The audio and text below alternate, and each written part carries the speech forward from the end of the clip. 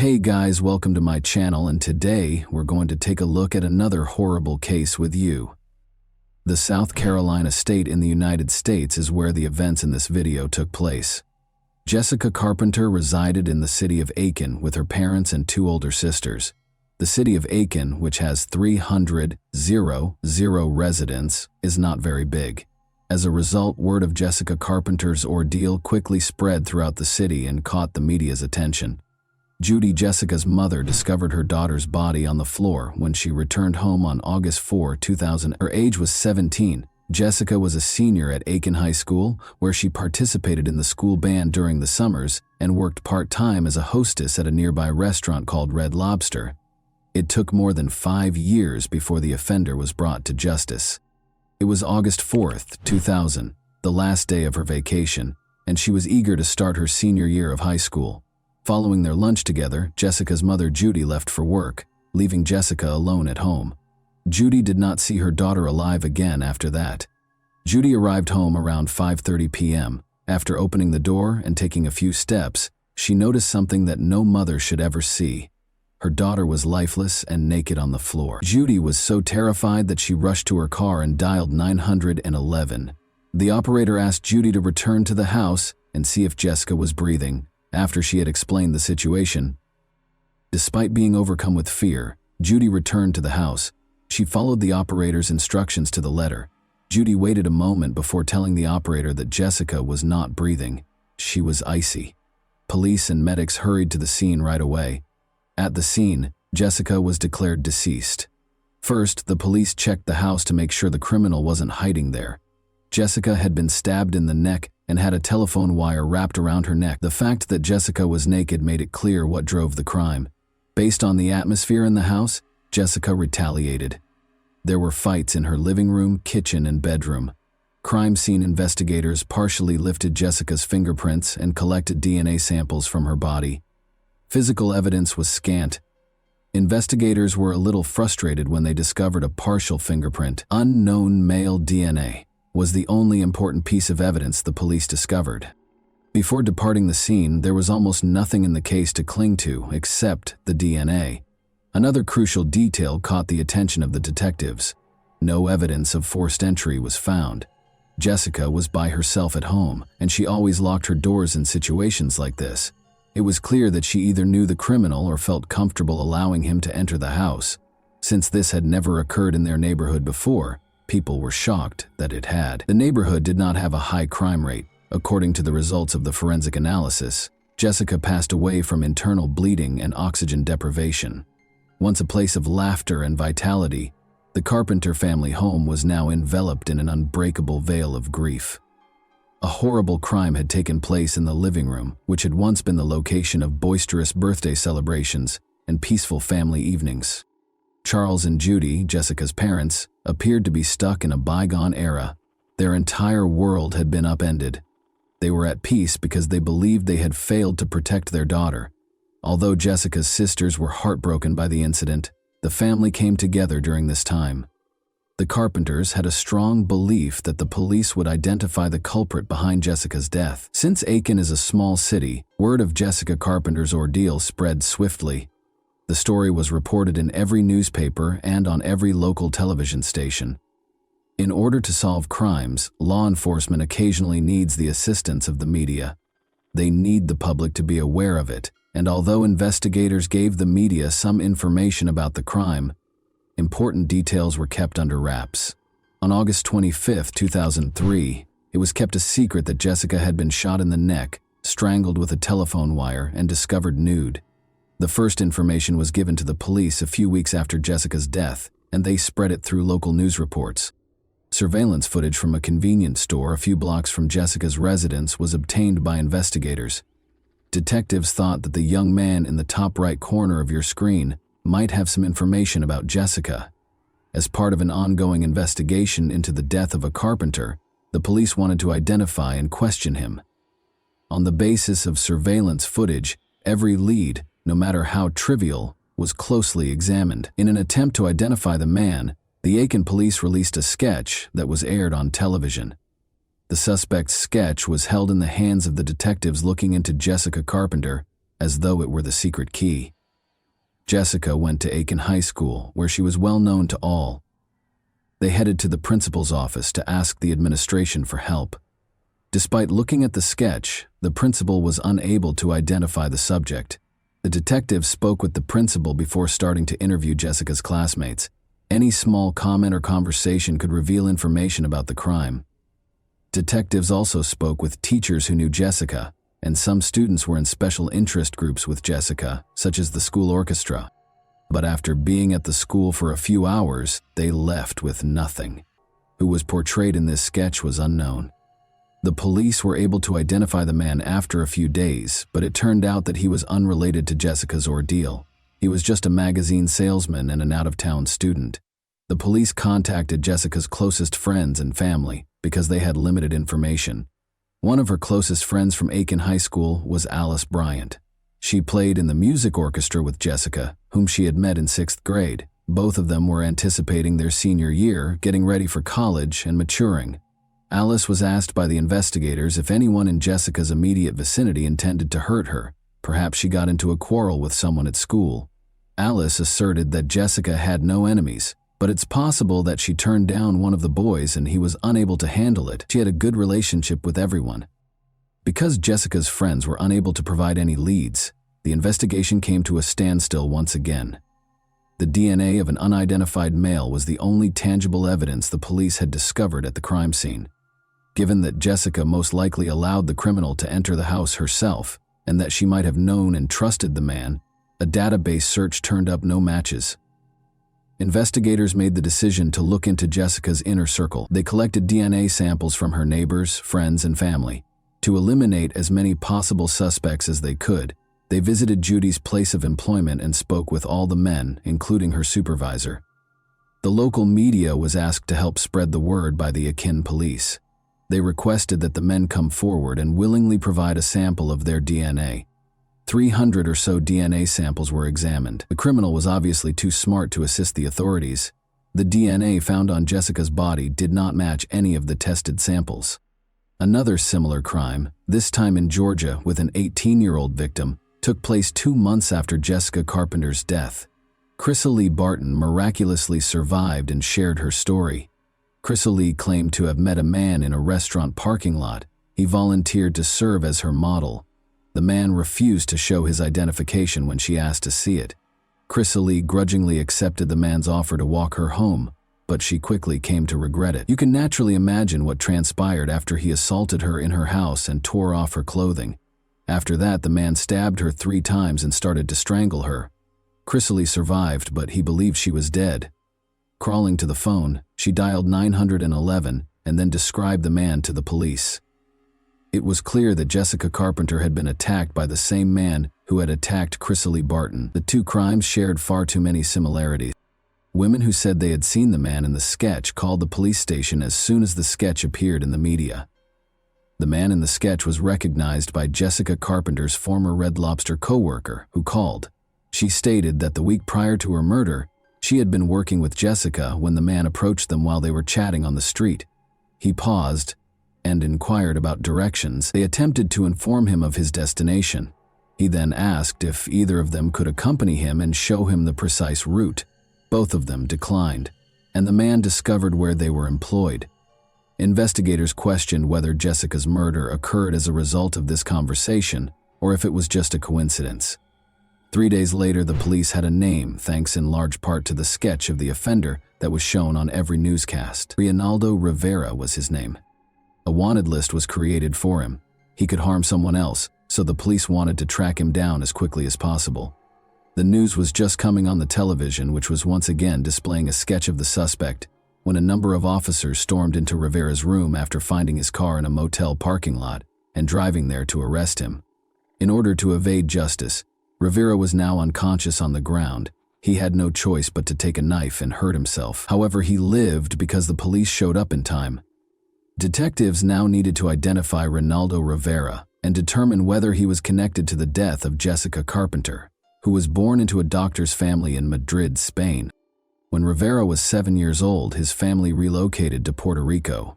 He enlisted in the U.S. Navy at the age of 19, serving in San Diego, California, and Orlando, Florida.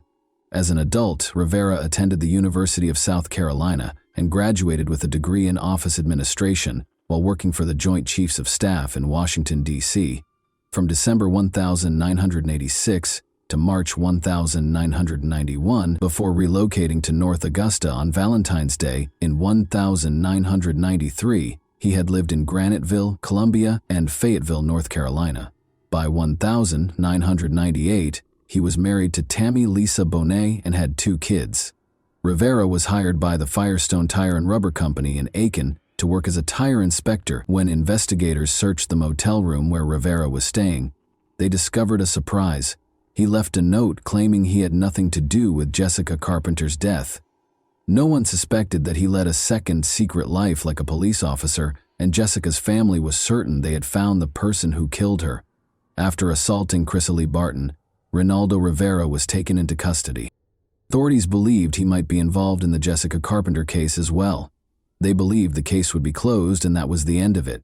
However, Rivera shocks authorities by confessing to yet another string of unsolved crimes, rather than Jessica's murder. Moussafe Dingus, a 17-year-old from Graniteville, South Carolina, disappeared on July 17, 1999. During the subsequent searches, Aiken County Sheriff's Office deputies reported seeing a girl who fit Dingus's description twice, with an older, dark-haired white male. In the first case, she got into a tan, older model car, and in the second, a bright red 4-door car. On October 13, 2000, after Rivera gave police directions to the burial site on December 4, 17-year-old Tiffany Cherise Wilson from Jackson vanished while she and her 2-month-old daughter Caitlin were at a Winn-Dixie grocery store in North Augusta. Her car was discovered in the parking lot, and witnesses saw her get into a white 4-door Ford from the mid-1980s. The car stopped for a moment before speeding away. 3 days later, Caitlin was discovered stranded in her vehicle across the state line in front of a Georgia Welcome Center. The body of a young female was found by 2 hunters in a densely forested area close to Graniteville on December 30th. Wilson's fingerprints were later used to positively identify the deceased. Similar to the aforementioned victims, Tabitha Lee Bosdell, 20, of Augusta, Georgia, vanished on June 19, 2018. She was going to apply for a second part-time job at a Huddle House before heading to her primary job as a telemarketer, according to her family. Rivera was charged after her remains were located and identified. Marnie Marie Glista was attacked in her home on September 5, 2000. Her age was 21. Despite suffering severe injuries, she lived. After being brought to a nearby hospital, she passed away from her wounds. She became the 4th known victim of Ronaldo Rivera 5 days later. Chrysalie Barton was attacked by Rivera on October 10, 2000, but she survived and police were able to obtain a sketch of her. Rivera's crimes all had a similar pattern, and all of his victims were roughly the same age. All of them suffered neck stab wounds and strangulation. The 37-year-old Rivera was put in solitary confinement and kept under close medical observation to make sure he couldn't hurt himself. Rivera denied any involvement in what happened to Jessica Carpenter, despite confessing to 5 other crimes. After securing Rivera's DNA, police hurried the sample to a lab for Jessica's relatives. It was intolerable to wait for the results. However, the case took a new turn just when the Aiken Police Department believed they had apprehended the offender. Authorities were informed by police informant Craig Gant that Tony Baldwin had confessed to killing Jessica Carpenter. On another murder charge, Tony Baldwin was already incarcerated in Aiken County. The police, Jessica's friends, and her family could only wait while DNA samples were taken from him to determine whether he was involved in her death. When both men's DNA results were received in January 2001, the community as a whole held its breath. 2 suspects in Jessica Carpenter's murder were exonerated, which was a startling development for her family. The DNA discovered on Jessica's body and in the house did not match that of Rivera or Tony Baldwin. For the investigators and the family, this was a huge letdown. Months went by, but the case was still unresolved. But on August 19, 2002, 2 years after Jessica's passing, the lab called the detective who was looking into the case. A DNA match was discovered. The owner was a man named Robert Atkins, who was incarcerated in Georgia. Robert Atkins was having legal issues. He was found guilty of stealing. In Georgia, he was sent back to prison for violating his probation. Georgia was one of the few states at the time that collected inmates' DNA upon admission and entered it into a national database. A DNA match was discovered in this way. One could argue that Atkins might not have been connected to the Jessica Carpenter case if he had acted appropriately and not broken the law once more. In addition to being shocked, investigators were curious as to why he did it. How was Jessica known to him? Furthermore, who is he? In any case, his name was new to the Jessica Carpenter case. To get answers to these questions, a detective visited the prison. Atkins denied knowing Jessica when he started questioning him. The detective then began discussing Jessica's mother Judy's suffering, saying that she was so heartbroken that she didn't know how to proceed with her life or what to do. Atkins apologized while glancing at the detective. He started crying and requested a pause during the interview. Afterwards, he admitted to killing Jessica Carpenter. Later, Atkins guided detectives to the murder weapon, a bloody knife concealed beneath a bush and wrapped in a t-shirt. Investigators pieced together what happened to Jessica Carpenter a week prior to her murder based on Atkins's confession. The following week, August 4, 2000, a package was delivered to Jessica's residence by airborne express courier Robert Atkins. Atkins made a comeback, but on false pretenses. Atkins claimed that he had most likely delivered the package by accident when Jessica opened the door. Jessica responded last week that there had been no error. Then Atkins asked if he could use the phone inside. Jessica let him in. He acted as though he was speaking to someone on the phone. He assaulted Jessica, carried her into the bedroom, and made her undress after realizing that no one else was home. He glanced at her and said, "No, you know me," even though she had stated she wouldn't tell anyone. He cut the phone cord in the kitchen after stealing a knife from there. He stabbed Jessica in the neck and strangled her with the phone cord. After that, he departed with the knife and carried on delivering packages in his van. When Jessica's family members found out about the crime, they were incensed. The following day, he got married as if nothing had happened the day before. Jessica was uncritical. She gave him a glass of water and invited him inside. On May 22, 2006, he committed this terrible crime after she showed him kindness.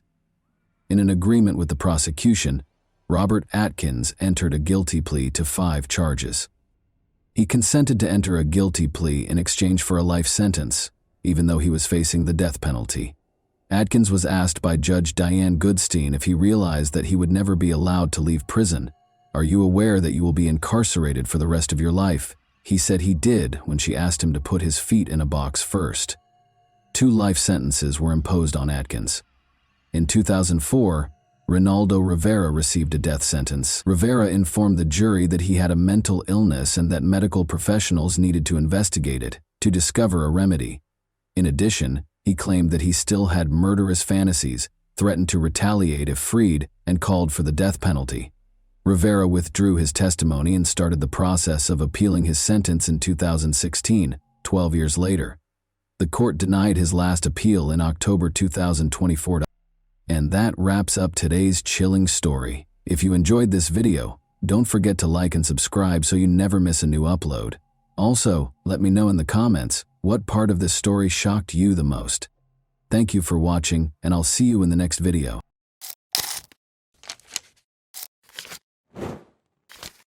Hey guys, welcome to my channel, and today we're going to take a look at another horrible case with you. The funeral of 15-year-old Holly Newton, who was described as a popular girl who was loved by many, took place in Hexham, England on February 17, 2023. To honor the helpful and compassionate teen who was attacked in the sleepy country town on January 27, hundreds of people joined a procession towards Hexham Abbey. Some people are just too good for this world, and Holly was one of them. Michaela Trussler, Holly's mother, said to mourners at her service about her shy daughter who loved to perform for others. 4 black horses with purple jackets, her favorite color, pulled Holly's white coffin down the high street, with purple flowers and condolence notes adorning the top of the coffin. A single read, "Till we cross paths again, sweet Holly, in the sky, rest soundly. I will always love you." Therefore, we will examine events that occurred in England in 2023 today. When Holly Newton's story made the news on television, she was only 15 years old. Detectives obtained disturbing CCTV footage that showed Holly's final moments while they were looking into what had happened to her. Earlier this month, a verdict was rendered in the case. Holly Newton was regarded as a bright, kind person with a bright future. According to her family and friends, Holly was a kind and considerate young woman who had a positive impact on everyone around her. Holly, who was well known for her gregarious nature, enjoyed socializing and hanging out with friends. She was able to quickly establish common ground with others thanks to her amiable manner. Holly was a quiet girl with a strong moral compass who enjoyed dancing. According to her mother, Holly Newton and Logan MacPhail first connected through their participation in Army Cadets, a youth organization that offers military training and activities to young people. This setting frequently brings together individuals who share interests in outdoor activities, discipline, and teamwork. They started off as a normal adolescent couple. They spent time together in social circles and with similar interests. But as their relationship developed, Logan's domineering behavior made it more and more problematic. His insistence on always knowing Holly's location and his meddling with her social media accounts were just two examples of how this control showed up. According to reports, he altered her passwords to restrict her social interactions, which is a classic indication of controlling behavior, in which one partner tries to control the other. Family and friends have observed Holly growing more and more alone. Holly initially continued to date Logan in spite of these warning signs, which is common among teenagers who might not completely comprehend or identify the warning signs of an unhealthy relationship. Holly's first and only boyfriend, Logan MacPhail, was described by her mother, Michaela Tressler, as a typical adolescent relationship with ups and downs. Logan stayed with Holly's family on the weekends. When Logan visited Holly's mother and stepfather, they were unaware that he was acting like the good guy. But Holly and Logan's relationship issues escalated like a snowball. Logan's increasingly compulsive behavior finally led Holly to decide to break up with him. He did not like the breakup. He struggled to accept it and grew even more obsessed with her. Michaela Tressler claimed that, although it was obvious that her considerate and loving daughter had grown up more than MacPhail, he had scared Holly and used emotional blackmail when she attempted to end their relationship. She added that MacPhail had been obsessed with Holly and believed that if he couldn't have her, then no one else could, and that I was unaware of the magnitude of the turmoil Holly was going through at the time. She also claimed that she was unaware of the emotional pain Holly was going through when she attempted to end her relationship with MacPhail, and that warning signs of his domineering behavior were not identified until it was too late. MacPhail reacted angrily to the split. Holly made it clear that she wanted to move on, but he still tried to control her life and started following her around town. On the evening of January 26, MacPhail showed up without permission outside her Halt Whistle home, and the police had to escort him back to his Bertley residence. In fact, Holly and her parents were scheduled to meet with the police to talk about their concerns regarding MacPhail. However, a tragic turn of events occurred when MacPhail showed up at their Halt Whistle home without permission and demanded to speak with Holly on the evening of January 26th-noon-middle hour.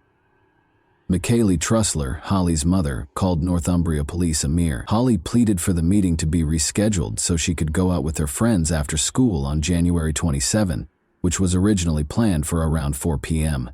The police meeting was rescheduled for the evening, but Holly suffered a terrible incident just hours before the scheduled time.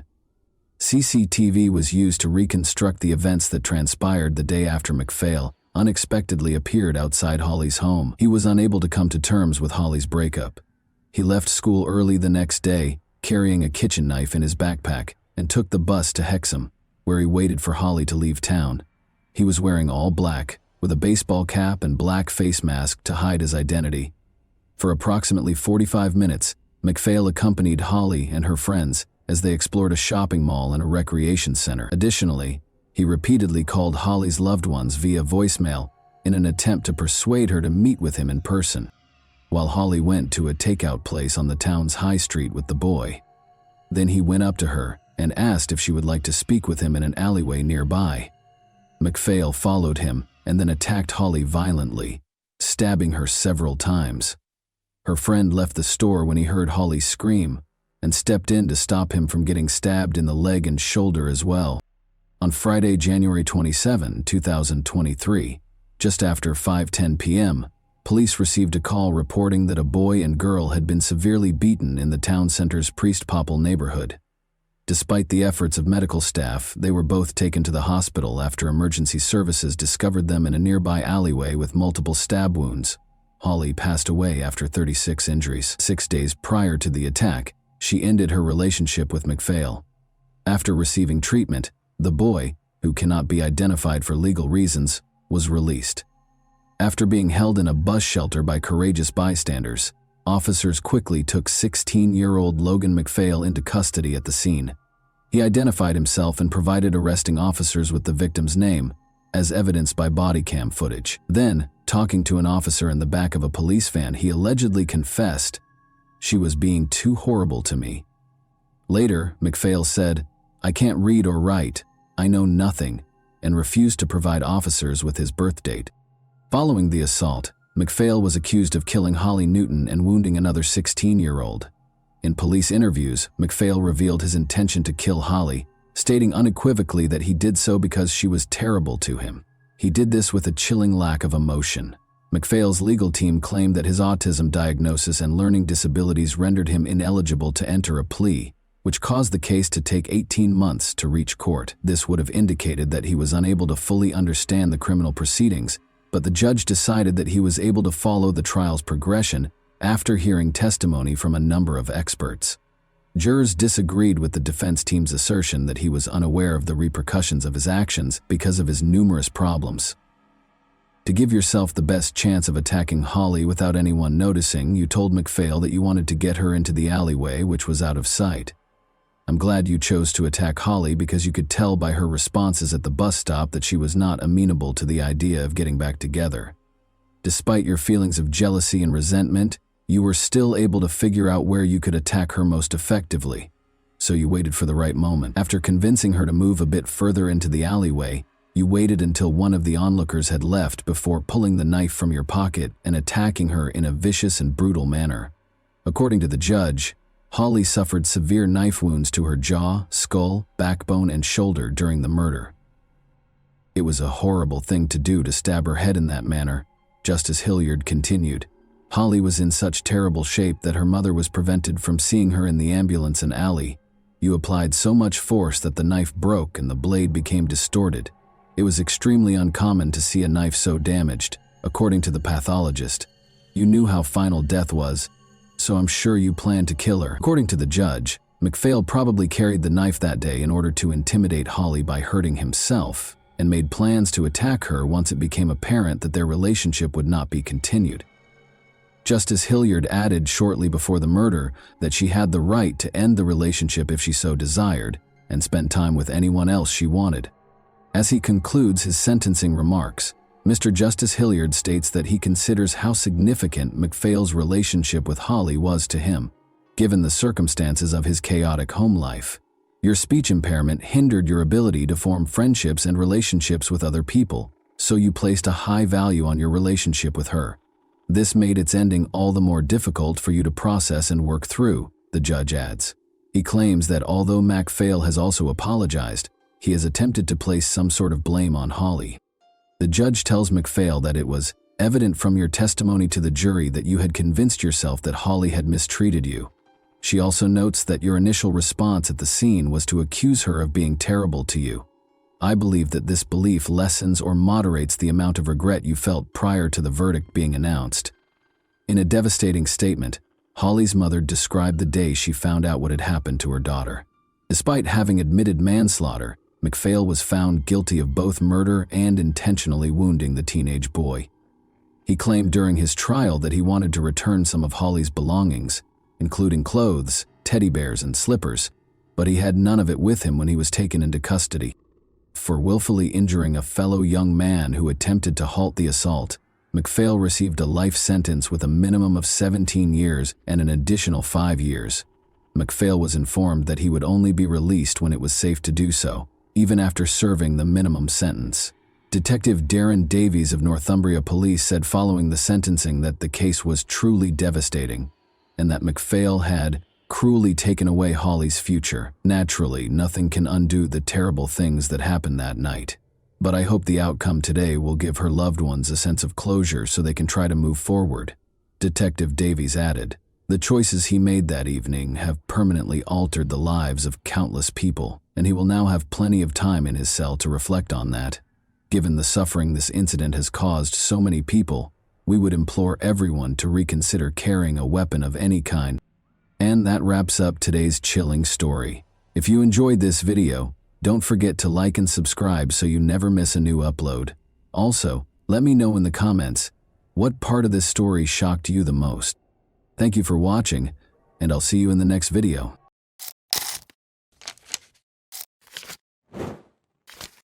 Hey guys, welcome to my channel, and today we're going to take a look at another horrible case with you. As they did almost every day of that year, Serena Tolson and her friend Israel spent the evening of January 23, 2012. The young couple was unaware of the descent of the dark night. They heard a scream while they were seated at a picnic table in the neighborhood park. Since it was 2:30 in the morning, it couldn't have been children playing. Israel and Serena ran toward the source of the shrill scream when it recurred. The scene that played out in front of them looked like the bloodiest horror film ever. A man was hovering over a girl in the middle of the road, repeatedly stabbing her with a knife. Serena yelled for the man to stop as she ran toward him. Israel shoved the assailant away from the girl, but the man got up and fled back to his car as Serena was calling the emergency hotline. With a bigger knife in his hands, he moved away from it. The two were pursued by the man. Israel and Serena dispersed in different directions, but when Serena turned around, she saw that he was going back to his victim to complete the task he had begun, not chasing after her. Serena was unable to speak because of the noise the big knife made as it entered the victim's body, and the girl saw him thrust it into her. The girl was dead, she told the operator. In the meantime, the man went to his vehicle, climbed in, and drove off. Melissa Dahm was born in the well-known resort city of Clearwater, Florida, which is renowned for its immaculate white beaches. Being the youngest in her family, Melissa was surrounded by her parents' and older siblings' love as she grew up. She never had any issues. She wanted to make her parents proud, so she did well in school. In an effort to become independent and self-sufficient, she secured a job at Dairy Curl to cover her own gas, insurance, and other costs. Before going to the beach to purchase ice cream, everyone would stop at Dairy Curl. Due to the cafe's proximity to her home and the frequent visits from her friends, Melissa loved her job there. Melissa first became aware of Robert Burton at Dairy Curl. Although he was a few years older than Melissa, they went to the same school. Robert's amiable and charming demeanor enthralled the girl. He was tender and kind. The young couple wanted to spend more and more time together, even though they seemed to be very different from one another. Robert didn't particularly enjoy getting together with friends, but Melissa was gregarious and energetic and loved spending time with them. In addition, Robert felt uneasy around his own family, whereas Melissa grew up in a close-knit household. He felt alienated in his own home because his mother had remarried and he had stepbrothers. He consequently began spending more time with Melissa's relatives. When Melissa discovered that Robert had not given up smoking as he had promised, it was the first red flag in their relationship. Although he expressed regret and pledged to stop lying to her, Melissa felt uneasy about being duped for such a long time. Their tension only grew after Robert persuaded her to abandon her aspirations of enrolling in a prominent university where she had been accepted. Melissa told everyone that she didn't want to leave the town, but in actuality, Robert was the main reason. Robert spent all of his time with her, which interfered with her work when she was able to secure a part-time job at the hospital. While still holding on to her dream of becoming a nurse like her mother, he would set up scenes, making her the guilty party and persuading her that she was the reason behind their frequent arguments, even if she attempted to tactfully explain that her shift had only just started. Melissa, who was practically a teenager, didn't realize that Robert's actions were out of the ordinary and thought that was the case in all relationships. Melissa received an invitation from her sister to hang out on the beach with friends in the spring of 2011. Melissa's ex-boyfriend was brought up by one of the guys, which obviously upset Robert. He began acting like a child and stepping on her shoes from behind as they were making their way back to the parking lot. Despite knowing she wasn't at fault, the young man obviously wanted to get even with her. Melissa tried to escape him by running ahead of him, knowing he wouldn't stop. She turned around when she came to a small hill and yelled at him to stop acting like such a child, but he pushed her off the elevation without a word. The girl suffered severe scratches after falling down the hill. Her friends hurried to her aid when she cried out, but Robert went to the others and said Melissa had fallen, rather than running to her. Robert called Melissa a liar after she claimed he had shoved her. If Melissa's older sister hadn't stepped in and taken her home, it's unclear how the argument would have ended. The young couple shouldn't be left alone, in her opinion. Melissa's mother insisted that her daughter end the relationship with him after hearing about the incident, and the girl appeared to comply. But 2 weeks later, to her astonishment, Robert returned to her home. Their relationship completely changed as a result of this incident. He threatened to harm himself, which prevented Melissa from ending their relationship. Melissa and Robert were once more hanging out with friends on October 25, 2011. Melissa apparently felt more courageous than normal because she refused to go get cigarettes when Robert insisted on it. Clearly upset, the young man grabbed her car keys and demanded that they go to the gas station store together. Melissa subtly requested that the guys follow them in their cars since she could sense a storm coming. After noticing this tactic, Robert began to wonder if Melissa had spoken to them. Naturally, she denied it, but he was unable to relax. He began flinging Melissa's phone, keys, and bag across the street after they got home and she braked in the driveway. He hit the girl in the face after she screamed for him to stop. Melissa was clearly trying to beat Robert when he lunged at her, but she was able to hit him in the groin, get up, and flee. The girl recalled where her phone had been thrown by him. Reaching for it, she dialed 911, but she hesitated when it came time to hit the call button. Robert always threatened to kill her if she ever complained about him to anyone, after all. However, he was only 2 steps behind her when she turned around. She gained courage from that. She called the number and informed the emergency operator about the attack. She realized he wasn't pursuing her as she ran toward the intersection where the gas station was. She had the sudden thought that he was aware of the location of the keys he had thrown. As he always threatened, he would visit her home and murder her mother. It was Robert's primary means of controlling Melissa, because he was aware of how important her mother was to her. Melissa hurried back, terrified for her mother. Robert grabbed her as he leaped out from behind the bushes. He most likely would have given her a serious beating, but just then a patrol car arrived. Melissa couldn't believe he was holding her responsible for what had happened, so he yelled at her angrily, "So you really want to do this to me? You want me to get arrested?" The girl, still under Robert's influence, started pleading that instead of being arrested, he be sent to anger management classes or something. Regardless of what she said, the officers informed her that everyone had seen the incident and that he would be arrested. After escorting her home, the police officers spoke with her and her mother about domestic violence, explaining that victims frequently went back to their abusers and that they didn't want her to experience the same thing. After being taken into custody, Robert was accused of assault. But only 6 hours into his incarceration, he called Melissa the very next morning and insisted that she take him home. Luckily, she declined. January 23, 2012 was the date set for Robert's trial. Melissa had a good weekend with her friends because she didn't have to be at the trial. She was getting ready for her impending tests and gradually getting back to her regular life. However, the phone rang in the middle of the night while she was soundly asleep. Robert was the one. He called again, but Melissa didn't answer. Reluctantly, she replied. Robert informed her that he was close to her residence. He begged for a final farewell meeting while in tears, saying that he just wanted to give her one last hug and that they shouldn't part on such a sour note. The girl reluctantly consented and, believing she could manage the situation, retrieved her phone, keys, and pepper spray, but she knew it was a big mistake the moment she stepped outside. Unfortunately, the girl was too ashamed to turn around because Robert had already noticed her. She hoped to bid him farewell as soon as possible and then go back to bed to rest before her test. The young man came up to her and gave her a tight hug, and then she heard a click. He pulled out his pocket knife. With great force, he hit her, striking her throat, face, and shoulders. Melissa let out a cry and struggled for her life. Suddenly, a girl came out of the shadows and told him to stop. Melissa reached for the girl's hand even though she didn't know her and wasn't sure how she could help. She hoped to call for assistance when she noticed a phone in her hands.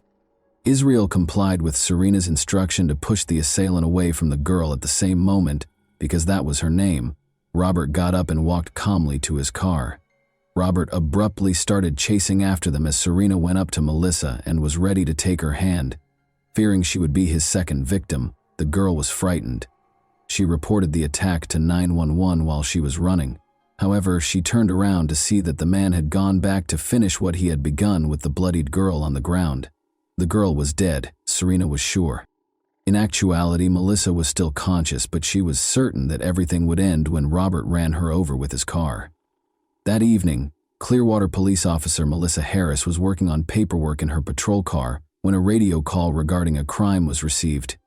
She was told that the man who had attacked the girl had driven off in a red pickup truck and that a dead girl was lying on the side of the road on the north side of the park, but there was nobody there when she got there.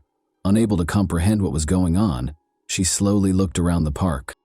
Melissa was certain Robert was aware that assistance was on the way and that everything needed to be completed as soon as possible. In order to prevent him from running her over with his car, she crawled and did everything she could to get off the road. Her neighbor's mailbox was close to two sizable cement piles. She knew that the cement and the mailbox would keep her safe if she could crawl there. She even succeeded in getting to her feet at one point. The weary girl reached the mailbox, collapsed in the dirt, and heard his car just pull away. It grew very quiet, slowly. Melissa thought she was going to die. When she was illuminated by a police car's spotlight, she prayed for sin forgiveness.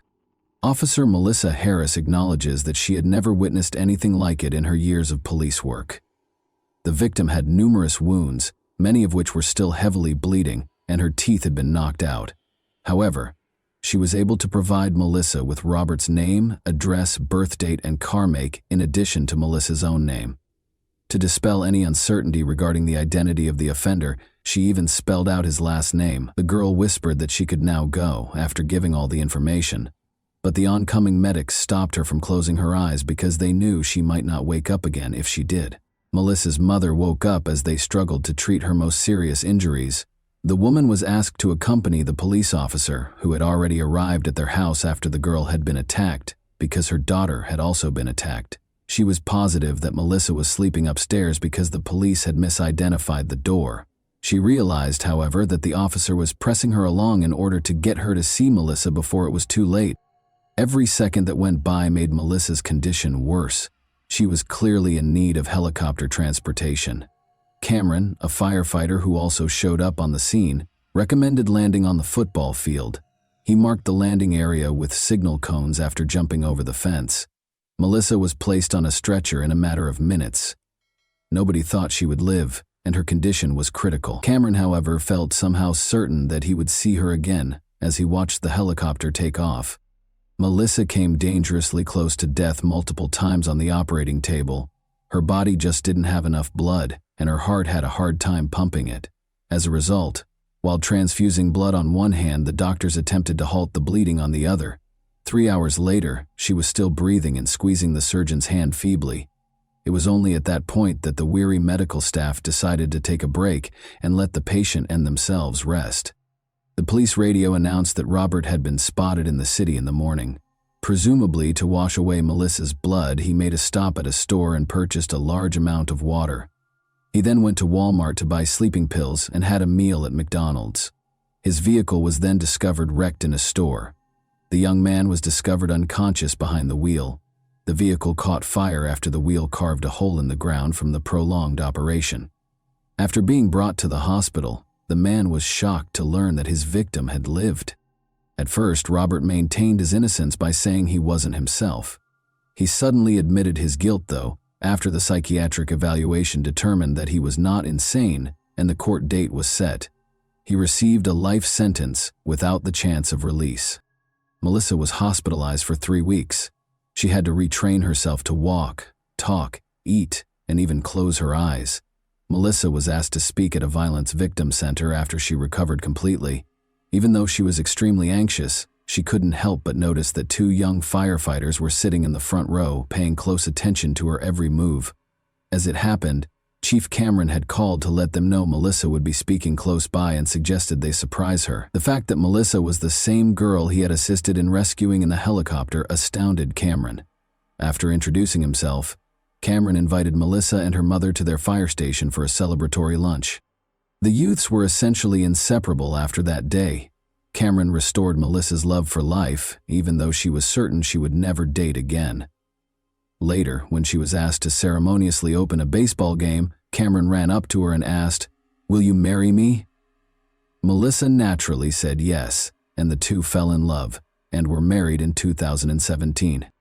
Never date an ex-partner after a relationship breakup is Melissa's main piece of advice as a lawyer who advocates for the rights of victims of violence. Even she was unaware of the potential danger.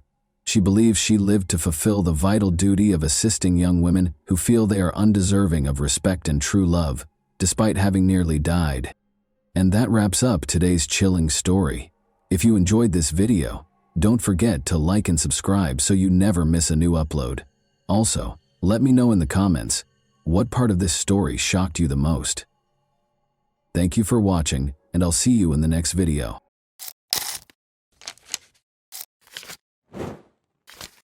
Hey guys, welcome to my channel, and today we're going to take a look at another horrible case with you. A prosperous physician living two lives, a future mother in need, a watchful twin sister. Additionally, an overheard conversation made the innocent victim aware of what was going on. This story had everything it needed to be one of the most dramatic. The media, however, mostly ignored it. The story, however, followed the finest traditions of Greek tragedy and took place in Ohio in the 2000s. It took not one, but two deftly placed traps to capture the offender, whose behavior and intentions will cause you to reevaluate your level of trust in the people you let into your home and your heart. Michelle Baker was prepared to become a wife and mother at the age of 33. When her friend introduced her to the amiable young physician Maynard Mincing, happiness appeared to be imminent. The 33-year-old Maynard had prior married life experience. They had similar interests in medicine and a desire to assist others, because Michelle was an EMT in the fire department, because Maynard was the ideal woman, successful, attractive, and charming. Michelle thought she had won the lottery. The relationship between Michelle and Maynard was like a fairy tale from today. Her boyfriend moved into Michelle's home in Hoover Heights, Ohio within a month. Maynard's children from a previous marriage would visit on the weekends. Michelle saw how happy he was spending time with his children and knew he would be ecstatic when she informed him that he would once again be a father. She was right. There were no limits to his joy. Maynard started searching for a new house right away so that the young family could live together, and he paid $320,000 for a beautiful and comfortable nest. When Maynard proposed that they go to Key West, Florida, where they would get married at sunset while standing barefoot on the sandy beach, Michelle was ecstatic. The enamored couple left for Florida, but Maynard changed his mind on the first day of their romantic weekend. In order to have a traditional ceremony with his family present, he requested that Michelle postpone the impromptu wedding. Michelle ignored this obviously fabricated justification because she still fervently desired to start a family. The two went to a restaurant for dinner that night. The meal went smoothly, but Michelle felt a sharp pain in her abdomen and saw some faint bleeding after she left. She was terrified that she might lose the baby, of course. She was relieved that there was nothing to be concerned about because her fiancé was a doctor. He asked her to try to fall asleep after putting her in bed. The pain went away the following day, but when she got home, Michelle thought it wouldn't hurt to visit Dr. John Shea, her physician. When the doctor confirmed that the fetus was developing normally, she exhaled with relief. Since it was Michelle's first pregnancy, he was sure she was just concerned. She was concerned that the fetus might be affected because she had endometriosis in the past. However, Michelle had a challenging pregnancy. Unidentified spasms and inexplicable bleeding became frequent occurrences, perplexing the medical staff who were unable to come up with a clear explanation. Maynard, who would soon marry Michelle and be the father of their child, thought it would be the ideal opportunity to confess his lingering feelings for his ex-girlfriend, Tammy Wynn, as if the physical suffering wasn't enough. To all of their friends, Maynard had painted Tammy as a horrible person, despite their complex past. As it happened, he was unable to forget her. After realizing that this was the true cause of her boyfriend's wedding postponement, Michelle valued his candor and chose to put even more effort into their relationship rather than break it off. But on July 1, 2000, Michelle's confidence in her future husband swiftly dwindled. Michelle stayed at home taking care of her own chores while Maynard went out of town to go fishing with a friend. Michelle switched on the radio and tuned into a local station, lost in her activities. She heard her beloved order a song for another girl, and it hit her like a ton of bricks. Maynard's voice sounded exactly like the caller. Michelle stood frozen, listening to the discussion with great interest. Michelle's heart fell when the DJ asked the man his name and he said, "Maynard." She was suspicious of her fiancé's true location. She requested a ride from her neighbor to Maynard's ex-girlfriend Tammy's house. When she saw them together on the street, her suspicions were validated. Michelle went up to the man and told him she was ending their relationship. When Tammy entered the discussion, she disclosed that she was unaware that Maynard was living with Michelle. "I'm staying with a friend," he had been telling her. The unfaithful fiancé was immediately evicted from Michelle's house. However, the man wasted no time in attempting to regain Michelle's favor. He called her a few days later and asked her to join him for a picnic so they could chat. He asked Michelle if they could reconcile and expressed regret for his error. She pardoned him because he seemed so sincere, but when Michelle became really ill, the picnic had to be called off. She was in such terrible shape that she was unable to even leave the park restroom. Her bleeding and cramps came back, but this time she also experienced the inability to keep food down. The doctor, who Michelle rushed to see, found nothing alarming. The doctor determined that stress was the cause of her symptoms after the ultrasound revealed that the baby was healthy. Michelle's twin sister, however, saw a fascinating coincidence. She asked Michelle if she found it odd that she was in excruciating pain whenever they were with Maynard. Michelle's sister's suggestion appalled her. She recalled that Maynard had poured her drink at the picnic before the second severe pain episode, and that he had brought glasses from the bar during their dinner in Florida just before she became ill the first time. With her drinks, though, what could he have done? Even though they had discussed the wedding once more and their relationship appeared to be back to normal, Michelle couldn't deny her sister's sensible observation. She also couldn't get rid of the impression that Maynard and his ex-girlfriend weren't entirely over. Michelle once again followed her gut and drove to Tammy's house, where her fiancé's car was parked, when Maynard informed her that he would take the kids to Florida for the weekend. Through an open window, she could hear a conversation between two people she saw inside. She was stunned by what she heard. Maynard responded that he thought he had already dealt with the child when Tammy asked him what he intended to do about it. Michelle came to the conclusion that the only way to keep Maynard as far away from the child as possible was to call the police. Michelle went to report her suspicions to the police. The detectives, however, were dubious after hearing her story and found it hard to accept that someone would try something so unbelievable. They had never seen anything like it in all the years they had worked as police. Although department rules forbade testing pregnant women, the police wanted Michelle to take a lie detector test. As a result, they rejected the notion and told her up front that, given Dr. Minsing's professional status, they would require strong evidence before they could arrest him. Michelle had to handle things herself because there wasn't much they could do in the interim. Michelle demonstrated her abilities as a true detective.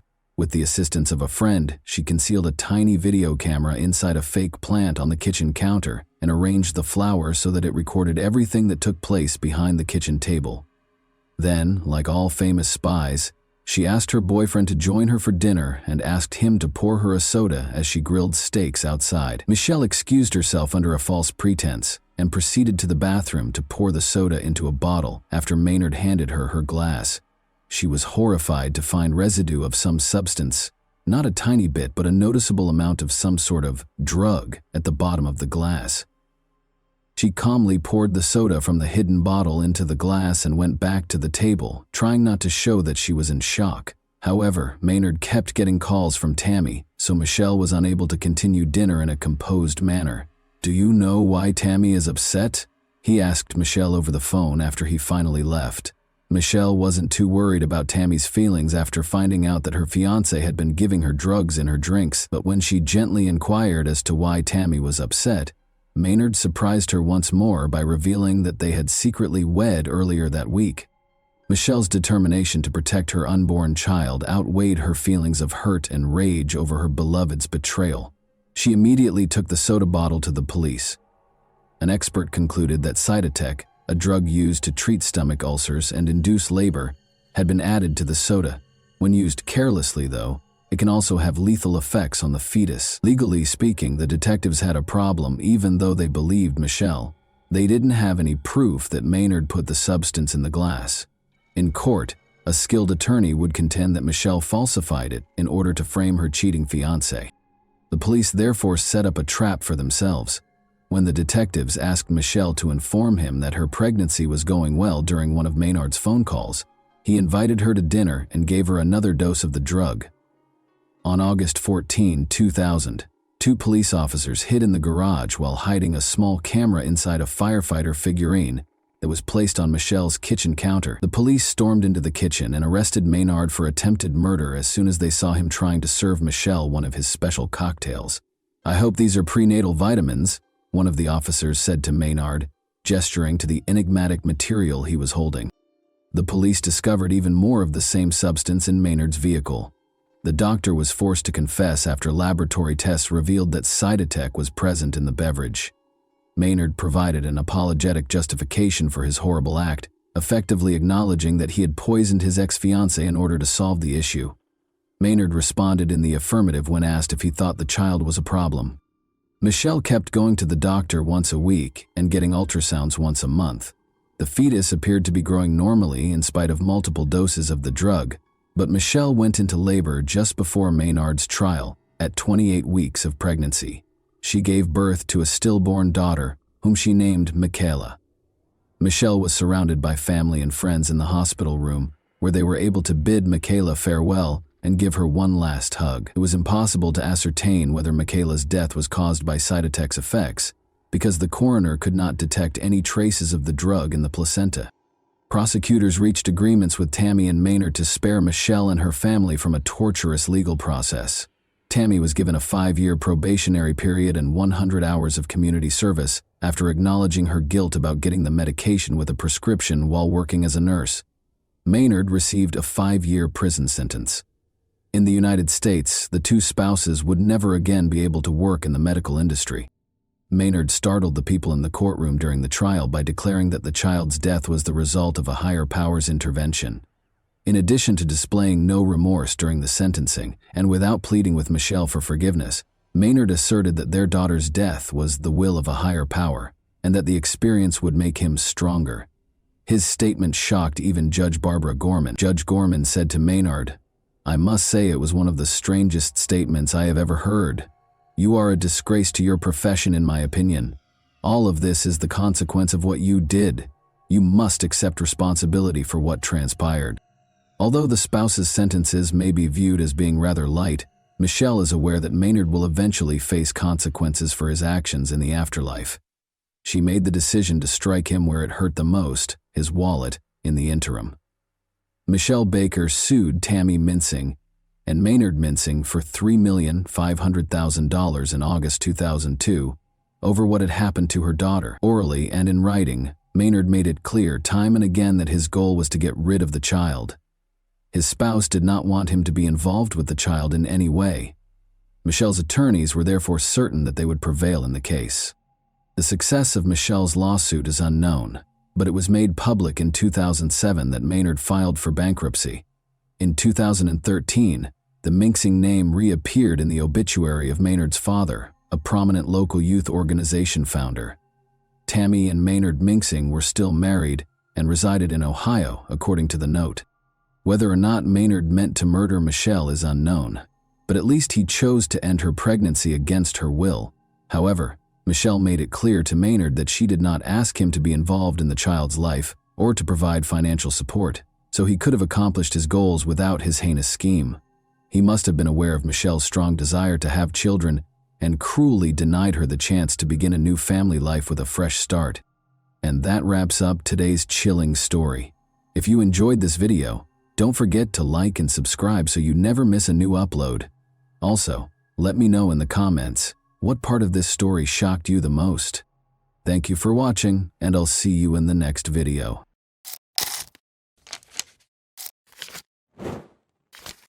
Hey guys, welcome to my channel, and today we're going to take a look at another horrible case with you. On May 13, 2015, around 5 p.m., firefighters extinguished a raging fire in a garage by the road in the village of Sand Lake, Michigan. At that moment, a terrified woman dashed up to their car, screaming that her neighbors had died. Several firefighters accompanied the woman to her neighbor's house. 2 lifeless bodies lay on the bedroom floor in a pool of blood. It appeared that they'd been shot. To preserve the evidence at the crime scene, the firefighters avoided touching anything and immediately informed the police that they had discovered 2 bodies and needed investigators and forensic experts. Forensic experts had been at the crime scene for about an hour, collecting evidence and photographing the bodies of 46-year-old Martin Durham and 47-year-old Glenna Durham, when one officer noticed a small movement in Glenna's chest. He rushed to her body and attempted to feel for a pulse, but Glenna's eyes opened wide and she sat up abruptly, screaming, "What are you doing, Marty?" The officer immediately summoned paramedics, who transported the injured woman to the local hospital. Marty and Glenna met as teenagers in the early 1980 SS. Marty invited the girl on a date to a local open-air theater, where they both lost their virginity in the same evening, with little interest in the film itself. Their relationship progressed quickly and passionately, but it ended after a few months, in part because Glenna, 17, married soon after. Marty started a family on his own. Christina Keller was 14 years old when she met Marty, then 19, at a party at his house. The young man appeared charming and amusing to the girl, but also a little strange because he immediately declared that he would marry her someday. Marty arrived on her doorstep the following day.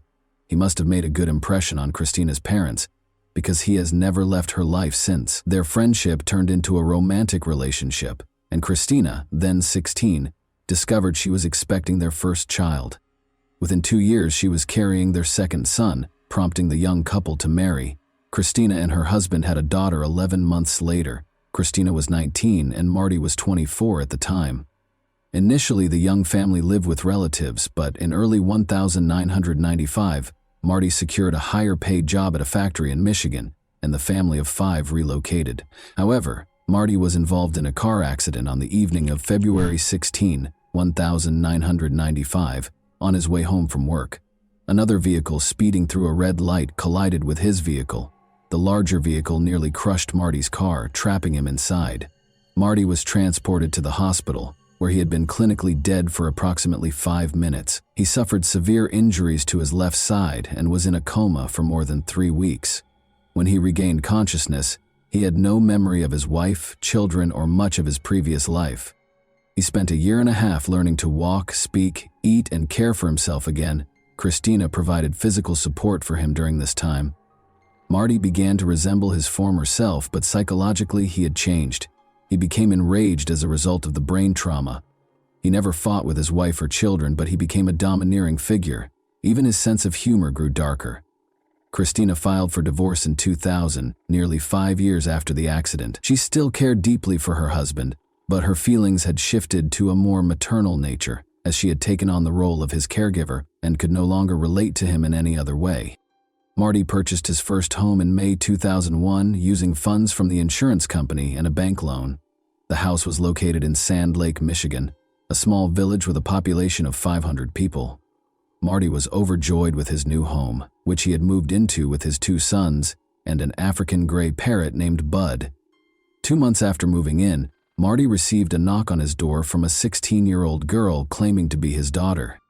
Marty inquired as to her mother's identity, and Glenna, his first love, revealed herself. The girl knew her mother had an affair early in their marriage, and she was born a few months after. She wished to establish her paternity for certain.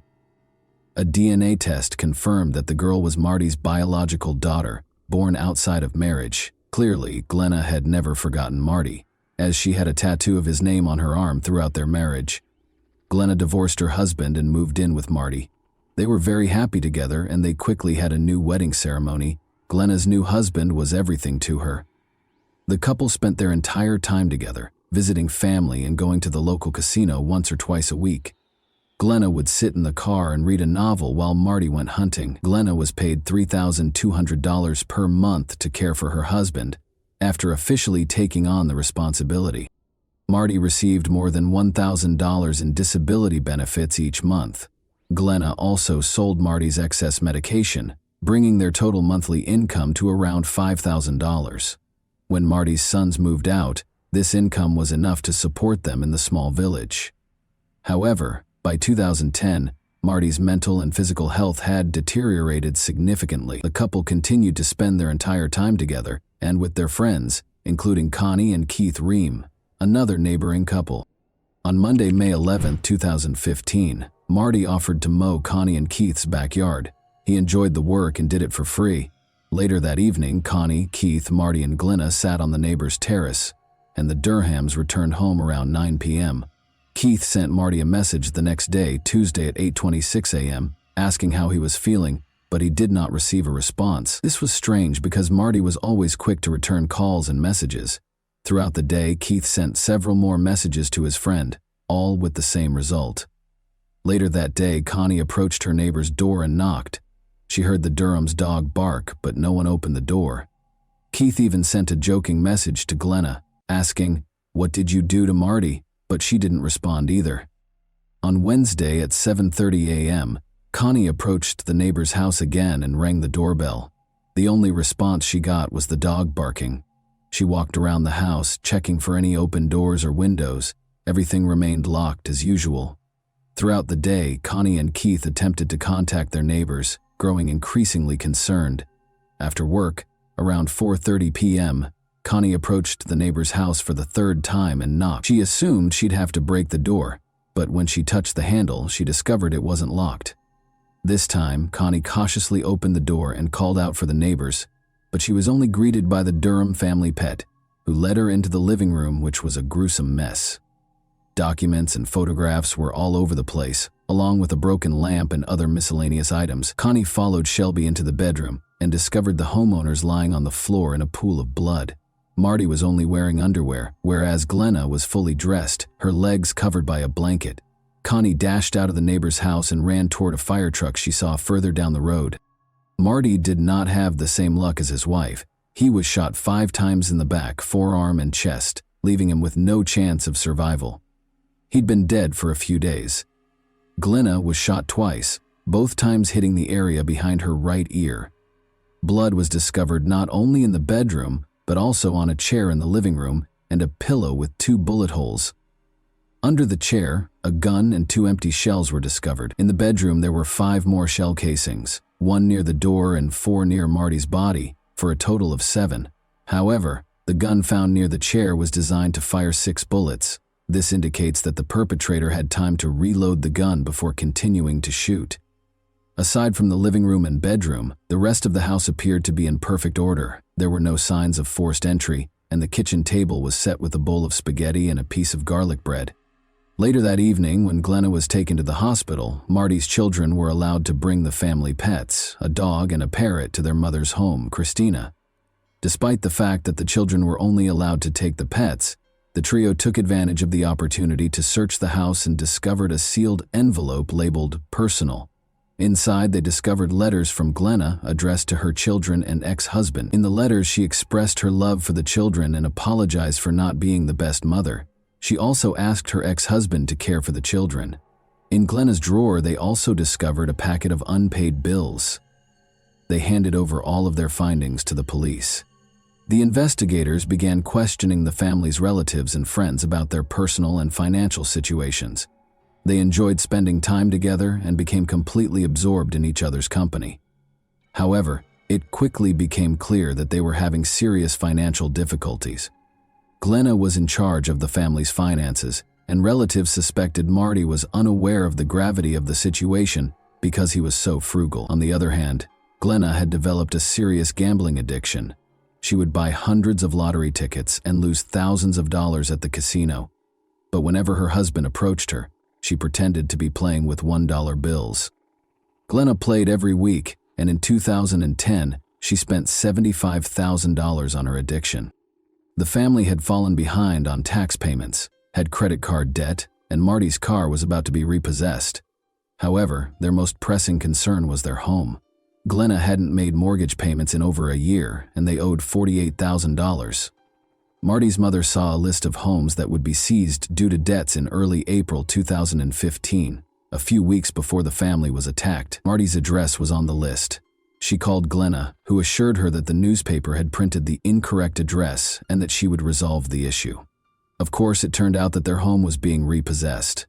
Despite the fact that Marty had taken out a mortgage, Glenna received notice on April 28 that their home would be auctioned if they did not pay $5,000. Interestingly, the auction was scheduled for May 12th, just one day before Marty and Glenna were discovered by their neighbor.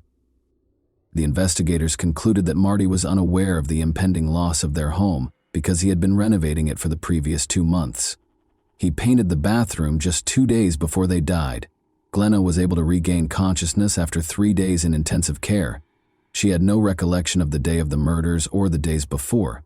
She couldn't remember writing the letters to her children or ex-husband. Because the eyewitness couldn't provide any useful information, the police had few leads or clues to work with. Marty, an avid hunter, frequently showed his firearms to friends, so the weapon contained multiple DNA samples. Glenna and Marty did, however, sell drugs for cash, and large sums of money were kept in envelopes in a safe. Could it have been an unplanned robbery? The living room was in disarray, as if someone had been looking for something and the money from the safe was missing. This version of events appeared to be the most plausible, but finding the killer among their illegal clients was like looking for a needle in a haystack. It took a full year before an unexpected witness helped solve the case. Bud, a 19-year-old parrot, had been living with Christina for the previous 12 months. Bud was an African gray parrot with the unique ability to mimic not only sounds and words in his environment, but also human voices. Originally, he was Christina's beloved pet, but Marty took him, presumably to retaliate against his ex-wife for leaving. When Bud returned to his beloved owner, he began repeating various conversations he had overheard while living with Marty, such as how Marty interacted with the dog. However, at some point, he started repeating an argument between a man and a woman. They were clearly arguing with one another, raising their voices and occasionally mixing profanity with everyday words. At the end of the conversation, a male voice said loudly, "No, don't shoot." Christina recorded this scene performed by the parrot on video, but did not report it to the police because she assumed it would be laughed off. However, a year after Marty's murder, a local journalist interviewed his mother, and she mentioned the video. The journalist became very interested and broadcast it on the news. The video quickly went viral, prompting the police to reopen the investigation and narrow their focus on one suspect, Glenna Durham. They examined Marty and Glenna's phones and discovered that Marty's last action on his phone was to search for information about lawnmowers on the evening of the 11th after returning home from the neighbors. The examination of Glenna's phone proved to be far more intriguing. It had been used until the 13th, when the bodies were discovered. Since 3:32 a.m., someone used the phone 5 times between 4 and 4:48 a.m. to learn more about the gun used in the shootings, including how to reload it. The final message was sent to Glenna's mother at 4:48 a.m. and said, "I love you, please forgive me." Glenna was arrested and charged with first-degree murder. She maintained her innocence, and her lawyer attempted to show that another family member or a stranger had broken into the house to steal medication, cash, or Marty's weapons. However, the forensic experts found no evidence of forced entry into the house. What about the money from the safe? Marty's children had taken it while they were searching the house for Glenna, who had been taken to the hospital, and their father to the mortuary. When investigators discovered this, they claimed that no one had asked them about the money at the police station, so they did not say anything. In any case, the version of a robber was abandoned because nothing was stolen. The prosecution's version of events seemed much more plausible. They believed Marty was killed on the morning of the 12th because he was wearing underwear. When the man realized he was going to lose the house, he became very upset, and a heated argument ensued. Marty attempted to flee into the bedroom after Glenna grabbed the weapon. She shot him in the back. Marty was still on his feet, reaching for another weapon from the bedside table. Glenna fired again, striking his forearm. Only then did he turn to face her, and she fired 3 more shots into his chest. Marty lay lifeless on the bedroom floor. Glenna spent the entire day completing paperwork. She wrote letters to her ex-husband and children and made spaghetti for lunch. Glenna was still engaged in these activities when the neighbor first arrived at her house on the evening of the 12th. Glenna planned her next steps, knowing that her and Marty's neighbors would become concerned regardless. She needed to act fast. She sat in a chair in the living room, placed a pillow against her head, and fired. However, nothing occurred. The pillow absorbed the impact of the shot, and the bullet only grazed her. she had to look up how to reload the pistol because it was down to its last bullet. This means she didn't try again until the early morning of the 13th, when she sent a message to her mother. Perhaps she still had doubts when Connie knocked on the door again at 7:30 a.m. and found it still locked. But after Connie left, Glenna must have unlocked the door, sat in the chair, grabbed the pillow, and tried again. This time, the injury was more severe, but her doctor later explained that she did not strike any important veins or arteries or penetrate the skull. It's difficult to imagine what condition she was in, but because head wounds always bleed profusely, she may have decided to simply bleed out. She made her way to the bedroom, where her husband's body had been lying all along, and collapsed on the floor, a blanket covering her legs. It's unclear whether she staged a scene when the police officer touched her or simply regained consciousness at that point, and we may never find out, because Glenna continues to claim memory loss. The jury believed the prosecution's version. On Wednesday, July 19, 2017, after 9 hours of deliberation, they found her guilty of murder. Glenna Durham was sentenced to life imprisonment. Of course, the parrot named Bud was not called as a witness in court, and it's not because he swears a lot. It is simply impossible to prove that he did not hear that particular dialogue on television or radio, let alone take an oath on the witness stand. In other words, if Bud had been involved in the process and it had been less than 24 hours since Glenna's guilty verdict, her lawyer would have filed an appeal. And that wraps up today's chilling story. If you enjoyed this video, don't forget to like and subscribe so you never miss a new upload. Also, let me know in the comments what part of this story shocked you the most. Thank you for watching, and I'll see you in the next video.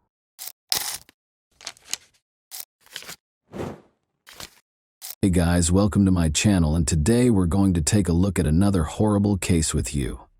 The discovery of the victim's body is usually the first piece of information we receive after a murder. From that point forward, the police begin their investigation to determine what happened and who committed the crime. But not this time. In this case, the typical scenario was disrupted when the victim identified their assailant before he committed the crime.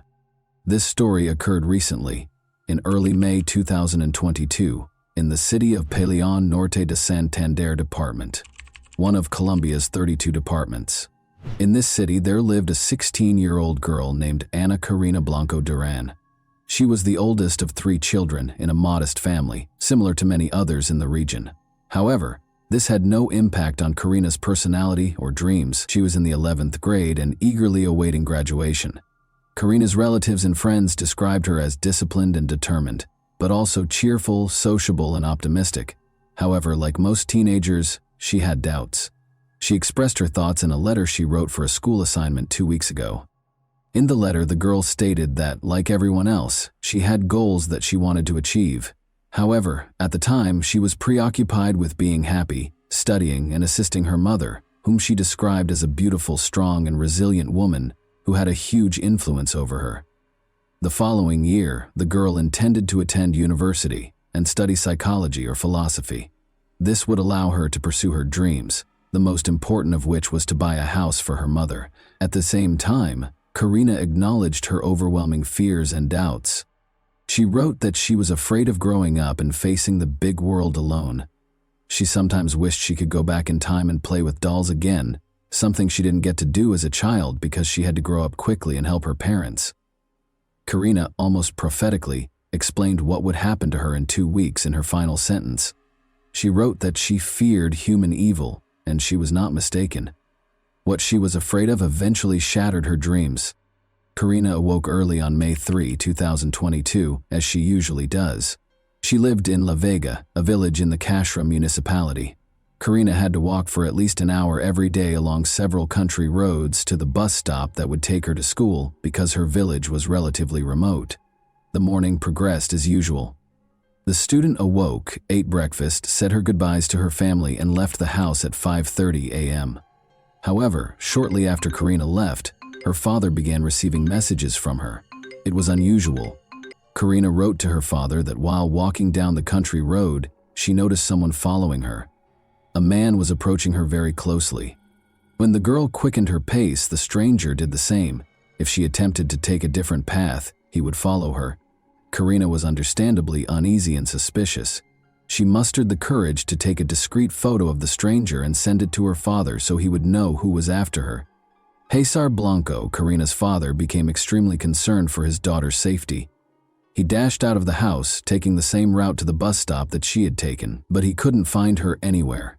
The man assumed the danger was over and Karina had safely boarded the bus. Unfortunately, this was not the case.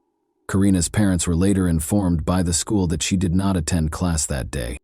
Karina's parents reported her disappearance to the police. Because it was a small village where everyone knew each other, word of the incident spread quickly among the locals. The girl's family distributed a photograph of the stranger who had been following her since the morning. A few hours later, a man who worked at a local farm mentioned another farm worker who looked very similar to the man in the photograph. Despite the blurry image, he believed he recognized him. Additionally, that worker was late for work on the same day. Armed with this information, several villagers and Karina's relatives went to the farm where these men worked and demanded answers from the person Karina had most likely photographed. The man in question was Alexander Quillo, a 55-year-old Venezuelan native. He had arrived in town 4 months ago and was staying with a relative. Alexander had found work on the farm where he was located. The people were outraged by the schoolgirl's disappearance and acted aggressively. He eventually admitted to assaulting Karina, killing her, and disposing of her body in the Cashra River. It's understandable that the villagers, particularly Karina's relatives, wanted to take matters into their own hands following such a confession. However, the police arrived just on time. The officers apprehended the suspect, rescuing him from the angry mob. The police took Alexander Carrillo to the station and began interrogation. He repeated what he had previously told the villagers. He admitted to killing the schoolgirl and revealed where her body was disposed of. Following the crime, he cleaned himself up, changed his blood-stained clothes for clean ones, and returned to work. The man truly believed he would never be found, unaware that the victim had taken a photograph of him. During the interrogation, villagers gathered near the station. They were furious and wanted to take matters into their own hands.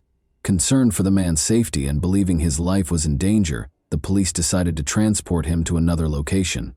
They escorted the suspect out of the station and attempted to get him into the car. However, when the crowd began to act, they dragged Carrillo from the vehicle and attacked him. The police couldn't intervene because there were so many of them. The mob beat the perpetrator with sticks and stones before someone attacked him with a knife, killing him.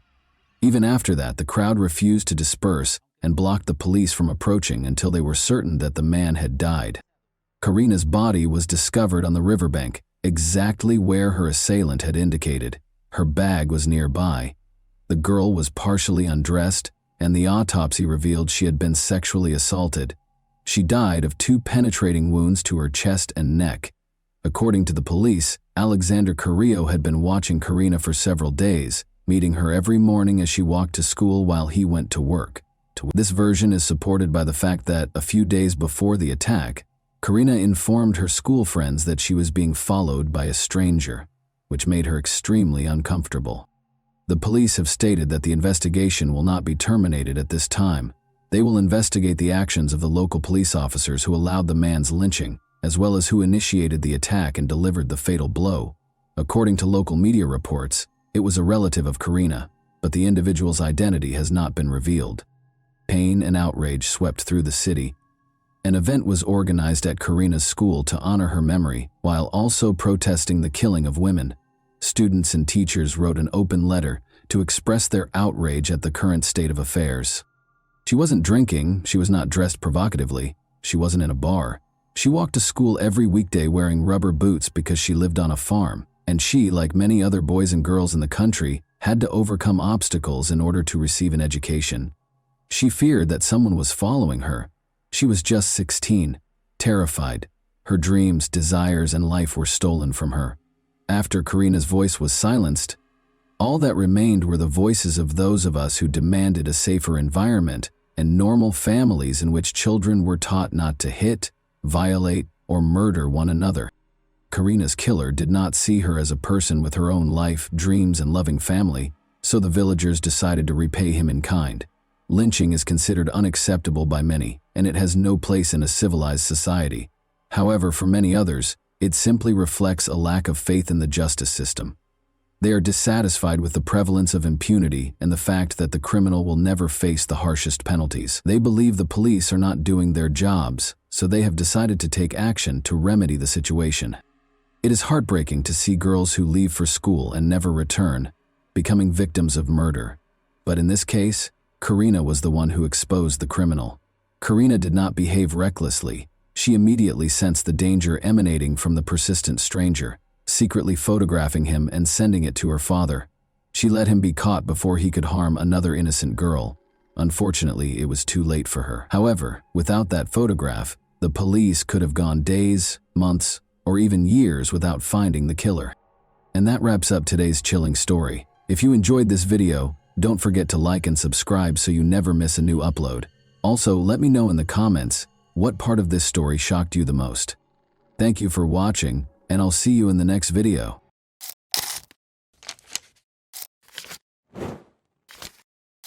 Hey guys, welcome to my channel, and today we're going to take a look at another horrible case with you. She was a virtuoso in her art and a master of tricks, never leaving any traces behind. Her lack of humanity was the only thing that made her successful.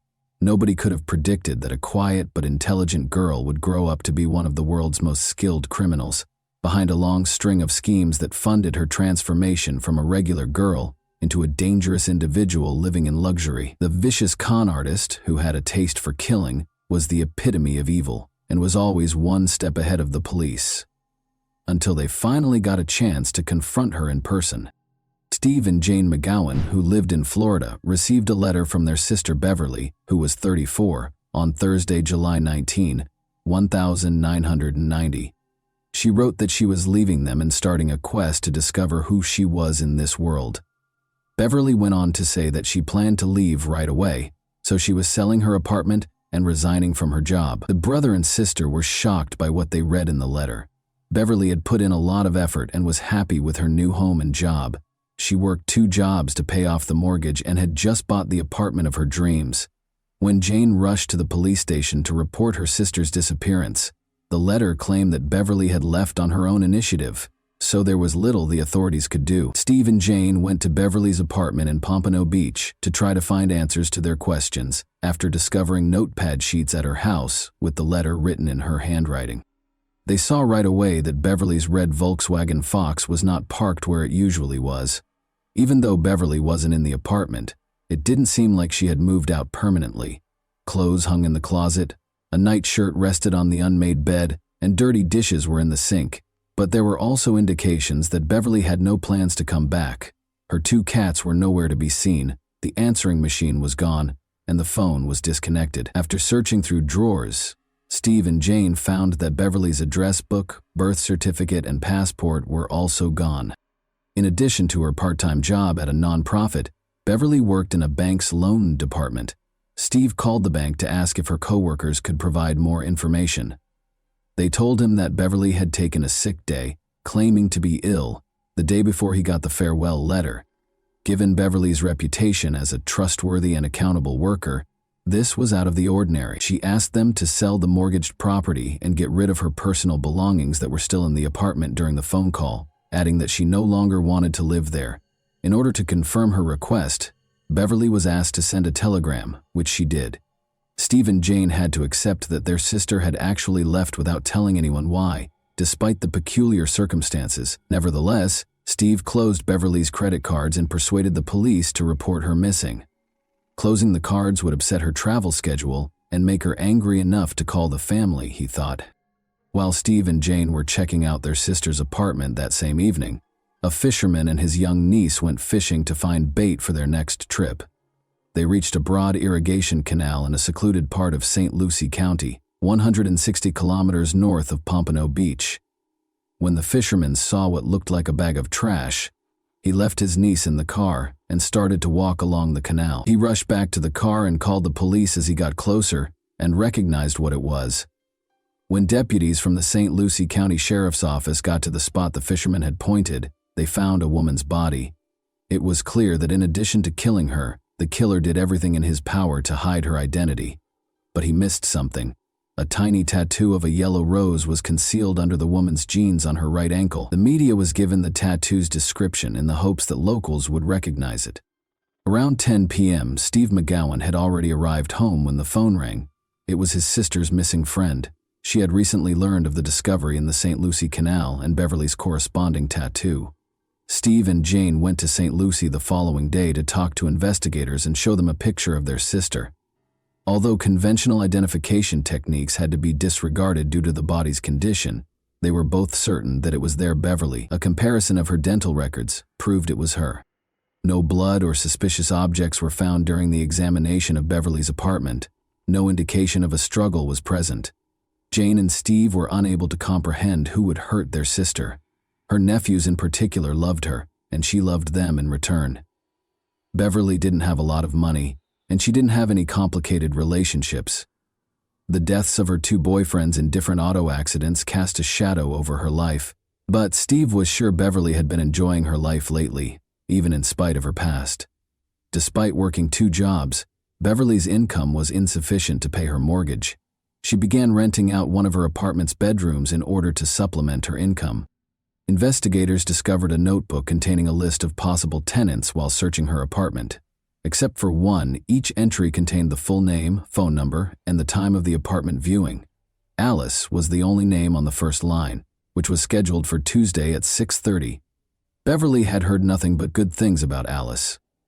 She worked for the famous company IBM, was from London, drove a fancy car, and was immaculately dressed. Due to a temporary transfer to the company's Fort Lauderdale office, Alice had relocated to the area.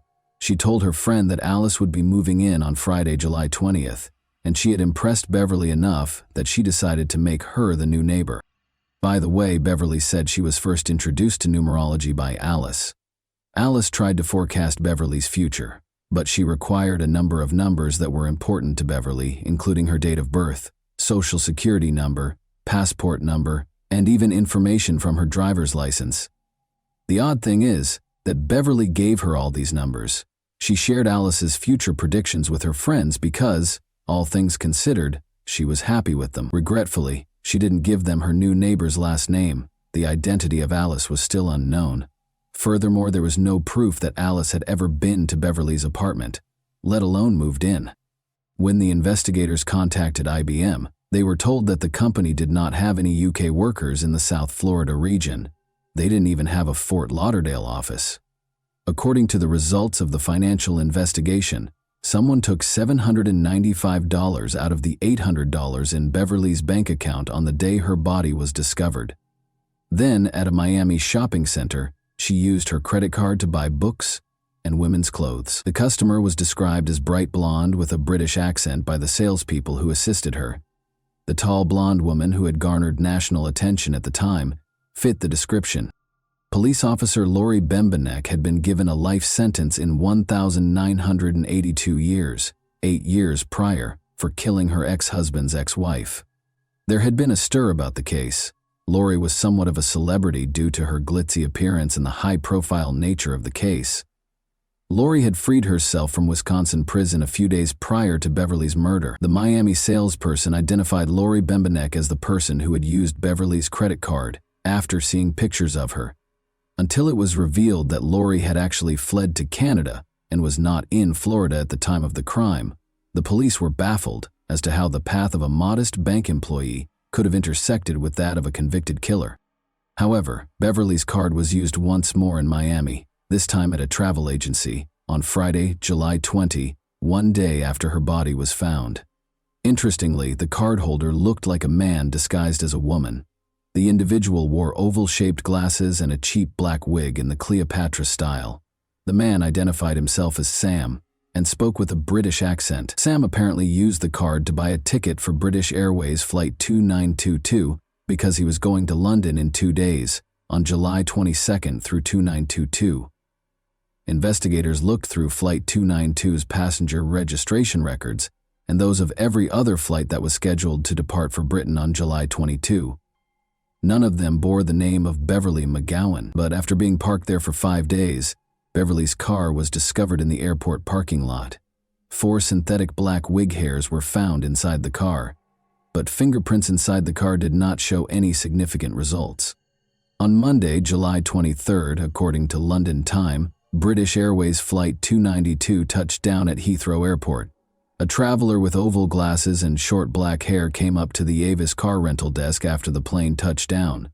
The passenger, who was most likely Sam, provided her driver's license as identification and made a car reservation in Beverly McGowan's name. Beverly wore glasses and her dark hair reached her shoulder. She looked like the person behind the counter. Sam gave Beverly's Visa card to the clerk when she asked for a credit card to pay for the car's fuel. However, the card was turned down. They may have gone over the limit and paid in cash, Sam clarified. Actually, Beverly's credit cards had been canceled by her brother Steve by that point. Sam was long gone by the time Florida detectives found out about this botched transaction. Transactions on the credit card could not be tracked because it was no longer in use. American law enforcement agencies had no jurisdiction over Sam once he arrived in Britain.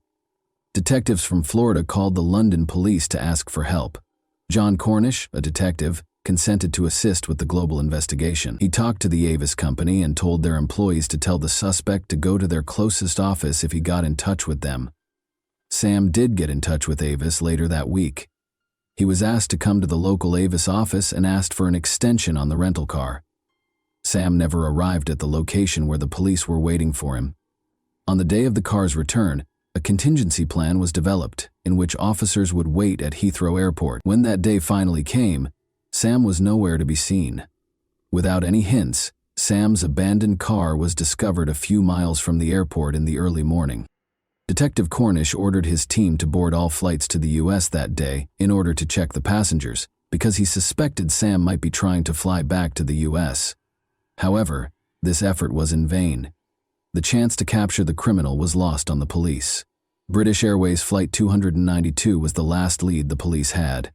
Sam had purchased a ticket in a different name because he did not board the flight using Beverly's passport. Although it was illegal for investigators to check passengers who did not live in Florida, they made an effort to examine the 248 people on that flight.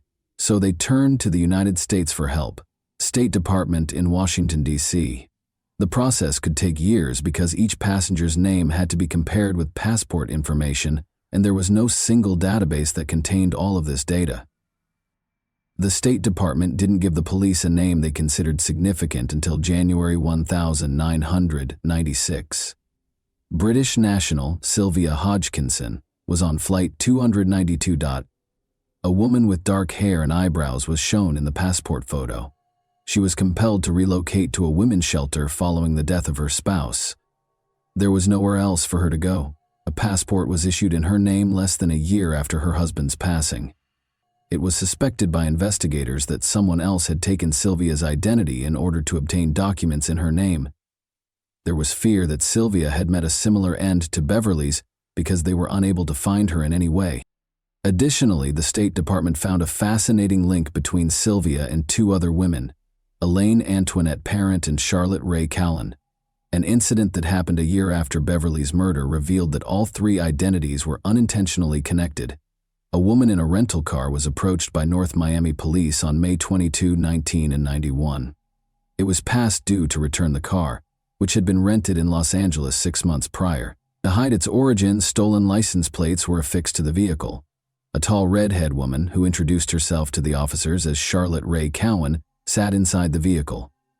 The woman's personal diary, 2 dogs, multiple wigs, and several documents bearing Charlotte's photo under the names Sylvia Hodgkinson and Elaine Parent were all evidently in the car with her.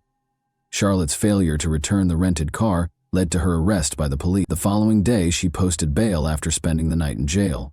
Surprisingly, the police did nothing about this issue, even though the woman was clearly using a false identity. One of the arresting officers was in the building on the day of Charlotte's court hearing for the offense. A redhead woman stood up when Charlotte's turn to appear before the court came. The officer who had arrested Charlotte, however, was taken aback to discover that the woman he had arrested was not the same one who had been called to court by the subpoena. Charlotte was perplexed as to why she had been summoned to court so abruptly. She questioned the officer about the height and red hair of the woman he had arrested. She boldly declared that she knew exactly who it was when he said yes. Almost 10 years prior, in the middle of the 1980s, Charlotte was unwinding at an Orlando bar when a well-dressed woman with a British accent came up to her. Like Charlotte, she had stunning blue eyes and short red hair. The woman offered to buy Charlotte a drink and identified herself as Anne Tremont. The offer was accepted by Charlotte, and they struck up a conversation. Anne mentioned numerology in passing during their conversation. She began by requesting Charlotte's birth date, adding that she would be pleased to make a matching matrix for her. Anne took Charlotte's driver's license information and social security number one by one. She wrote it all down on a napkin and made a hopeful forecast for Charlotte's future. Anne and Charlotte began talking and became friends right away. Charlotte met Anne's brother a few days later. He was a tall, blonde man who shared his sister's grace. The women eventually lost contact with one another, though, as they saw each other less and less. When Anne called Charlotte a few months later to inform her that her aunt had died and left her a sizable inheritance, Charlotte was taken aback. Anne claimed that her brother had chosen to have her institutionalized in order to keep all of the money for himself, even though they were meant to split it.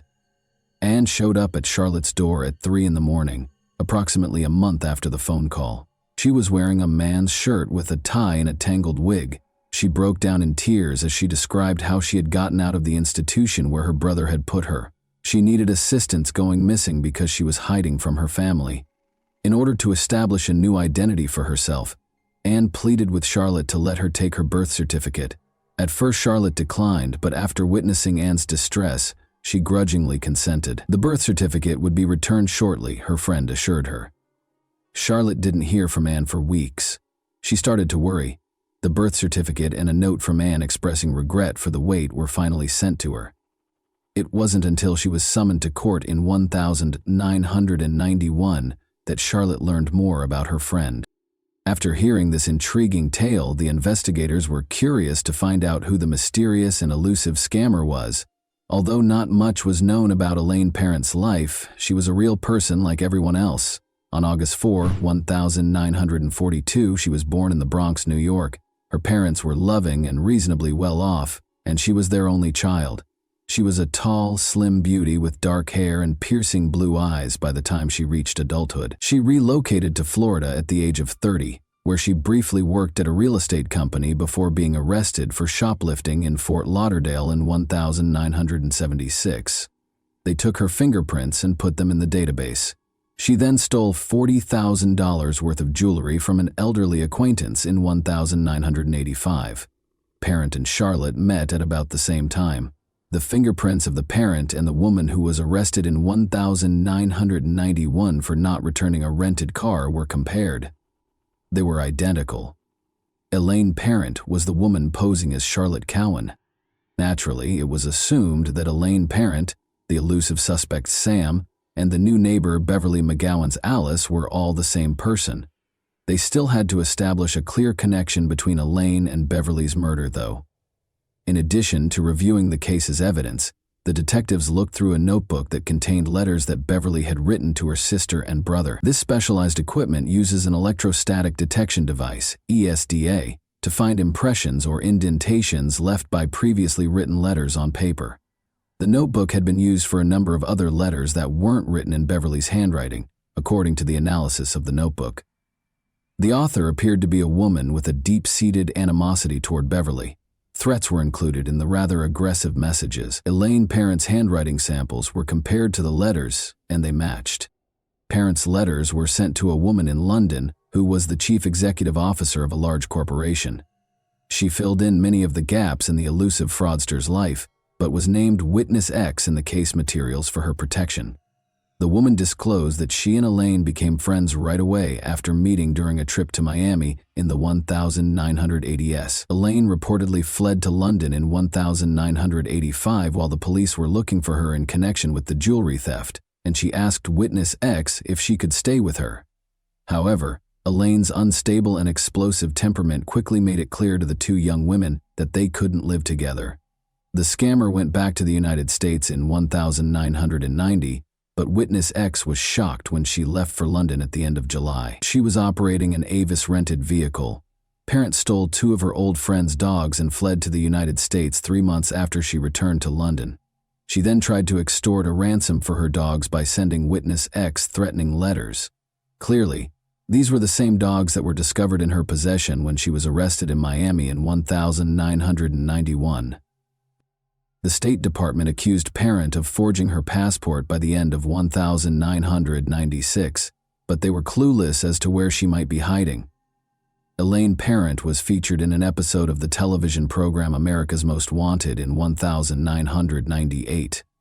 Patricia Evans of St. Petersburg, Florida, was watching television at home when the show started. She instantly recognized Elaine when she saw her photo. Elaine was known to Patricia Nevins, a church employee, as Sandra Little, a blonde. In 1992, Patricia met Sandra Little while she was residing in a St. Petersburg homeless shelter. Sandra lived with Patricia for nearly a year and a half after Patricia let her use her empty bedroom. Sandra sued a restaurant during this time after she hurt herself after slipping there. She prevailed in the case and was compensated, though it is unknown how much. Patricia talked about a number of odd things that happened when she lived with Elaine. She was once informed by Elaine that adopting a new identity was one way to live a dignified life. After that, at a dinner party, Parent indiscriminately cut a guest's hand in order to take a gold bracelet. Elaine's psychiatrist, whom Patricia arranged for Elaine to see, told Patricia that Elaine was a highly intelligent sociopath who would leave Patricia's life as soon as she entered it. When the women parted ways in 1993, this prophecy was realized. An interesting letter was delivered to the St. Lucie County Sheriff's Office after the police made a public plea for the community's assistance in apprehending Elaine. There was a copy of an oil-colored painting inside. It showed Elaine Parent, with pearl earrings and a teal-green swimsuit. She had gray hair that was styled the way her parents usually did. She was shown emerging from a swimming pool. This was printed on the back. "Best wishes, your chameleon." According to psychiatrist Barbara Caven, who had been helping the police with the case, Parent both feared and desperately needed police attention. The painting is very telling. She sent it to the police to taunt them, as if to say, "I'm alive, I'm okay, look for me." Elaine gained international recognition after appearing in the documentary series World's Most Wanted in February 2009. People from all over the world began reporting that they had seen Parent in South Africa, Australia, France, and Turkey. The media referred to her as the most wanted woman in the world. Elaine Parent was featured in another episode of America's Most Wanted in April 2002, and Happy, and 16,000 miners in Russia. After the show, many calls were received from the wealthy Panama City, Florida neighborhood, identifying a woman there as Elaine. The address was visited by 3 police officers. When they reached a small one-story home, they knocked on the door. The door was answered by a brunette middle-aged woman wearing a beige silk pajama set. The officers gave an explanation for their visit to her. Presenting her military ID with her photo on it, the woman identified herself as Darlene Thompson. The officers had seen a picture of Elaine Parent, but she didn't look like her. She was asked to accompany the officers to the station for formalities, even though they knew the neighbors had erred. Darlene consented and asked the officers to hold off while she changed. As the officers waited outside the bedroom, one of them looked over Darlene's identification card and, as a former military man, he saw right away a vital missing stamp that verified the document's legitimacy. She replied that she was getting dressed when the officer knocked on the bedroom door to ask about this. She never emerged, despite the officers waiting for her to do so. When the officers hurried into the bedroom after hearing a gunshot, they discovered Darlene dead. The identity of Darlene and Elaine Parent was formally verified by subsequent fingerprint analysis. Elaine lived in a house that turned out to belong to another woman. She had rented a room to Elaine since August 2001. She is a nice woman who loves to cook, according to the homeowner.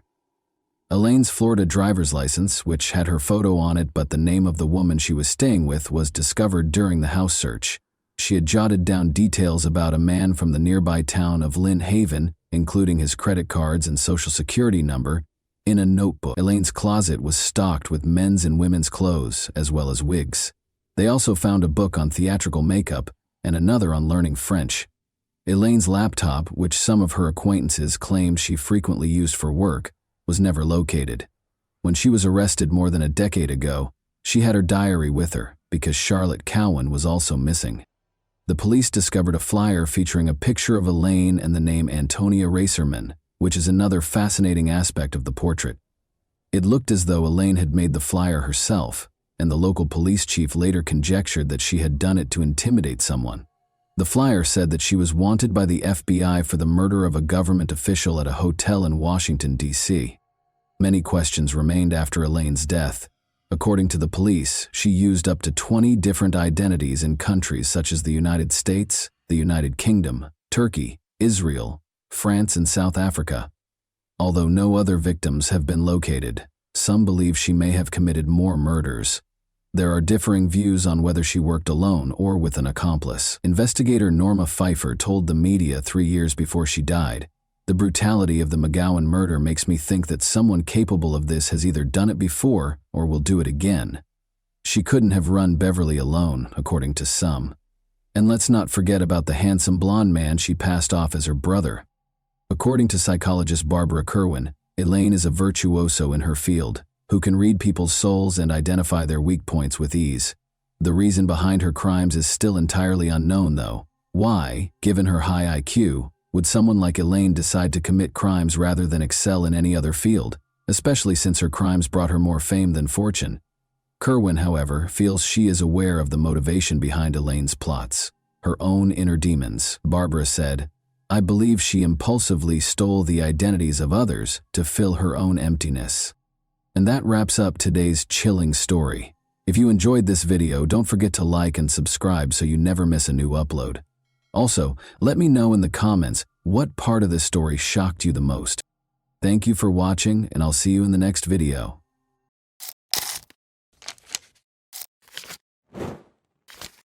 Hey guys, welcome to my channel, and today we're going to take a look at another horrible case with you.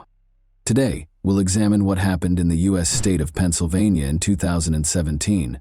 Alina Shaykhet, 20, a University of Pittsburgh student, stopped returning calls and texts on October 8, 2017. Her mother and father were unable to get in touch with her, and she was supposed to meet them that morning. The Shaykhet family's life was forever altered by what they discovered when they visited her house. When Alina was 3 years old, her family relocated to the United States from Ivanovo, Russia, where she was born. Alina had extraordinary talent. She had a passion for acting, dancing, and singing. Many people were moved by her beauty and passion on stage. At a very young age, Alina became passionate about the performing arts. At the age of 4, she began her journey at the European School of Rhythmic Gymnastics. She started singing solo in out-of-state competitions when she was 5 years old. She attended the Tammy Lee School of Dance in elementary school, where she was able to secure prominent roles while showcasing her acrobatic dance routines. Alina quickly picked up dance techniques and styles that most kids would take years to master. She had the honor of performing with a group of much older, more seasoned dancers because of her extraordinary talent. Alina started going to the Broadway dance studio with Karen Prunzik in the 5th grade. She mastered a variety of dance forms, such as ballet, tap, and hip-hop. She even performed as the studio's prima ballerina, staying true to her Russian roots. She participated in Access Broadway and Onstage New York, where she received numerous honors for her exceptional performances over the years. Additionally, Alina performed at a number of local Pittsburgh events, such as Light Up Night, Macy's Christmas parades, and other gatherings in Idlewild Park, Robinson Township, and Kennywood. Alina was also able to find her singing talent thanks to the confidence she gained from dancing. Both in front of an audience and at home with her family, she moved audiences to tears with her exquisite performances of numerous well-known songs.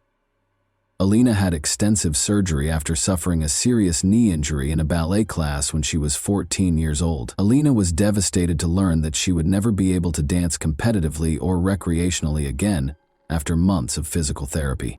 She was determined to find a way to get back on stage, in spite of this significant setback.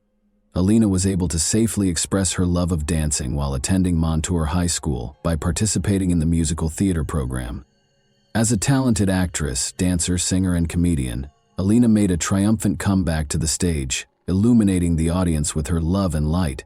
She brought tears, smiles, and a lot of applause to her roles in a number of plays and musicals. Alina continued to shine her light and make everyone happy while performing at numerous events throughout the city as a member of the chorus at Montour.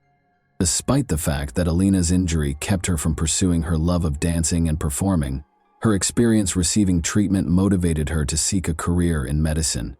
She wished to assist those who had sustained injuries that hindered them from following their aspirations. Alina made the decision to pursue a career as a physical therapist. Alina and her parents had a close relationship.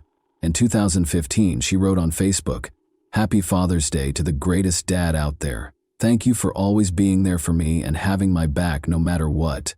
I couldn't get through one day without you. I love you so much, Dad." She also wrote, "Happy birthday to my gorgeous mother. I can't wait for another year of countless laughs and more memories. You are my best friend and I love you with all my heart." After graduating from Montour High School in 2015, Alina attended the University of Pittsburgh-Greensburg for her first 2 years of college. While attending Pitt-Greensburg, she resided in the Outdoor Adventure and Community Service Living community. She actually served as OACS's vice president for the spring 2017 semester. She enjoyed being a part of an organization that helped kids and animals. Once more, Alina shone her light, bringing her love and care to the lives of both humans and animals. After that, Alina moved to the Oakland campus of the University of Pittsburgh. She was ready to commit herself to becoming a doctor of physical therapy and shared an apartment with her friends. But on October 8, 2017, Alina, who was only 20 years old, was tragically and senselessly killed. Alina shared a home with other University of Pittsburgh students. Zach Brandner, her roommate, could never forget the night he last saw Alina alive. Zach and Alina took a Snapchat together at around midnight after returning home from a late shift at work to make fun of other students who were sharing night out selfies on Saturday night. A couple of minutes later, Alina texted me the picture we had just taken. That was the last I heard from her. The next morning she was gone, Zach said in an interview with reporters. "We all said goodnight and said I love you, like we did every night. And she went up to bed." A little more than 8 hours later, Alina's father, Jan, and mother Ellie arrived to collect their daughter. They were scheduled to take a charity walk in the park to raise money for breast cancer. Zach described the specific events of that morning in the interview. He stated, "Her mom came to pick us up at 8:45 a.m. Her mom rings the doorbell and says, 'Is Alina not awake? She isn't answering my calls. Let's go wake her up.' I thought she slept through her alarm. Her dad was still in the car with their dog at this point. We went up and her mom started knocking on the door with no answer. This went on for 5 minutes and it started getting really loud. She started shaking the door. You could tell she was starting to get a bit scared, like this wasn't normal. The dog was barking uncontrollably. That's when Ellie called for her husband Jan, who came inside and broke down the door, and then they saw what was inside. At this point, I was halfway up the stairs and all I heard was screaming. Her parents were screaming at the top of their lungs, saying, 'Alina is dead. Alina is dead.' It got hard to understand. They started speaking in Russian. It was horrible. They said it looked like her face had been cut off. Running up, Zach peered inside. Looking for more than a few seconds was too much for him. I went into the room and it was horrifying. There are no words to describe what I saw. She was just lying there with her arms spread out. The whole side of her face was unrecognizable. You could barely recognize it was a face, it was so bashed in.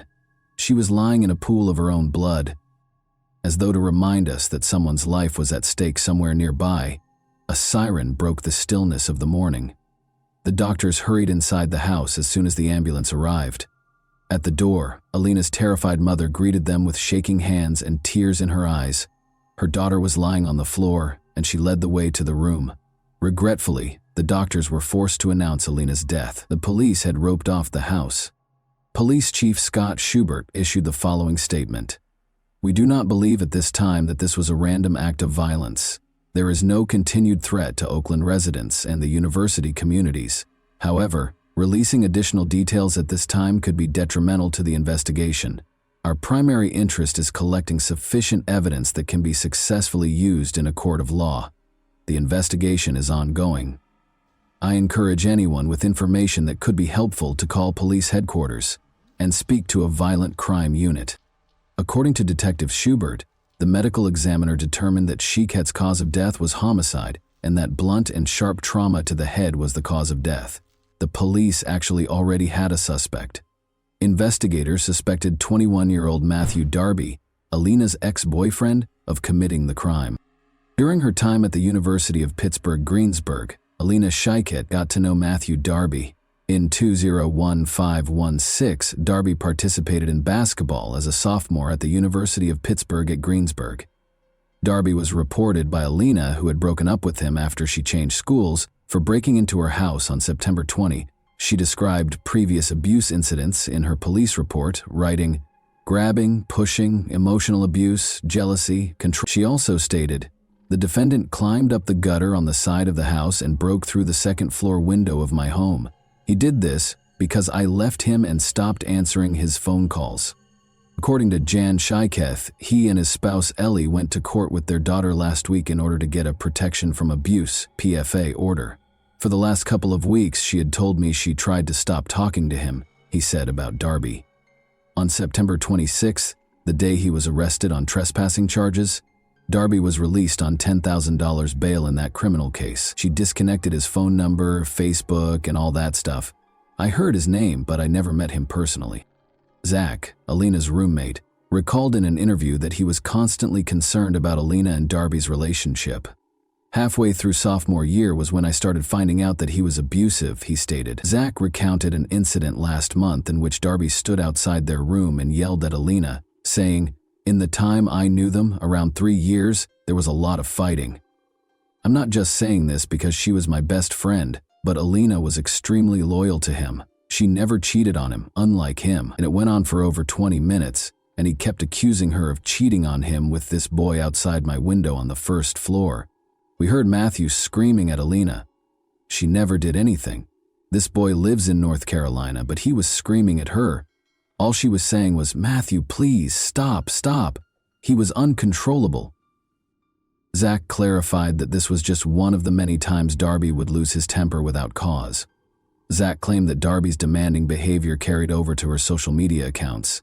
"We would go out for pizza and everything would be fine, and then he would just turn on her. He would just go crazy for the littlest thing. If she liked a picture of a guy on Instagram, he would go and unlike it because he had her social media passwords," he stated. This was before they broke up. She changed them when she broke up with him. He would never let her wear clothes that could be considered too sexy looking. He was extremely, extremely controlling. He was notorious for texting and calling. Matthew would call her upwards of 20 times if she didn't answer. He just kept on calling and it just wouldn't stop. She blocked his number after they broke up. According to the police report, Darby broke into their house on September 20 following the breakup. According to Zach, it was approximately 12:30 a.m. when he heard glass shattering outside that evening. He texted his house group chat and ignored it, assuming it was a bottle breaking at a nearby party. Then he heard a shriek coming from upstairs, followed by the sound of someone falling. Alina was yelling for assistance. Because Matthew Darby was in her room at that point, we weren't sure what his intentions were, but now we think it was a failed attempt at murder. We caught him and got him out of her room. Then the police came, and he was arrested. She was scared. You could tell," Zach continued. "She didn't feel safe at all." Call logs from Alina's cell phone, which was not at the apartment when she was discovered, revealed that between 4:15 a.m. and 4:15 a.m., she received 5 unanswered calls from a number that turned out to be Darby's, and 4:55 a.m., Sunday. According to the police, Alina's cell phone was last seen close to Irwin, where Route 30 and I-76 meet. The criminal complaint states that at 4:21 a.m., Darby was picked up by a commercial car service vehicle. According to the driver, he took Darby to Oakland's Semple Street and Ward Street, which are close to Cable Place. According to him, Darby asked him to wait 10 minutes after getting out of the car. The driver reported that 10 minutes later, Darby asked him to wait for 10 more minutes. About 5 minutes later, the driver got a call on his phone requesting that he wait an additional 10 minutes. He told the police that he could not wait any longer and walked out of the area. According to surveillance footage gathered by investigators, Darby is seen throwing objects into a sewer close to Semple Street, which is close to Alina's home. According to Pittsburgh Police Homicide Detective Edward Fowler, he and other officers discovered a hammer and 2 knives in the same sewer grate. The hammer's claw part seemed to have skin and hair adhered to it. Police asked for a warrant to arrest Darby based on the information above. He was accused of stealing by unlawful taking, burglary, criminal homicide, fleeing to avoid capture, and possessing criminal tools. Matthew Darby was taken into custody in Myrtle Beach, South Carolina, a few days after Alina passed away. A concerned citizen reported witnessing a male tampering with a window at a residence, according to Myrtle Beach police. Officers discovered a man who fit the description when they got there. It was discovered during their investigation that Darby was the male suspect. He was accused of loitering and giving police misleading information in connection with the South Carolina incident. Both of the new charges are punishable by up to 30 days in jail and a monetary fine. During the hearing, a judge in South Carolina refused to grant bond. Because of the pending Pennsylvania warrant, the judge deemed Darby a possible flight risk. The judge informed Darby that he could either waive his right to an extradition hearing or exercise it. Then Darby said he wanted his attorney. When asked to enter a plea to the charges in South Carolina, he also stated that he wanted his attorney. Alina's family and friends, many of whom were Pitt students, crowded the courtroom. Many carried signs raising awareness of domestic violence and Alina's Law, a bill that is currently pending in the state legislature and would give judges the authority to mandate electronic tracking of high-risk domestic abusers. The words, "Our Russian Princess," were written in Russian on purple shirts featuring a picture of Alina. The judge ordered Darby to stand trial on all charges, including homicide, flight, burglary, theft, trespassing, and possession of a criminal instrument. The back read, "Love shouldn't hurt." According to evidence presented by the prosecution, Darby spent the night of October 7 and the early hours of October 8 on the campus of Duquesne University, where he spoke with Raymond Marr, a university police officer. Darby wanted to know how to get to Brodart Hall. According to Marr, security cameras caught Darby at several locations on campus, including the student union, which Darby was permitted to enter so he could charge his phone. He claimed that Darby appeared apprehensive and had a faint alcohol odor. Prosecutors have presented a picture of a man they claim is Darby standing in a campus elevator that evening while sporting a striped shirt with the Miller Beer logo embroidered on it. When Darby was arrested, he had that shirt among his belongings. Days later, authorities said that on Friday, January 19, 2018, prosecutors presented evidence that showed Matthew Darby on an elevator at Duquesne University, just hours before he is accused of killing his ex-girlfriend Alina Sheket in her Oakland home. David Schrager, Darby's lawyer, contests that the video depicts Darby hours later. Darby ordered an Uber just after 4 a.m., and it drove him from Brodart Hall to a street next to Alina's house. The driver gave a statement. According to Schrager, the passenger could have been anyone using Darby's Uber account. 3 days after Alina's death, Darby was arrested by police in Myrtle Beach, South Carolina, after he had left the Pittsburgh area. 2 knives were seen in an Oakland sewer grate in a photograph taken by Pittsburgh homicide investigators. The knives were gathered as proof. After allegedly stabbing and beating his ex-girlfriend to death, Matthew Darby is accused of throwing the knives as he left her house. David Schrager, Darby's lawyer, stated that he was not shocked by the result because preliminary hearings had a low standard for evidence. "We have a lot of discovery. We have to do a lot of evidence gathering," he stated. He insisted that Darby was innocent, saying, "We're going to get to tell our side of the story at a later time. There is no forensic evidence. There is no testimonial evidence," he stated. "All we have is a lot of circumstantial evidence, and that provides a maybe." Using 4 required aggravating factors: that he was the target of a PFA brought by the victim, that she was a prosecution witness against him, and that he had a history of felony convictions involving violence or the threat of violence, prosecutors declared they would pursue the death penalty against Darby.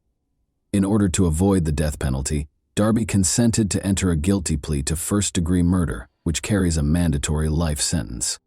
Alina Sheket was a bright, energetic college student who wanted to work with young children as a physical therapist. It was her dream, her father Sheket stated, and she worked so hard. "She was the best person in the world. I lost my beautiful princess," he said while weeping. He said, "I don't know what else to say." He said his daughter was popular, friendly, and loved to sing and dance. His words, "She made everyone happy. She had such a bright future. He has taken Alina from us in an unimaginable way," Jan Sheket remarked of Darby. "He has stolen so much from us, including a future with our daughter." Without her daughter, there wouldn't be a wedding gown, a graduation, kids, or family vacations. My daughter died. It's a very short phrase, but it's strong enough to shock and paralyze every single cell of my body when I have to pronounce that phrase. Ellie Shiket claimed that because her brain was not designed to understand those words, her mouth was not intended for them. After Darby was accused of breaking into her house, she recalled sitting with her daughter in the courthouse. She applied for and was granted a protection order against abuse. She claimed that her daughter still harbored feelings for the man she feared.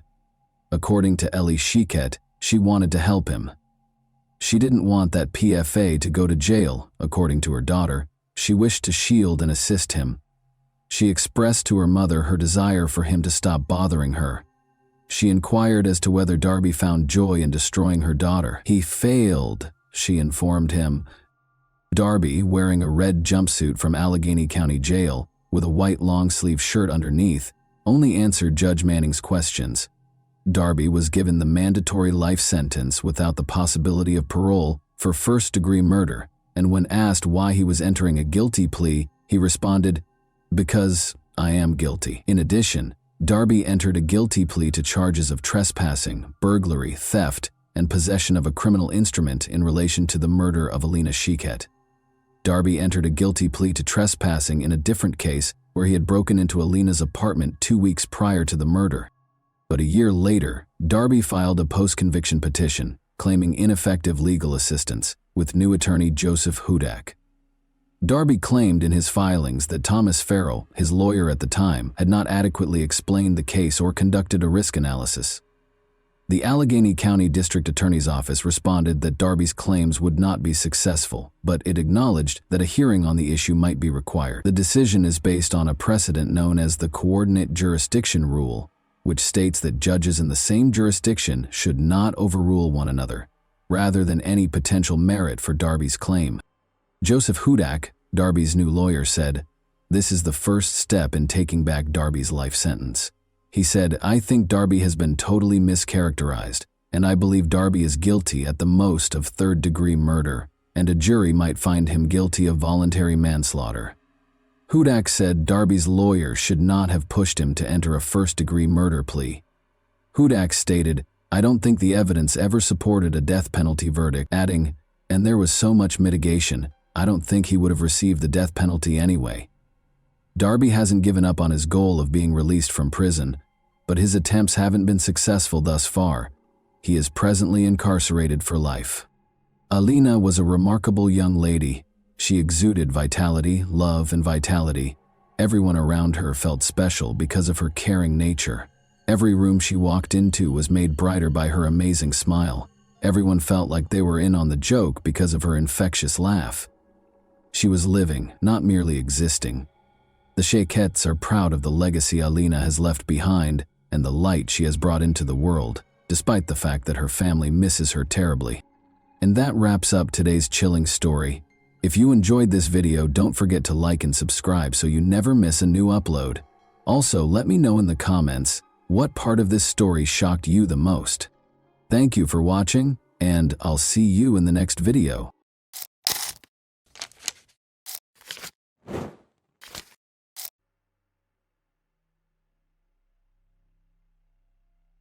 One of the most terrifying scenes ever filmed is before you. Actual video of a serial killer on the loose. Because its owner was already being watched by the police, fate stepped in before the murder kit could take another life. From a sunny UK resort to a charming southern Italian town, he left a bloody trail in his wake. The criminal mastermind ridiculed the investigators and misled them by leaving obvious clues close to his victim. The man's bizarre fetish ultimately brought about his terrible demise, but it also motivated him to carry out unspeakably cruel deeds. Far from their busy hometown of Potenza, Italy, the Claps family was getting ready for a relaxing Sunday retreat at a small cottage in Tito on September 12, 1993. Luciano, their 20-year-old son, was with their parents, Antonio and Filomena. Gildo Claps, 24, their oldest son, and Elisa Claps, 16, their youngest daughter, were expected to arrive soon. Together with Elisa's friend Eliana D'Alessio, they were scheduled to arrive in the afternoon. Eliana and Elisa had decided to go to the town center church for a service. The girls then intended to head back to Elisa's house before having lunch at the cottage with the rest of the family. Gildo started to worry when the girls hadn't returned after an hour. His sister would call home if she was going to be late, and she was always on time. Eliana was the one who rang the doorbell. Eliana assumed her friend had already gone home after they parted ways at the church. The fact that Elisa was still missing shocked Eliana.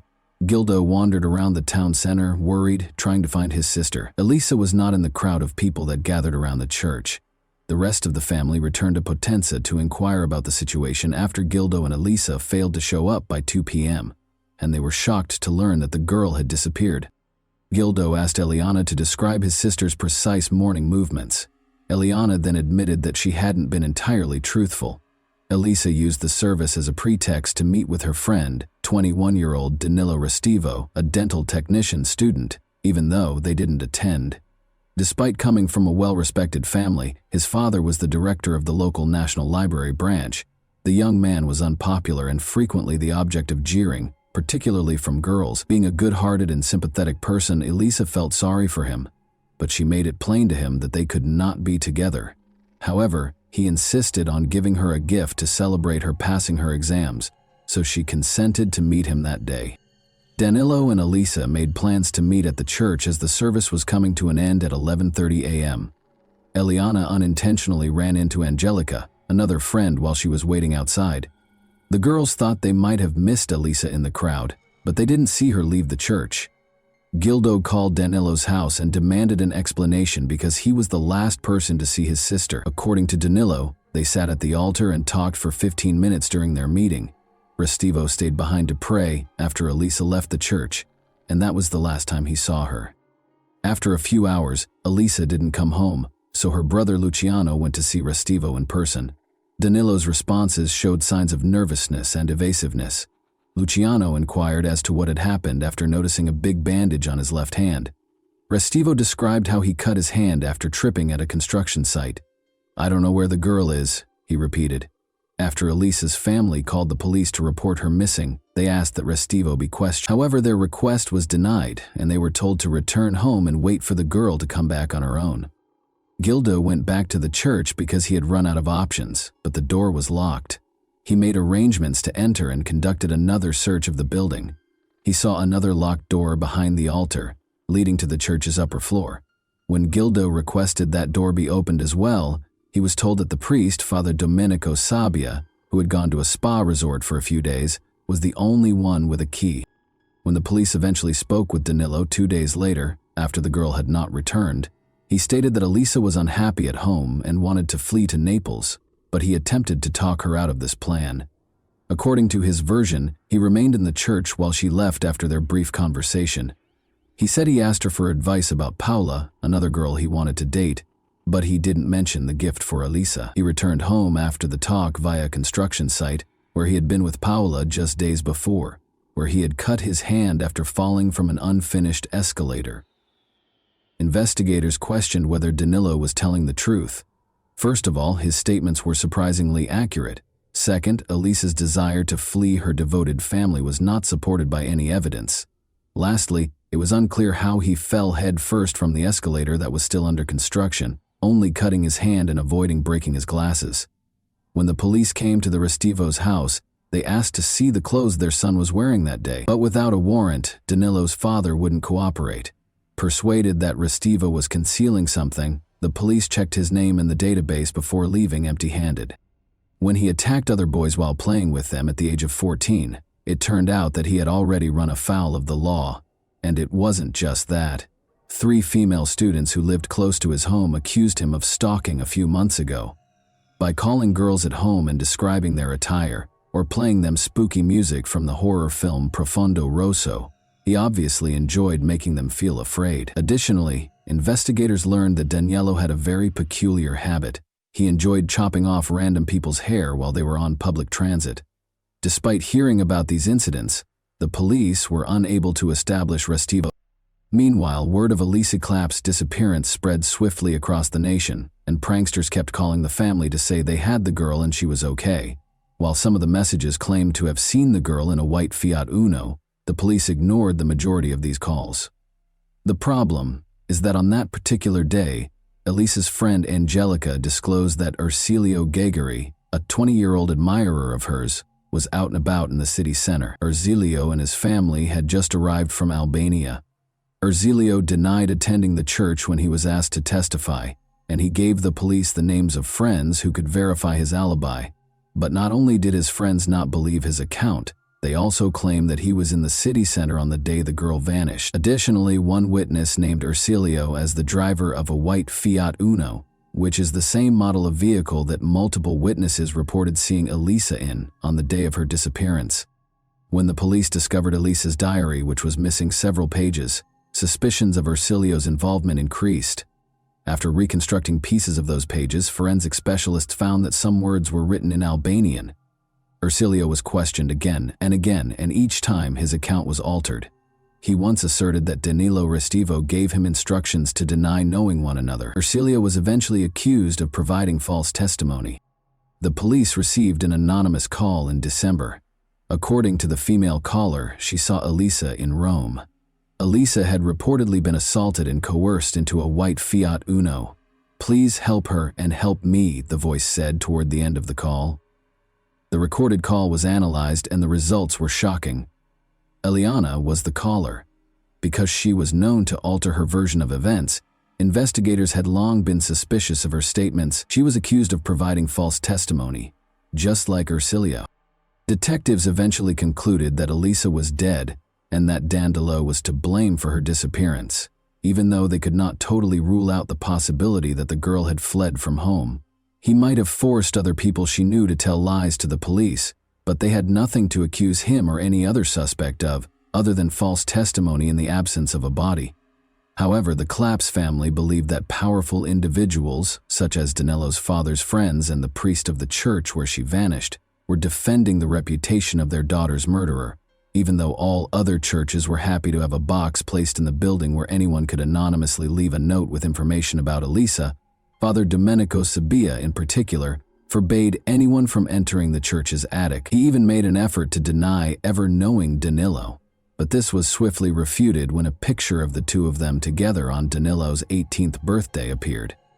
Danilo Restivo was eventually taken into custody for providing false testimony after all the information was gathered. He received a 20-month prison sentence after being found guilty. Gildo was astounded by the legal system after the trial, questioning how someone could be found guilty of providing false testimony and still not be forced to tell the whole truth.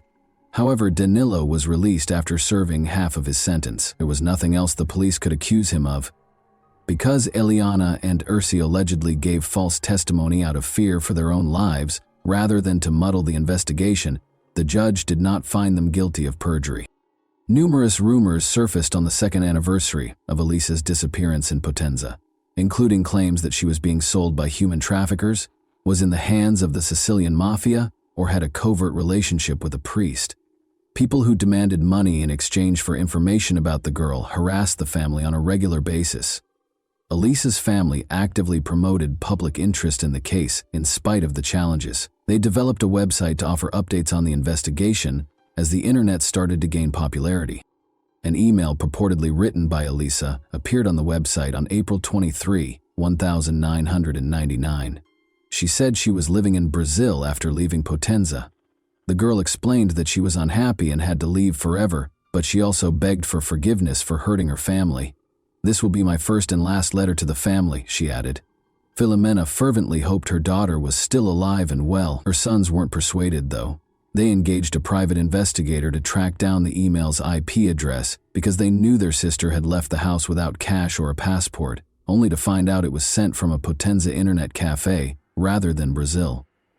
Danilo Restivo was in the cafe when the email was sent, according to a list of all the patrons that day that the cafe staff had provided. Believing that Danilo had come up with this scheme to persuade them to stop looking for the girl, Elisa's family called the police right away and insisted on questioning him. They were informed, nevertheless, that there was nothing further they could do and that the investigation's active phase was over. 2,000 kilometers north of Potenza is the resort town of Bournemouth, which is situated on Britain's southern coast. For the Barnett family in Bournemouth, Tuesday morning, November 12, 2002, began as any other Tuesday morning. After dropping her children, Caitlin, age 11, and Terry, age 14, off at school, Heather Barnett, 48, came home after 8:30 a.m. As usual, Heather was eager to start working and have her morning tea. She made custom pillowcases, curtains, and other items from home. That day was no different from the many orders she always had. Terry and Caitlin came home from school a few hours later. Their mother was undoubtedly at home because her car was parked in the driveway and the radio was on, so the kids were a little uncomfortable with the unlocked front door. Their mother didn't answer. Caitlin called for her brother after looking in every room but the bathroom. She didn't want to enter for some reason. The kids knocked and got no answer, so they pushed the door, which slowly opened to reveal a horrifying scene. Evidently the victim of a very heinous crime, their mother lay on the floor. After phoning 911, Terry escorted his yelling sister outside to await the arrival of the police and ambulance. The neighbor across the street saw the two agitated kids while they were parking their car. Assuring the kids that they would be safe in their house, they took them inside. When the police arrived, they found no evidence of forced entry and that nothing had been stolen. Shortly after the woman dropped her kids off at school, the actual crime took place. Luminol testing showed that the woman's size 9 shoe prints led from the restroom to her workshop before abruptly vanishing in the center of the space. Before leaving the house, the murderer had obviously changed out of their filthy shoes and put on clean ones they had brought. The fibers found on the woman's body suggested that the offender had gloves on. Every piece of evidence suggested that the crime was well planned. The murderer arrived armed with gloves, a knife, a hammer, and a change of clothes and shoes. One piece of evidence, though, was left behind. A green hand towel that had been stained with Heather's blood was resting on the workshop chair. Only the murderer could have put the towel there, given its location and the fact that it did not belong to the family. Before putting on new clothes, they used it to clean their hands and face of the blood. The hair that was discovered in the woman's hands, however, was the most intriguing piece of evidence. At first, the police thought she had successfully removed a hair from the offender, but forensic examination showed something different. The hair in one hand belonged to Heather, but the hair in the other belonged to another woman, and it had been neatly cut with a sharp tool.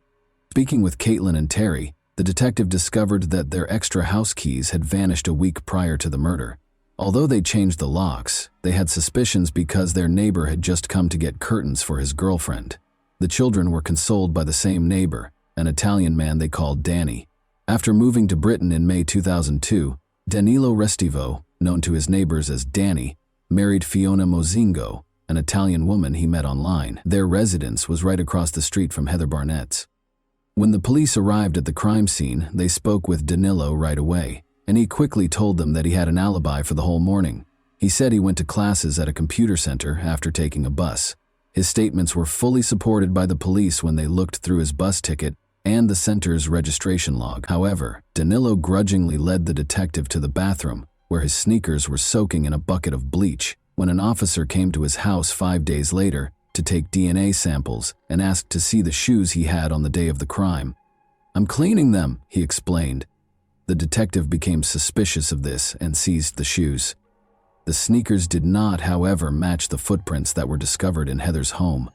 The police had cause to suspect Danilo Restivo, despite the absence of concrete proof, because of his dubious actions when it came to cleaning his sneakers. When they chose to search a database for his name, they discovered something startling. Restivo's name had previously been connected to a criminal investigation. He might have been connected to the disappearance of Elisa Claps, a young Italian girl more than 10 years ago. His alibi for that case was also re-examined by investigators, who discovered that it was not as credible as first believed. He registered at a time that was rather awkwardly changed from 10:28 to 9:28 in the computer center's logbook. Nothing would have stopped him from getting off at the next stop and going back to Heather's house, even though he had a bus ticket with the allotted travel time. Additionally, at 9:24, a man who looked like him was seen on security footage crossing the street close to Heather's residence. Unfortunately, the man could not be precisely identified due to the poor quality of the video. However, Danilo was the main suspect in a case for the second time in his life, but this time, all of the evidence against him was circumstantial. When the detectives called the Potenza police, they learned of Danilo's uncommon fetish of chopping off the hair of unidentified girls. The investigators' conviction that he was involved in the crime was only reinforced by this information. When the police started monitoring Danilo Restivo in April 2004, they soon discovered another questionable behavior. Restivo enjoyed going to a secluded park in Throop, which is close to Bournemouth. There he would hide behind bushes and watch girls walking their dogs or jogging. Wearing 2 sets of clothes, waterproof pants, gloves, sunglasses, and a hooded sweatshirt that covered his face, he was in the park on May 12 despite the nearly summery weather. The police were worried that they wouldn't be able to stop another murder because of his suspicious behavior. A number of uniformed officers approached the suspect while posing as investigators of car thefts in the park and requested to examine his possessions in order to conceal the surveillance. Police discovered what they dubbed Restivo's murder kit, which included a big knife, ski mask, gloves, scissors, wet wipes, and trash bags. Remaining composed, Restivo said he had located the knife in the grass and had taken it to protect the kids. He claimed to be gathering insects for his pet lizard when asked what he was doing in the park. He was hiding in the park bushes, and even the police had to concede that it was a reasonable explanation. Once more, the detectives had nothing tangible to present to Danilo. The decision was made to switch strategies and ask for public support. The goal of the investigation was to identify the owner of the hair strands that were discovered in Heather's hand. They contacted the media in Italy and Britain, and since 2002, when Restivo relocated to Bournemouth, they have received a lot of calls from girls who have had their hair cut in incidents involving public transit in Britain. None of the DNA samples that the girls gave matched the hair that was discovered at the scene of the crime. The investigation stalled for a while until the hair strand was re-examined in 2007 using a new technique that could identify the hair's previous residence. It was discovered that the hair belonged to a girl who lived in the UK, but had traveled to Tampa, Florida, a few weeks after visiting Valencia, Spain, 2 months prior to having her hair cut. Motivated by such specific information, the police made another unsuccessful attempt to contact the public. The police worry that the girl might have been a victim of the killer's prior crime, but it's also possible that she was just not paying attention to the news. In spite of this early setback, science ultimately contributed to the case. Since technology had greatly improved by 2009, forensic specialists re-examined the green towel from Heather's home in the hopes of finding something new. This time, the specialists were able to distinguish Heather's blood from someone else's perspiration and skin fragments. An expert said that there was only a 1 in 5,7,000 chance that it was someone else's DNA, even though it couldn't be said with absolute certainty that it was Danilo Restivo's. Blood traces were discovered on the insoles of Restivo's sneakers when they were inspected that year using more advanced methods. This meant that when Restivo put on the shoes, his socks had blood on them. It supported the detectives' hypothesis that the offender had brought an extra pair of shoes. Unfortunately, DNA analysis was completely impossible due to the bleach used, thus preventing Danilo and Heather's deaths from being directly linked. Restivo changed his clothes, put on gloves, and used bleach to get rid of bloodstains because he was aware of the evidence he might leave behind. Knowing what might link him to the crime scene, he made every effort to prevent it. He had a plan, was ready, and followed it. Thankfully, Restivo would eventually be charged with Heather's murder, but not before a terrible discovery was made in Italy. Something unexpected occurred in Potenza on March 17, 2010. The local church where Elisa had vanished years before was being repaired by workers. The attic door was no longer locked, and the priest had died 2 years earlier. 2 workers went upstairs, one using a flashlight to light his path while looking for roof damage. At that moment, he caught sight of something concealed behind construction debris in the room's corner. He was horrified to discover that he was staring at a mummified corpse. The girl's watch, glasses, and shoes were discovered on her body and were used to identify her. 17 years after going missing, Elisa Claps was found in the same church. She had died on the day of her disappearance, and her body had been dragged away and hidden, as the forensic examiner later concluded. Her body was found to have evidence of violence. However, several hair strands discovered in her hands, and a few more close to the body were the most damning pieces of evidence. Professor Vincenzo Pascali in Rome was tasked with analyzing a sample of foreign DNA discovered on the girl's body. But, to put it mildly, he carried out the investigation rather sloppily and had ties to the church where the crime was committed. He said that the DNA did not match Danilo Restivo, but when the investigator decided to confirm this and sent the sample to another lab, it did match Restivo's DNA. The professor was placed on 18 months of work suspension, and on May 19, 2010, Restivo was arrested. The jury found Danilo guilty of Heather's murder on June 30, 2011. Following 5 hours of deliberation, he received a life sentence without the chance of release. But after he prevailed in an appeal on November 21, 2012, the court modified the punishment for Heather's murder and gave him a minimum of 40 years in prison. Restivo was found guilty of Elisa Clapp's murder and given a 30-year prison sentence in absentia on November 11, 2011. Investigators believe it is crucial to look into Danilo Restivo's relationship to other unsolved crimes in both Italy and Britain because of his obvious propensity for murder. It is thought that he was most likely involved in the death of a 27-year-old North Korean student studying English in Bournemouth. 2 months prior to Heather's murder, on July 12, 2002, the girl, who went by the name Jung-uk Shin, Loki, was making her way home on foot following an evening spent with friends. She was fatally injured by an unidentified attacker just 3 blocks from Restivo's residence. By yelling at him, Loki was able to repel him, and he even told the medical staff that the assailant was wearing a ski mask. After 3 tries, another man was found guilty of this crime, but his conviction was based only on the testimony of a female informant who had previously made false statements and frequently found herself intoxicated. There were many inconsistencies in her story, and she failed to mention the killer's ski mask. The 2 girls' physical similarities lend credence to the idea that Restivo was involved. Furthermore, the fact that the murder took place on the 12th of the month, as did the killings of Elisa and Heather, as well as the fact that Restivo visited the park where his murder kit was discovered, indicates the importance of this date to him. The length of the knife found in the park with Danilo is the same as the wound on Loki's body. Furthermore, different hair strands were discovered on the sidewalk close to Loki, but it was challenging to pinpoint their exact origin because of the nearby hair salon. From a legal standpoint, Loki's case is over. 2 murders have been formally charged against Danilo Restivo. Investigators are certain that there might be additional victims, though. Elisa's body was meticulously concealed, but Heather's was cruelly displayed for her own kids to see. Experts say that this shows that the criminal changed and that he was unable to stop on his own. And that wraps up today's chilling story. If you enjoyed this video, don't forget to like and subscribe so you never miss a new upload. Also, let me know in the comments, what part of this story shocked you the most? Thank you for watching, and I'll see you in the next video.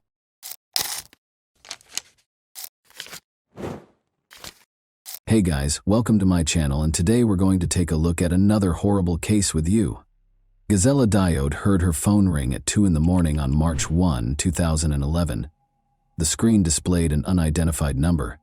A Valence police officer approached her and inquired as to whether she was Samira Bernard's mother. Gazella said yes, but she didn't understand why the police were searching for Samira, her 20-year-old daughter. It had been 3 days since she last saw her. The police response did nothing to calm the woman, who demanded an explanation of what was going on. According to the call, Samira's boyfriend, Mile Columbia, 22, had vanished, so they were looking for her. The young couple had been dating for 8 months, the police had found out, but Gazella had no knowledge of the man. Mile had met Samira at a party. Samira Ben Sard was a stunning woman who knew she was beautiful. She enjoyed posing for pictures and aspired to be a model.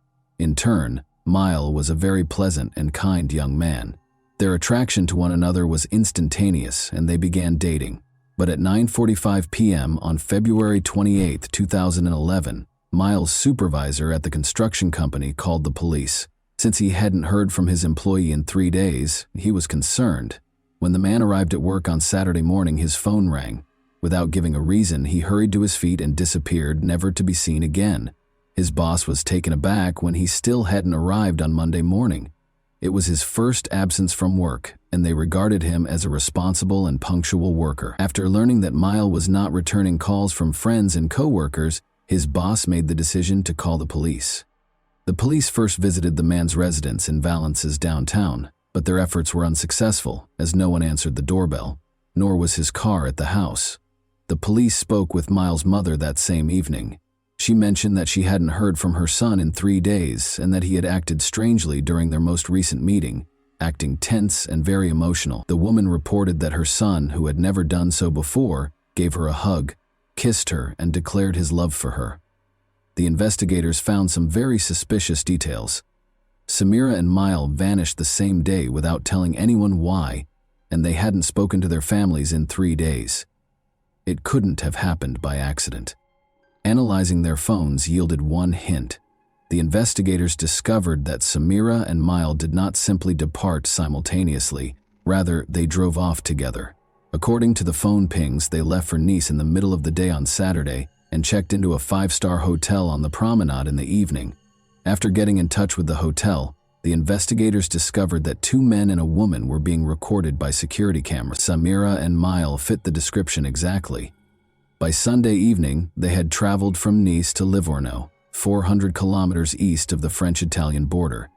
It was evident that the young couple was moving deeper into Italy, so the French police asked their Italian counterparts for help.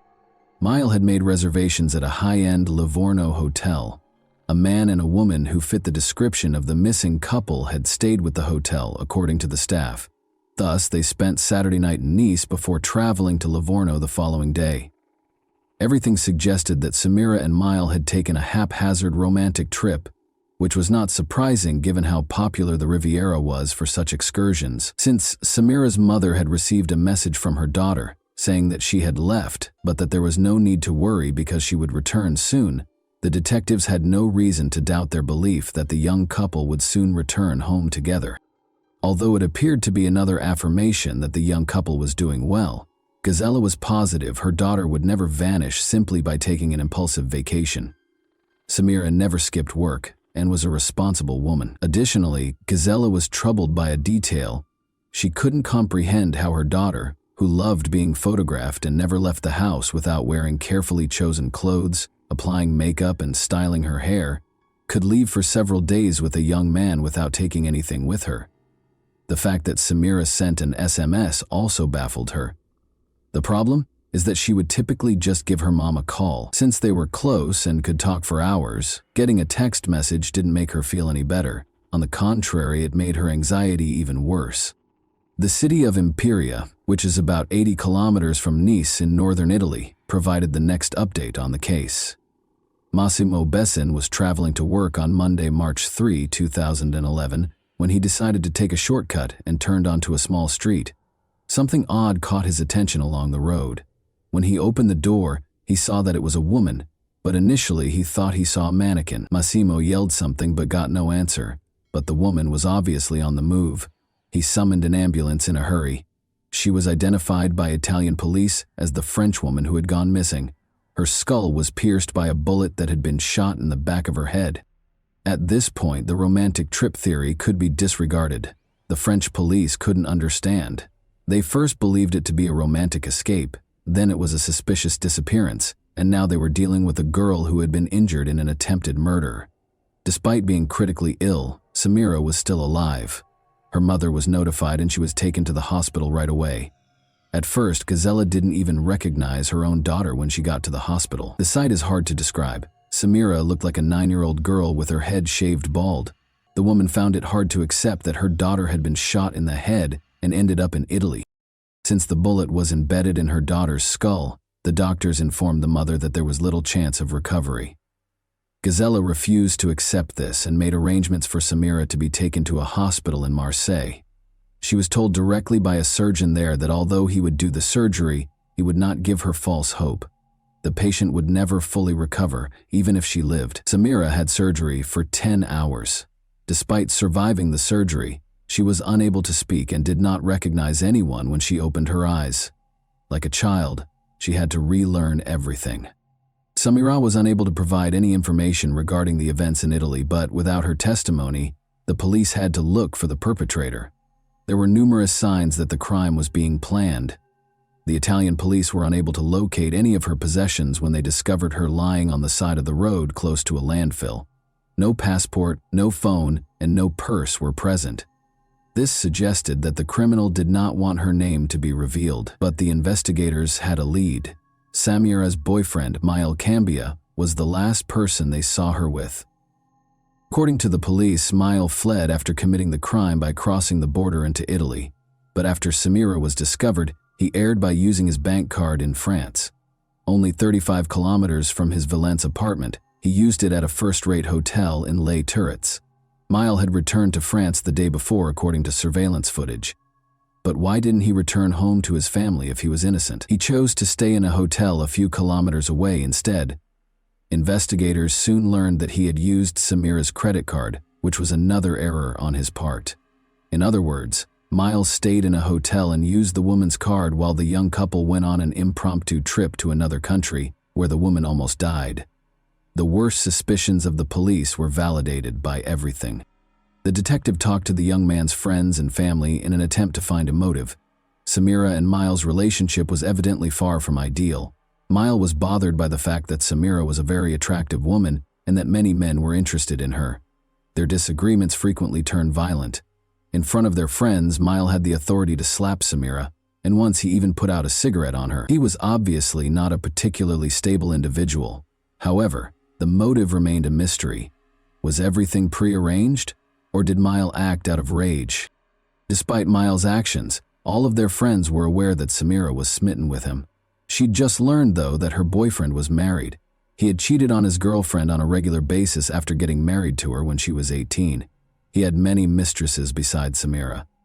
Despite being upset by the information, she didn't end their relationship because she trusted Miles' statement that they were divorcing and living apart. The investigator went to Miles' house after learning of this, but as soon as he stepped inside, he saw that Samira was wrong. The husband and wife were obviously living together. In addition, Miles would soon become a father. The name Combi was written on 17 ultrasound pictures of the apartment. A love triangle involving Miles, his wife, and Samira was clearly in place, and one of them was bound to vanish. Finding Miles was essential, and it was far simpler than the police had expected. 5 days after the disappearance, Mile Cambia turned himself in on March 4 at the Valence police station. The investigation was extremely fortunate to have this. Mile not only willingly arrived at the station, but he also came clean and admitted to shooting Samira. He went on to describe what had transpired. According to the young man, Samira was merely a friend with whom he could have fun. She knew there was no future in their relationship. Samira was unable to accept Miles' explanation that their romance was over. She never left him alone, calling him non-stop, and occasionally dialing his number 150 times in a single day. He showed the investigator his phone, which showed evidence of about 1,000 calls from Samira in a month. Although Miles acknowledged that Samira's actions might be categorized as stalking, would this be sufficient grounds to shoot her? The young man soon began to fear for his life as the situation worsened. He described the events of the Friday night before they left for Italy. He was kissing another woman in a nightclub when Samira confronted him. After leaving the club in a hurry and using her key to scratch his car, she got into a fight with Samira's cousins. Miles was frightened by this incident, since they threatened to kill him and claimed to have weapons. Miles was terrified. After deciding that he needed to find a way to protect himself going forward, he hurriedly got into his car and drove out of the nightclub. He considered purchasing a weapon for his personal protection. When he received a call the following day, he left without thinking and went to buy a revolver. Still, none of this clarified why he had shot Samira. Miles clarified that his intention in traveling to Italy was not to murder her or carry out any other heinous deed. All he wanted was for their tumultuous relationship to end. In an attempt to defuse their tense situation and give Samira an explanation, he took her to Italy, but things didn't work out. Miles got out of the car after they argued once more. Samira trailed after him. Miles claims that he did not intend to shoot when he grabbed the weapon, only to frighten her, but the revolver accidentally went off. Then he dropped her to the ground, climbed back into the car, and drove off. He claimed to be afraid when asked why he didn't call for an ambulance. He didn't know what to do, so he went into hiding for a few days after she fell. The police already knew the rest of the story. In general, the man asserted that what transpired in Italy was an accident and that he was the victim of his compulsive lover's pursuit. The police weren't entirely convinced by his explanation, so he was arrested for attempted murder. A few things didn't add up. Why would someone go abroad and stay in a 5-star hotel only to break up with someone? Why did he use her credit card after stealing all of her personal items, and who used her daughter's phone to send Samira's mother the message? Although it was hard to prove without Samira's testimony, the investigator was certain that the young man was lying. Thankfully, Samira was able to testify after some time and therapy. First, though, Samira spoke very slowly and in a weak voice. She gave her account of what happened 8 months after the attack on October 11, 2011. Samira's statements ran counter to what her ex-lover had said. He said they needed to talk when he arrived at her house. He persisted, so she gave in, even though she didn't want to. She accepted Miles' invitation to a weekend retreat. When she asked him where he wanted to go, he said, Spain. The fact that this upset her made him take her to Nice, and then to Italy. Miles abruptly swerved off the road on the 3rd day of the journey, following 2 days of relaxation.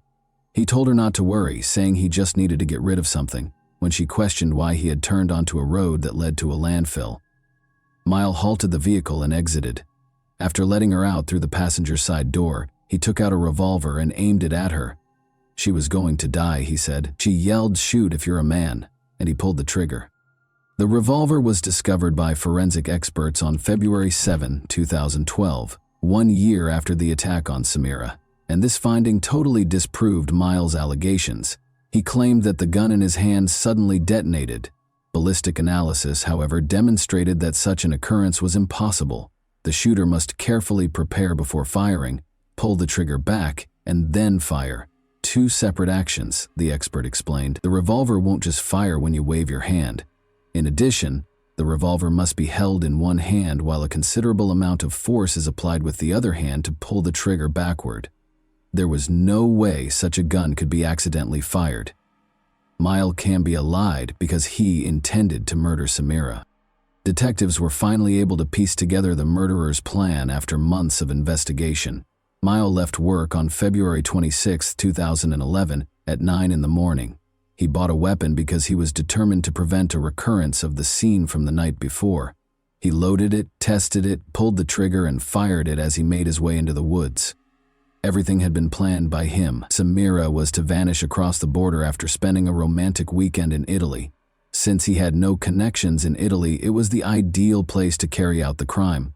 Miles pulled the woman out of the car, drove off the road, shot her, and threatened to kill her.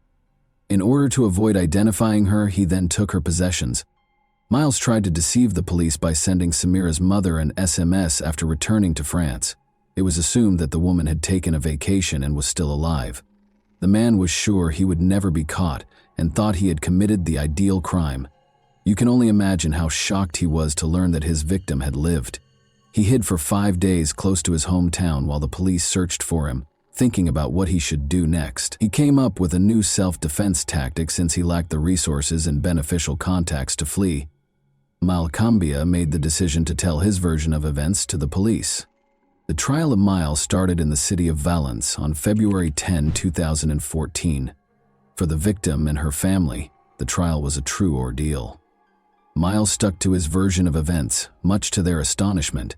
He maintained that everything that transpired in Italy was a regrettable accident, and that he was the victim in this instance, having been harassed by Samira. According to his friends, he had never been violent and bought the revolver out of fear after Samira's cousins threatened to kill Miles and destroy his car and apartment. He took his phone with him when he drove to Italy, keeping nothing hidden.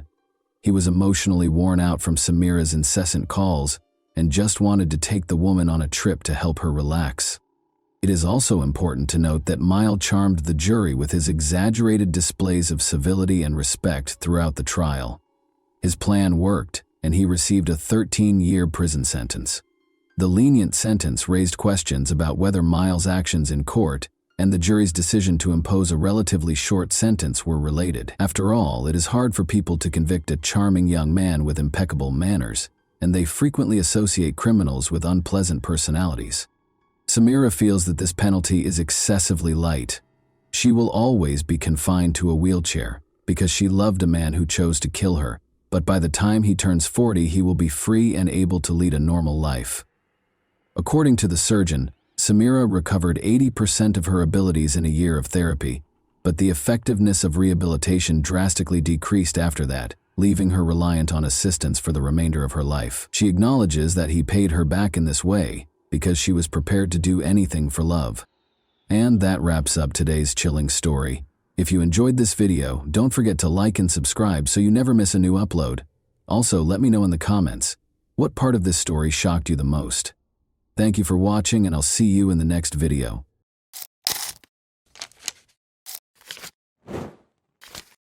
Hey guys, welcome to my channel, and today we're going to take a look at another horrible case with you. It was a very pleasant evening for the Solis family on Friday, April 20, 2012.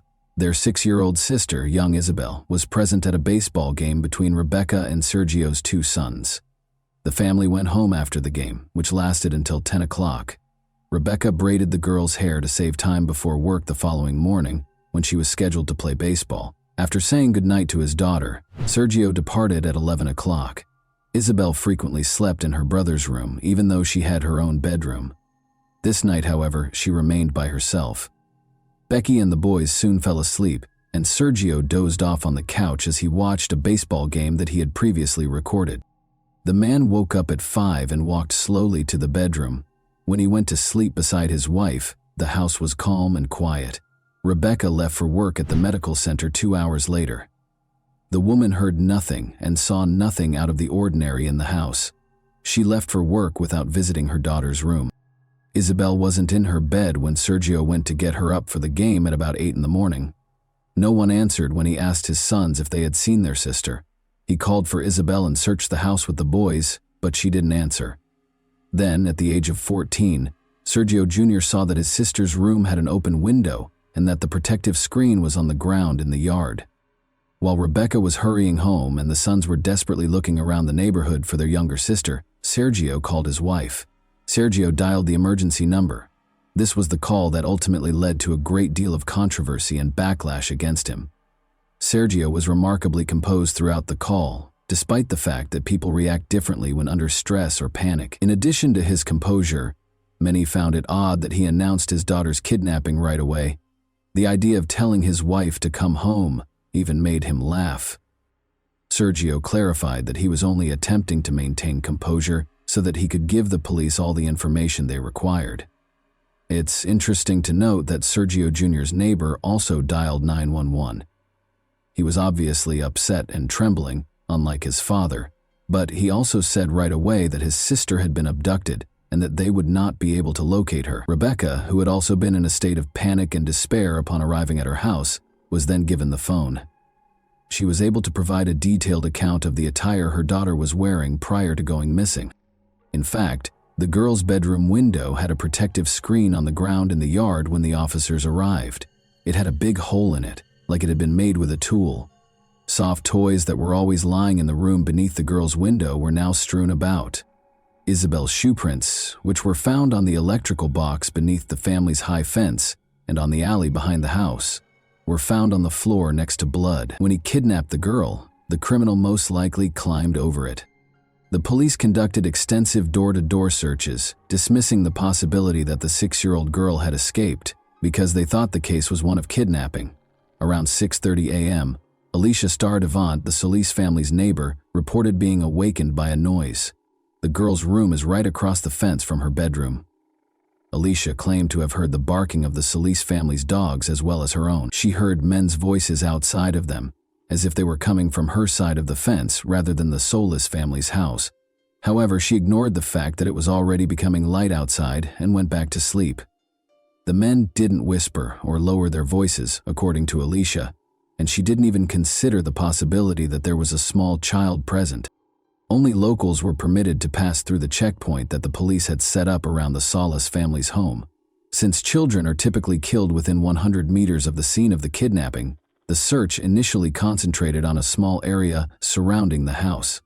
After that, they interviewed residents and broadened the search area to include multiple apartment complexes. Officers used underwater cameras and sonars to examine the lakes and ponds, the local garbage dump, and the stadium where Isabel's baseball game was scheduled to take place. The Solis family's house was searched by forensic specialists and search dogs, and border guards handed out pictures of Isabel. There is a significant likelihood that children who disappear in Arizona wind up on the Mexican border. Furthermore, 16 criminals who had harmed women and children resided close to the family's residence in 2012. At the time, they were all questioned and turned away. There was a theory that someone had followed the family after spotting Isabel playing with her brothers in the evening and kidnapped the girl from the house at night. Officers followed this lead by looking up the registration numbers of every vehicle in the parking lot. The family's home was close to surveillance cameras, which revealed an exceptionally bustling nightlife. A car belonging to a private security firm pulled up in the alleyway close to the house at 2:36 a.m. 10 minutes later, 2 more cars were spotted in the parking lot. All of a sudden, there were a lot of people walking around the house, some of them curious about the trash cans. A car sped around the corner next to the trash can an hour before the 911 call, but during the 10 hours of filming, the girl did not show up anywhere. However, when the police searched the house, they found something intriguing. Inscriptions were discovered by the officers on Isabel's wardrobe doorframe. Rebecca said she was unaware of the inscriptions, which were written in a child's handwriting and contained phrases like "bad father," "I don't love father," and "bad day." Nevertheless, the police chose to thoroughly question Isabel's family. According to one of the sons, their father got violent, cursed, and struck him twice after drinking. Concerned about the Solis sons, investigators invited Child Protection Services staff because, as it turned out, the agency had been called to the family's residence multiple times. One of the boys left a glass in the detergent while doing the dishes in January 2012. Sergio reprimanded his son for his error and drank water from that glass. The boy told his friends about the incident the following day, and someone's parents called Child Protection Services, despite Rebecca's insistence that they laughed about it. In any case, Sergio willingly left the house in May 2012 at their request, despite Rebecca's assertion that her husband was a great father and that all questions would be addressed when Isabel got home. Sergio was able to return home to his wife and sons after the incident was quickly resolved, but the family was disappointed that the investigation produced no findings. The police kept focusing on them, Sergio in particular, even though they were never named as suspects. "It feels like the investigation never went beyond this house," the man later said. "That is the reason it is so distressing." They therefore engaged private investigator Jerry Snyder to look into Isabel's kidnapping objectively, and he suspected Rebecca's cousin Justin Master Mourinho. Initially, Justin spoke to reporters and conducted interviews as a spokesperson for the family. However, 2 weeks after Isabel vanished, he sent his car to Florida, hired the top attorney, and departed without responding to inquiries from the police or media. The private investigator found such behavior odd. Furthermore, Justin still had the key to the house after living there for a long time with the Solis family. According to one version, Justin might owe someone money because he had previously spent the night in Isabel's room. The criminal would come for him, but instead of Justin, they would find Isabel in the room and take her as leverage, or as ransom. Sebastian Hartsfield, a friend of his, is certain that Master Mourinho made the correct decision and would have left as well if he had the money. The problem is that Justin was fed up with the public's and media's invasive attention. Sebastian claimed that he and Justin spent the night of the kidnapping together. He reluctantly acknowledges that he and Justin smoked and drank all evening because it was April 20, National Cannabis Day. Sebastian is certain that his friend is innocent, even though there was a 6-hour lapse while they were sleeping, and he is unsure of Justin's whereabouts. The police chief stated that the investigator the family had hired had no evidence, but the police were certain of Justin's innocence when they finally questioned him. It is noteworthy that Sergio's daughter was abducted for ransom and that he was also suspected of owing money to criminals. Isabel was at the age when family members most frequently kidnap children. Sergio kissed her goodnight at 11 o'clock, the last person to see her after she was abducted from the house where only her family members were present. He failed the polygraph exam. Furthermore, the dog's nighttime barking serves as an indirect indication that a family member was involved. How could an outsider be aware of the girl's room location, the fact that she wouldn't be sleeping in her brother's bedroom, and the fact that her room would be dog-free? Her bedroom was usually where at least one of them slept. How could the kidnapper have known exactly how to get past the street security cameras? However, aside from suspicion, neither Justin nor Sergio were connected to the crime. Isabel was where? Rewind to the morning of July 23, 2012, when 3 distress calls were received by the rescue service. A young girl called to report that she had been kidnapped. "He's coming," she said, mentioning Isabel's name and identifying the district in which she was located.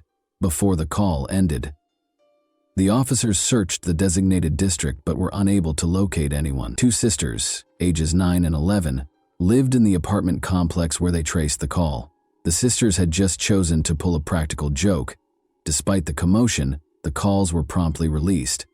However, the city had to pay $4,700 in officers' wages for the search in the district the girls had designated because of their joke. The police made multiple attempts to raise awareness of the case after this incident, such as posting a picture of Isabel's potential appearance years later. However, the case remained unresolved for years in spite of all efforts. Who took Isabel hostage? Was she taken by someone the family didn't know who came in through a window? Did Justin think about kidnapping Isabel in order to demand a ransom because he was in debt, but the kidnapping didn't work out? Are their relatives hiding what happened to her? And was one of her brothers complicit? Or is the biological father of Isabel more knowledgeable than he claims to be? Unexpectedly, the case made a breakthrough on February 8, 2017. Melissa called the FBI and said they should talk to her fiancé, Christopher Clements, regarding Isabel's disappearance. They should speak with him because, allegedly, he might know something about the girl's disappearance. But Melissa was unable to elaborate. It was easy to find Christopher because he was incarcerated on robbery charges. Christopher assured the agents that he was aware of Isabel's location, but he insisted on a bargain in return for information on her whereabouts. In Isabel's case, he demanded complete immunity, the dismissal of his charges, and the return of his seized Acura Honda. He reassured them that only he and a member of the Solis family are aware of the girl's fate. He made hints that Sergio was aware of and complicit in his daughter's kidnapping. Christopher informed them that at a nearby pawn shop, Sergio was observed giving Mexican gold coins to a customer. After an alleged altercation, Isabel was taken to collect the money her father owed for the pilfered coins. Regardless of how much the agents probed him, Christopher stayed away from specifics and spoke in general terms. The man refused to back down, a deal in exchange for information. He achieved his goal. After negotiating, the prosecutor's office dropped the robbery charges and gave the car back. On March 3, 2017, the police and FBI discovered Isabel's remains after the man gave them the location. Rebecca and Sergio Solis had to confront the sobering realization that Isabel had permanently departed. Any hopes they had of a joyful reunion were dashed. Christopher Clements did not, however, get the freedom he had hoped for from the agreement. He was instead taken to the Maricopa County Jail, where he was accused of committing another robbery. Full immunity, which Christopher insisted on in Isabel's case, was not provided by the agreement. Investigators started looking into the man's past in greater detail. He committed first-degree violence when he was 16 years old, beginning his criminal career. Ever since, he had been in trouble on several occasions. The man's ex-wife claimed that Christopher was compelled to sleep in the car until they left, frequently brought girls home from strip clubs, and was obsessed with adult films. He was employed at a shopping mall just 2 kilometers from Isabel's residence when she vanished. Detectives definitely looked into Sergio's relationship to the local pawn shop that Christopher had mentioned. 2 months prior to Isabel's kidnapping, they learned that 21 gold coins had been taken from a woman's home, and they assumed Christopher was the thief. Hours after the theft, he was seen on the security camera entering the pawn shop, delivering the items, and taking the cash. Sergio's involvement or any connection to the case was not implied in the video. Christopher was probably merely researching the charges against Sergio that were reported in the media and speaking with agents in an attempt to discredit the girl's father. A search warrant for the home where Christopher and his fiancée Melissa previously resided was among the many that the police were issued. Investigators discovered a sheet of plywood in one corner of the yard, beneath which was a plastic container filled with ashes and a number of gory finds, such as a faded, lilac child's hooded hoodie and a very young child's school assignment with the name Mercedes on it. She was Isabel Mercedes Solis in full. On Christopher's devices, they also discovered explicit images of girls between the ages of 3 and 13. His computer was searched for Isabel Solis, unsolved cases in Arizona, and child killer acquitted. According to a former acquaintance, Christopher discussed the Isabel case and hinted that there might be evidence in his car's trunk. Thus, its return was essential. The vehicle, a Honda Acura, was reportedly given back to the man in return for details regarding Isabel's location. Although Isabel's cause of death is still unknown, the same acquaintance claims that she was suffocated and that chemicals were poured over her body. The man recalled that Christopher had concealed pictures of the Solis house in a Bible in his room and showed them to him. In addition to obtaining a warrant for this Bible, investigators did discover images of the house. After 2 months, the Tucson police chief declared that they had a suspect, Christopher Clements, 36, who was accused of 2 murders. The problem is that when Christopher told 2 agents on March 3, 2017, where they would find Isabel, he pointed out a crucial marker, a stack of tires that obviously did not appear there in a single day. The agents were immediately alarmed by this instruction, because the police had discovered the body of a teenage girl from Tucson near that same tire pile a few years prior. Maribel Gonzalez was the girl's name. Isabel had been missing for 2 years when a rescue service dispatcher received a terrifying call in June 2014. A woman reported seeing a body by the side of the road. When the police arrived on the scene, they discovered a naked body buried beneath the tire pile, the smell of decay and evidence that someone had been dragged on the ground.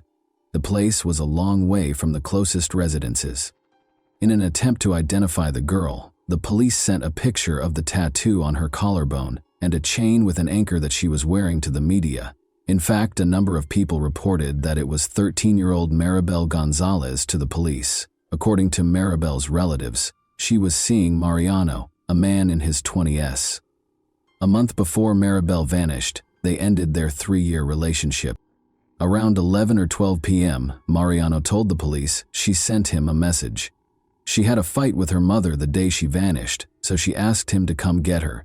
He had to get up early for work, so he disregarded her message. She was never seen by him again. Even at night, she enjoyed taking solitary walks, according to her boyfriend. She also enjoyed visiting the mall, which is the same one where Christopher Clements worked and is close to Isabel's house. Because the bodies were discovered close to one another, the police were able to connect these cases. Maribel's DNA and Christopher's DNA were compared, and they matched. 2 years prior to Maribel, Isabella was abducted and murdered. Could Maribel's death have been avoided if the offender had been apprehended following the initial crime? As it turns out, Christopher's name was mentioned multiple times during the investigation, prior to his 2018 conversation with the agents.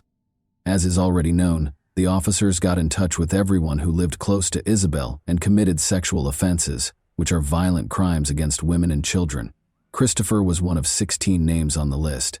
He was classified as a Class 3 offender, which means that he has a very high chance of committing the same crime again. He spoke with the police, but he clearly managed to persuade the officer that he was unrelated to the case. Maybe he had an alibi from his girlfriend. In addition, Isabel's parents requested that anyone who might raise suspicions, such as traders, distributors, advertising agents, unannounced visitors, or unexpected meetings, be remembered after Isabel vanished. Rebecca thought of the man who had shown interest in their red Acura right away. Despite his 2 visits, he never entered the house, and the woman was unaware of his name. It's interesting that during the interrogations, Christopher also brought up that encounter. On February 10, 2017, he told FBI agents this. He claimed that 2 individuals feigned interest in the vehicle. Actually, they had to confirm that Sergio actually resided at that address. Rebecca gave them her phone number and insisted that they speak with her husband Sergio about the possibility of purchasing from him. The men thus verified their desire. Christopher claimed that although he was aware of the visit, he had never gone to the Solis residence. However, he repeatedly used the pronoun we rather than they throughout the conversation, seemingly admitting that one of the men was actually him. With one exception, the woman described only one man who fit Christopher's description and drove the same car as him. Her account of the visit deviates slightly from her husband's account, but otherwise, it is consistent with Rebecca's account. What if this lead had been pursued by the police right away after Isabel vanished? Would they have found Christopher Clements as a result? Investigators think Isabel was not abducted on her own initiative. Christopher's crimes were premeditated. When the woman from whom he had stolen gold coins was not home, he called her house several times. As early as October 2011, he also made a call to the Sellers family residence. Christopher washed his car and changed his phone number the day after the kidnapping. He usually pays about $10.35 to have his car cleaned, but this time he paid $110. However, since phone records connected Christopher to two crimes, changing his number did not help. The shoes that Christopher was frequently spotted wearing and even photographed in, but which none of the Salas family wore, matched the footprints discovered at the scene of Isabel's abduction. Investigators also examined images on his devices and discovered a small snapshot. It was a selfie of a man who resembled Clements, sitting in the front seat of a car, and a young girl who was lying on the back seat and looked a lot like Isabel. Rebecca and Sergio saw the picture. The woman acknowledged that the girl looked like Isabel, but the poor quality of the picture prevented her from being certain. When Melissa, his fiancée, saw the picture, she started to shake, despite Christopher's claims that the child in it was his son. The child did not seem like her own. The 1.5-year-old boy with the fair hair did not look like the child in the picture. Rather, it resembled a girl with dark hair who had her hair braided, a style that Isabel's mother had adopted shortly before the abduction. The defense contended that Christopher was not carrying his phone when he made those calls. The footprints were first identified as work boots, and the blood in Isabel's bedroom most likely existed prior to the kidnapping. In order to prevent the prosecutor from presenting evidence for both crimes at once, Christopher's attorneys were successful in their efforts to have the Isabel case and the Maribel case tried separately. But since he had already been convicted of Maribel Gonzalez's murder, this did him little good. He is still awaiting trial for Isabel's abduction. And that wraps up today's chilling story. If you enjoyed this video, don't forget to like and subscribe so you never miss a new upload. Also, let me know in the comments what part of this story shocked you the most. Thank you for watching, and I'll see you in the next video.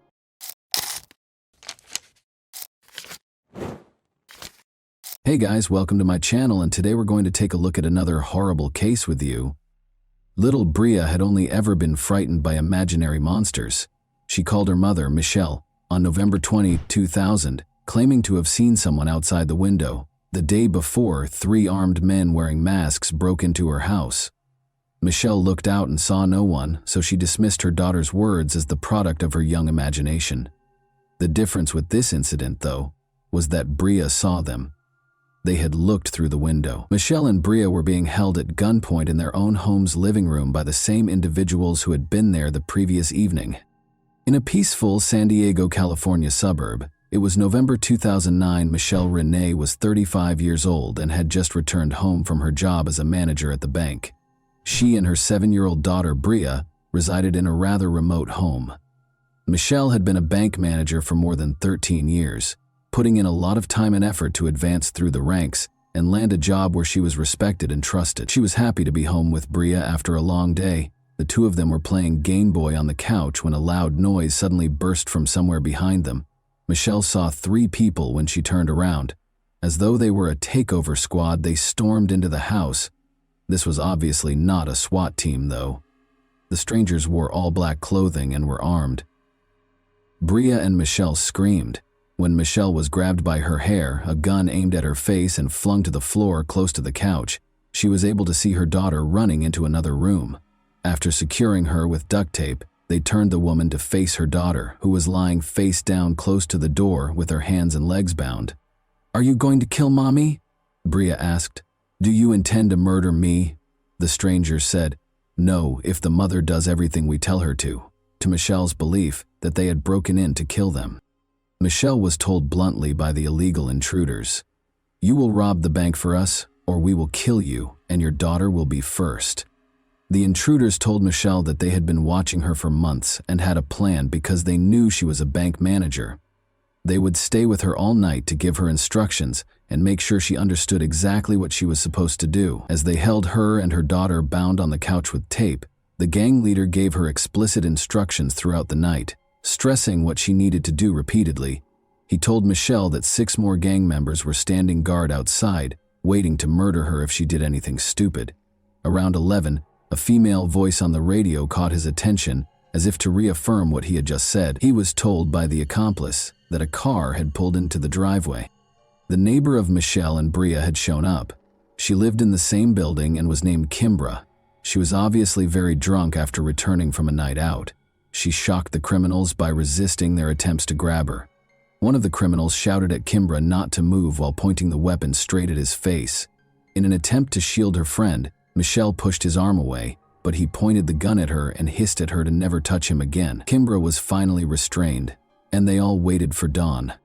Michelle became aware that she might be spending her final evening with her daughter. She needed to share everything with Bria. Thinking that this might be the last time she would ever touch her daughter's hair or see her sleeping, the mother smoothed her hair to give her some space to rest. The nightmare persisted in the morning. The robbers' leader told her to get up and prepare for work at 6 o'clock. He interrupted her to apply dynamite to her as she was getting dressed and arranging her hair. She was in excruciating pain as he taped it firmly to her back. Kimbra and Bria were also outfitted with sets of explosives by the criminals.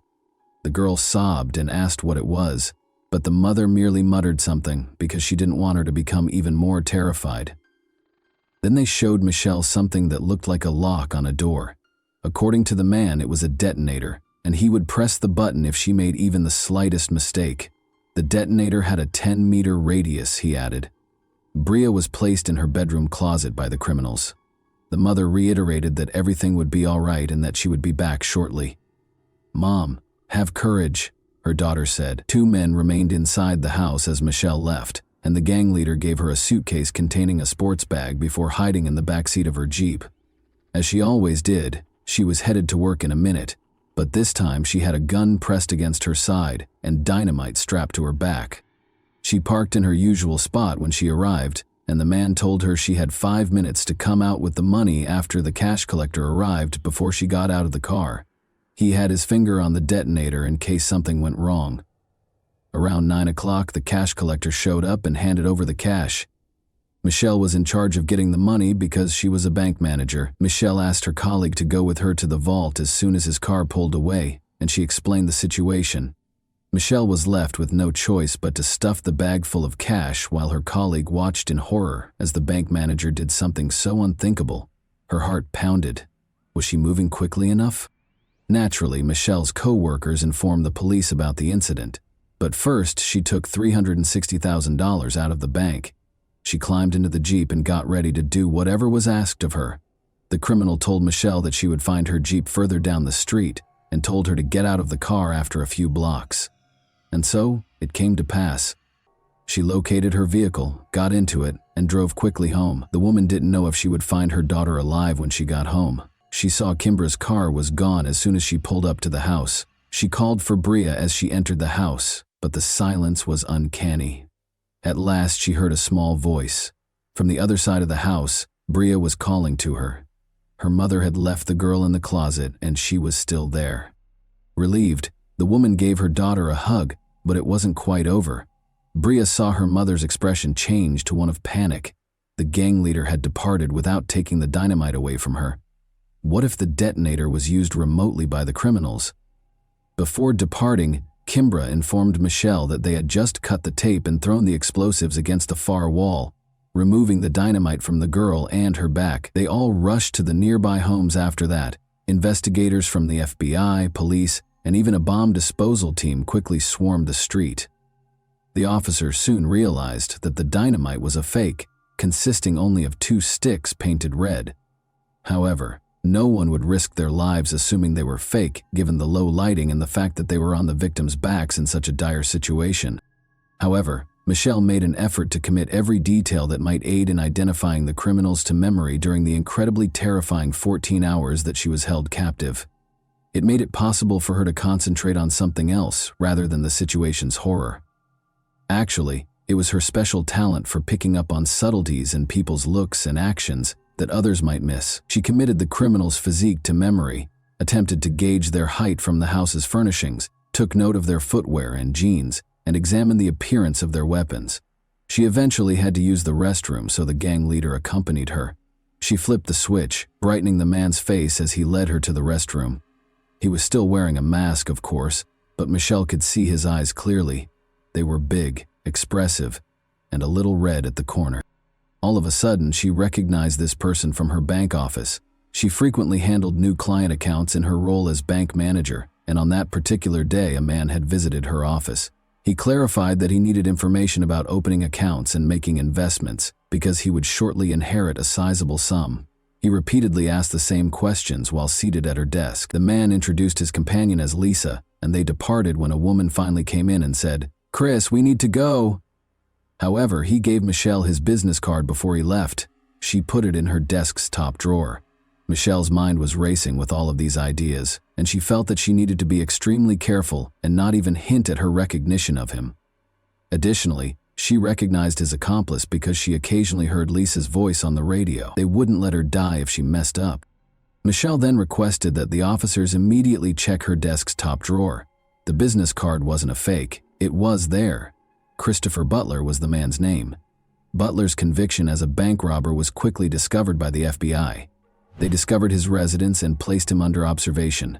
The bank was only a few kilometers from Butler's home and that of his fiancée, Lisa Ramirez. The other two men, Robert Ortiz, who had his sights set on Bria, and Christopher Higgins, a big man who protected Michelle, were soon recognized by detectives. The decision to arrest Christopher and Lisa was made on December 1. They were allegedly pulled over for document verification during a routine traffic stop. There was just so much evidence in the car. In a stressful situation, the pneumatic gun in the glove compartment appeared completely real. In addition, the officers discovered a black bag Michelle had described, gloves, homemade masks, Michelle's credit cards, banknote adhesive ribbons, and even a door lock that the criminals had managed to pass off as a detonator.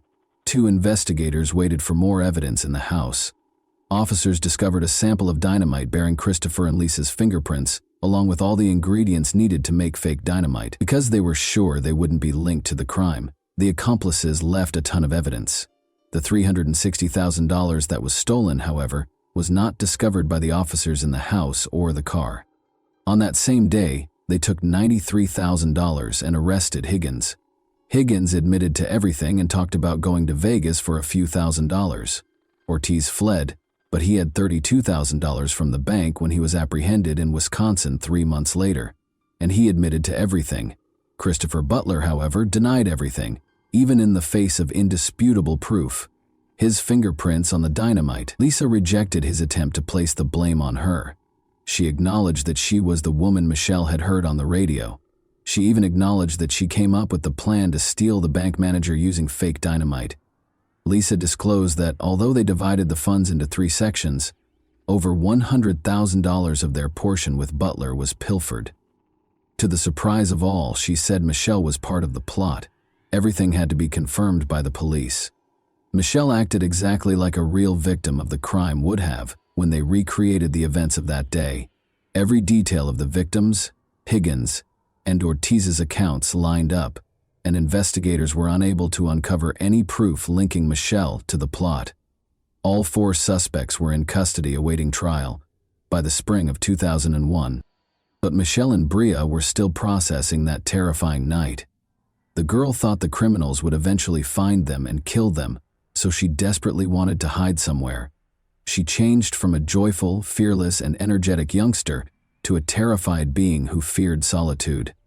Michelle took Bria to stay with her grandmother in Alaska in June because of this. She went back to finish things up and moved to Alaska with her dog, essentially no money and a camera, leaving the child with her grandmother. She drove off on a 9-day journey. Since she had committed to returning for Bria's birthday, she was only on the road for 9 days. Their healing really started only after they relocated. Michelle and Bria were prepared to confront their criminals when they returned to San Diego for the trial a year later. Michelle believed the trial was merely a formality because the investigators had gathered so much evidence. How foolish she was. Together, Christopher and Lisa were put on trial. Lisa would find it challenging to maintain her innocence because she confessed during a videotaped interrogation. In order to spare her from life in prison, Her attorney made a deal with prosecutor Tom Manning, but he turned it down. However, the judge was compelled to forbid using Lisa's statements in court because she incriminated Christopher as well as herself during the interrogation. The case depended almost exclusively on Michelle's statements in the absence of Lisa's confession. The attorneys for Christopher and Lisa made the decision to pursue Michelle in an effort to damage her reputation. The jury doesn't think angry witnesses are trustworthy. Michelle did not do well on the witness stand and they were successful. The problem was that Michelle wasn't your typical victim. She had been a stripper for many years. It was a decision she had to make in order to live, and the woman didn't hide it. Michelle left home when she was 15 years old and put in a lot of effort to rise from bank manager to regional vice president before taking a bank manager position to spend more time with Brea. She kept up her exotic dancing for a while even while she was employed at the bank. However, Michelle's integrity as a witness was called into question by something else. She falsified her resume and other documents, listing experience and skills she didn't have in order to obtain a job at the bank. This appeared to be less than ideal from a legal standpoint. Butler's attorney also probed her personal life in an attempt to paint her as a careless, egotistical mother who would stop at nothing to get money. Her financial troubles might have served as a catalyst for the conspiracy. Since the FBI reports made no reference to Michelle recognizing Lisa's voice on the radio, Lisa's attorney asserted that Michelle had lied about it, and there was nothing stopping him from adamantly declaring that the voice on the radio was not that of his client, because Lisa's admission was not heard in court. He then asked Michelle about marked bills, which are traceable banknotes that banks store in safes in case of a robbery. She didn't intend to endanger her daughter's life, and the criminals cautioned her against taking such notes. However, the attorney now asserted that it was suspicious. In addition, he questioned her maternal instincts, knowing that her daughter is wearing dynamite. Would a mother rush to the house where she is? Following Michelle's 3-day testimony, Christopher took the stand. He testified that he had a romantic relationship with Michelle and that she was behind it all. He had no proof, of course, but his plan was obvious. First and foremost, he was committed to keeping Lisa safe at all costs. Second, compared to kidnapping for robbery, the robbery was deemed less serious. However, his plan only partially succeeded. After 5 days of deliberation, the jury found Christopher guilty of robbery and kidnapping Kimbra and Brea, but they were unsure about Michelle's abduction. 2 jurors abstained, and 1 juror thought Butler was right. He received 3 consecutive life sentences plus an extra 64 years in prison. Lisa was acquitted of all charges. Both Higgins and Ortiz were swiftly convicted in the second trial, which proceeded completely differently. Each received a 32-year sentence. There was never any trace of the remaining $260,000 in bank funds. Therefore, while the guilty were incarcerated to serve their sentences, Brea and Michelle saw it as only the beginning. It was a difficult road for them to heal, but eventually Michelle understood that she could either take charge and set an example and support system for her daughter, or she could become angry and blame the kidnappers for all of her life's shortcomings. So she did. She began her own public relations firm from the beginning, gave numerous speeches in public, told other assault survivors her story, and penned a book that was made into the movie In Captivity. Brea followed her dreams after being inspired by her mother. Despite receiving a multiple sclerosis diagnosis at the age of 18, she went on to attend college and join the school cheerleading squad, but they had to confront the past once more after their world was destroyed 20 years ago. Christopher was granted parole in June 20. Tom Manning, the prosecutor, made the decision to attend the hearing. He had a strategy. Christopher Butler was questioned by him regarding all of his false statements made in court. Christopher could have insisted on his version and carried the truth to his grave, so it was a dangerous plan. However, he acknowledged that Michelle was never a part of the conspiracy and that they did not have a relationship. He blamed his ex-girlfriend Lisa Ramirez for the crime, but he refused to accept responsibility for it. He conveyed his profound apologies for the suffering his victims had endured as a result of him. Christopher acknowledged that he felt deeply moved by Michelle's book and that he regretted what he had done. Despite their forgiveness, Michelle and Brea opposed his release and repeatedly refused to let him go. They had a fundamentally different attitude toward Ortiz and the other 2 men. In court, he was the one who expressed regret to Michelle. Ortiz was released in January 2021 after Brea spoke favorably during his parole hearing. Working together in Michelle's newly established business, Michelle and Bria are now closer than ever. Michelle's 9-day healing journey to Alaska altered her worldview, and she wrote another book about it. And that wraps up today's chilling story. If you enjoyed this video, don't forget to like and subscribe so you never miss a new upload. Also, let me know in the comments, what part of this story shocked you the most? Thank you for watching, and I'll see you in the next video.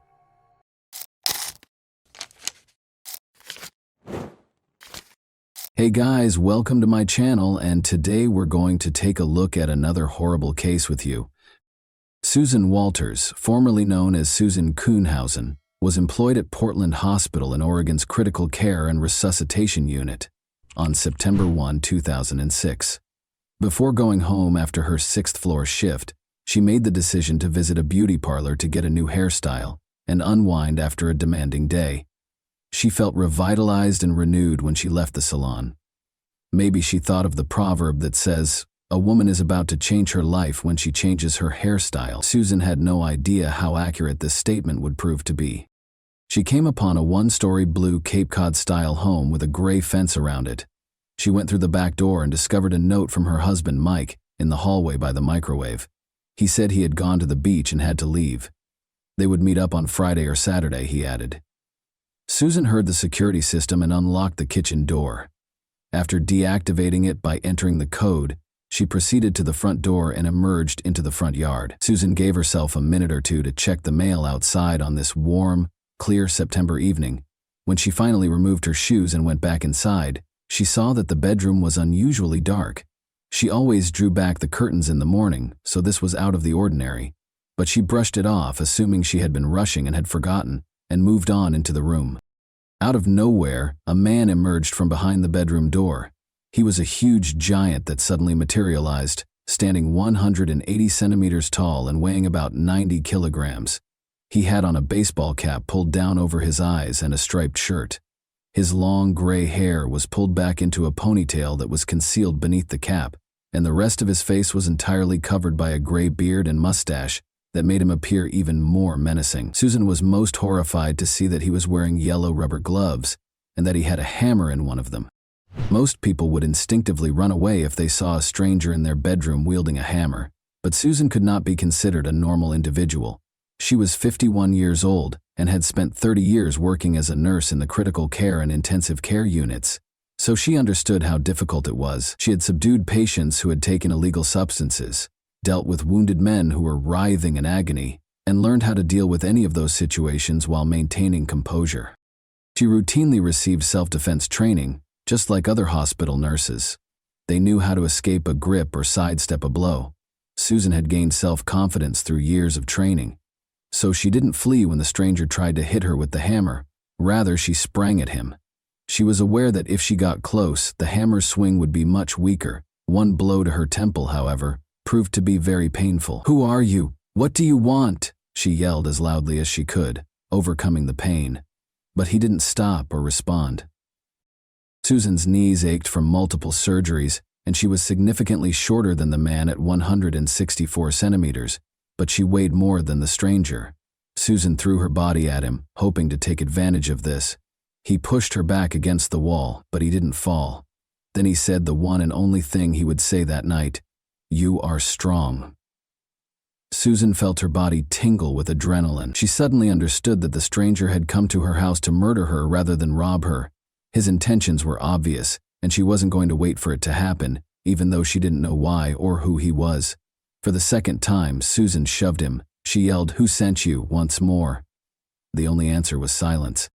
Luckily, the woman was able to knock the hammer out of his hand, and then hit him 3 or 4 times in the head. Susan caught him by the throat as he recovered control of the instrument. She interrupted his breathing with her hands and repeated, "Who sent you here?" The stranger's face first turned red, then purplish, and then nearly blue. In a panic, Susan released his throat. She just wanted to get out of there because she was tired and in pain. However, the man caught up to her before she could escape the bedroom and enter the small hallway. Her lip was smashed when he pushed and struck her. Even now, she is plagued by the memory of what transpired next. Susan looked down at the floor and thought she was going to die as he stood over her with the hammer. However, people needed to know that she battled for her life if death was her destiny. She was unable to describe how she did it, but she was able to knock the man down on the floor beside her and began biting him so that, should she die, her killer would be identified by her tooth marks. She rolled with the man on the floor, biting his hand, his thigh, and even ripping his pants zipper to get to his groin. For her, though, even that was insufficient. She felt the man's clothes with her hand in an attempt to find any identification or proof that she could conceal in a closet or beneath the bed for the police to find. For a full 14 minutes, the struggle went on. "Tell me who sent you here and I'll call an ambulance for you," she yelled as she threw her left leg over the intruder, climbed on top and put her left arm around his neck. He remained silent. Rather than letting her off his back, the intruder just growled. Susan pressed her hand more firmly against his throat as she leaned in. The man eventually ceased to move. Susan ran to the neighbor's house, grabbed his hammer, and dialed 911. When Susan's neighbor told the emergency dispatcher that the injured woman may have strangled an unidentified intruder who had broken into her home with the intention of killing her, the dispatcher was shocked. The neighbor clarified that Susan had put the man in a chokehold and repeatedly hit him with a hammer after the operator explained what the injured woman had done. The neighbor, who works as a nurse herself, responded that the man needed the ambulance when asked if the injured woman needed one. The dispatcher reassured the women that the ambulance was already en route and asked them to stop handling the hammer. Susan was taken to the hospital where she worked by the paramedics who arrived. Her worst fears were validated at that point. The man who had attacked her was dead, she found out. The identity of the man was quickly established by investigators. In his back pocket, they discovered an identification card.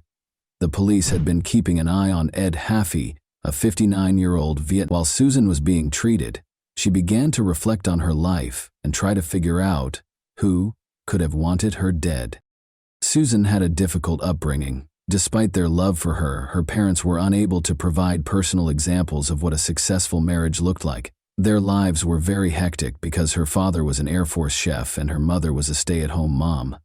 The family had to constantly adjust to new homes and schools after moving from Colorado to Arizona, California, and Nevada. When Susan was in the second grade, her parents got divorced. Susan's romantic life took a turn in the early 1980 when she moved to Oregon and began working as a nurse. Susan's mother and friend sponsored a newspaper ad in 1988 announcing that she was prepared for a committed relationship. The ad was written in Susan's usual light-hearted and upbeat style. Mike Kuhnhausen, 39, wrote that he loved nothing more than strolling along the beach at sunset in one of the many responses she received. Mike spent a lot of time talking on the phone. He spoke in a pleasant tone and didn't hesitate to bring up weighty subjects. They threw unsalted peanuts to squirrels and fed ducks on their first date in February 1988 at the Crystal Springs Rhododendron Garden. They were married within a year. However, things weren't always easy in their marriage. The days of taking long walks in the park were over. Although Susan was the primary provider for the family, her husband disapproved of her spending time with friends and insisted on an accounting for every dollar spent. Susan soon discovered that her husband had never been content and didn't think he could make her happy, and they didn't have any kids. Mike eventually got a job at a business that sold adult videos at one of its locations. However, Susan decided she had had enough after 17 years of marriage. Although she no longer wanted to live with her husband, she still cared for him. She desired to experience joy once more. She asked him to leave the house in September 2005. Mike went to live with his father. That being said, they remained friendly, and he frequently came over to visit Susan's cats. As a result, Susan made the grave error of failing to update the locks or the alarm code, which was 1,210 the day of their wedding. Susan went home to collect her belongings the very next day following the attack, accompanied by her friend Helen Ballone. A backpack that shouldn't have been in the basement was discovered by Helen. Like any other basement, Susan's was filled with a wide range of items, so the police were unaware of the backpack. Dessert syrup, diabetes medicine, $200 in cash, a journal, and a receipt for a payment made to Ed Haffey were all found inside the backpack. The diary entry, from September 4, 2006, states that Mike was supposed to get a call from the man. Mike's new mobile number was also included. According to the autopsy, Haffey had taken a nearly fatal amount of illegal drugs prior to breaking into Susan's home. Although his family told the police that he was a successful tennis player and came from a wealthy family, the man had recently been living in a trailer. But 15 years ago, Haffey did something horrible. He planned the murder of Georgia Lee Dutton, 39, his ex-girlfriend, in 1991. Near Roseburg, in the Umpqua River, her body was discovered. After acknowledging his guilt, Haffey was imprisoned for the next 9 years.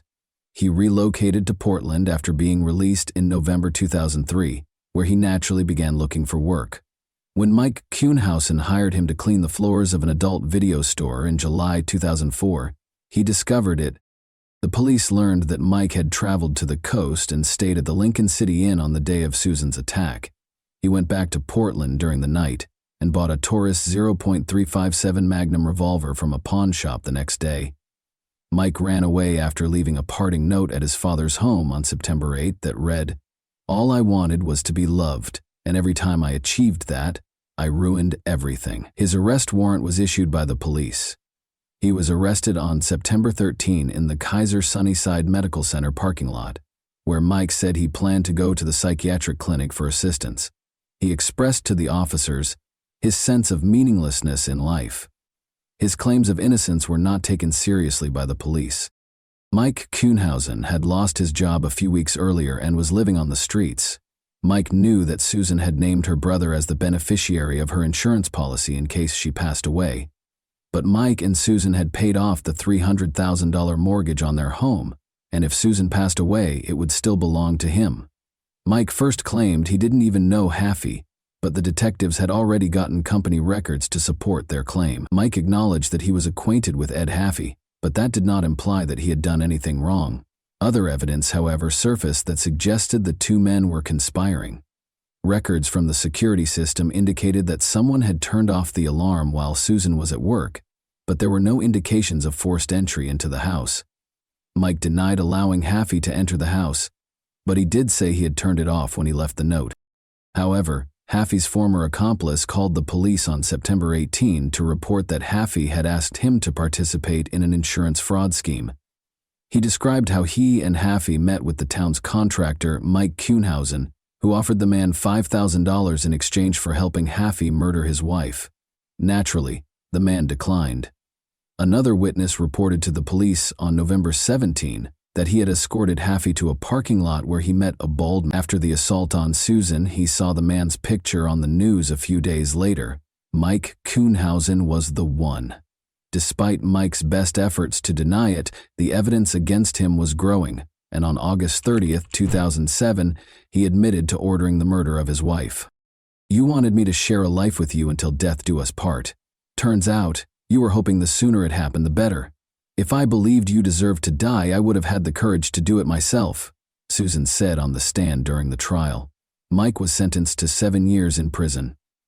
Susan filed a lawsuit for $1 million right after the sentencing to make sure he wouldn't have enough money left for another contract. The scheduled date of Mike's release was September 14, 2014.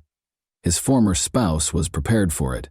The new Susan, who had once been lively and daring, became very wary. She sat with her back to the door in restaurants. She started taking a different route to work, and she would circle the block for a while if she thought someone might be pursuing her in an attempt to ward them off. In Portland, she relocated to a new home on a gravel-lined dead-end street where she could hear footsteps if someone came to the window or door. She also practiced shooting in the garage next door. "I'm serving a life sentence for choosing the wrong husband," she quipped. Susan did everything she could to make sure Mike would never be able to harm her, but her ex-husband was never given the opportunity. 92 days prior to his release, he passed away from cancer on Friday, June 13, 2014. The prisoner's letters reveal that he only confessed to the crime in order to avoid a longer sentence and never really admitted his guilt. Mike thought he was the true victim of the incident. Susan acknowledges that she mourns his life, which he could have had if he had only let those who loved him into his heart, rather than his departure. She also laments that he passed away in prison, far from all of his loved ones. Since it is difficult for a victim of crime to get the information they need, Susan looked for information about Mike's release and her rights following his release while he was incarcerated. As a result, in 2017, she and the district attorney's office developed Case Companion, a free website devoted to helping local crime victims. It provides answers to all of the victims' inquiries concerning the legal system. Victims can also follow the defendant's court dates, sentencing information, and the date of the convicted person's release after the district attorney's office files charges. Susan kept up her nursing career until December 2014. Since saving lives was the focus of her work, she was long perplexed as to why her coworkers referred to her as a hero. They called her a hero not because she killed someone, but because they want to believe that if they were in a similar situation, they would also be able to survive, her supervisor explained to her. Susan can't recall what happened without crying, even after all these years. She acknowledges that she thought of Hafey's family right away after learning of his passing. Everyone has someone who loves them. Children, a wife, a mother, a father. The worst part of what happened is not that someone tried to kill me, but that I had to kill someone to survive. But I'm not ashamed because I didn't choose his death. I chose my life. I chose to live. Although what happened was terrible, no one in this family thinks poorly of you. You did what you had to do, and by doing so you protected many from a similar fate. Susan finds comfort in helping others, knowing that they can also survive after an attack. Aunt Ada Duffy wrote her a letter in 2010 after learning about her suffering. If you can't run and can't hide, you have to fight, she states. You can't know that you won't survive. And that wraps up today's chilling story. If you enjoyed this video, don't forget to like and subscribe so you never miss a new upload. Also, let me know in the comments, what part of this story shocked you the most? Thank you for watching, and I'll see you in the next video.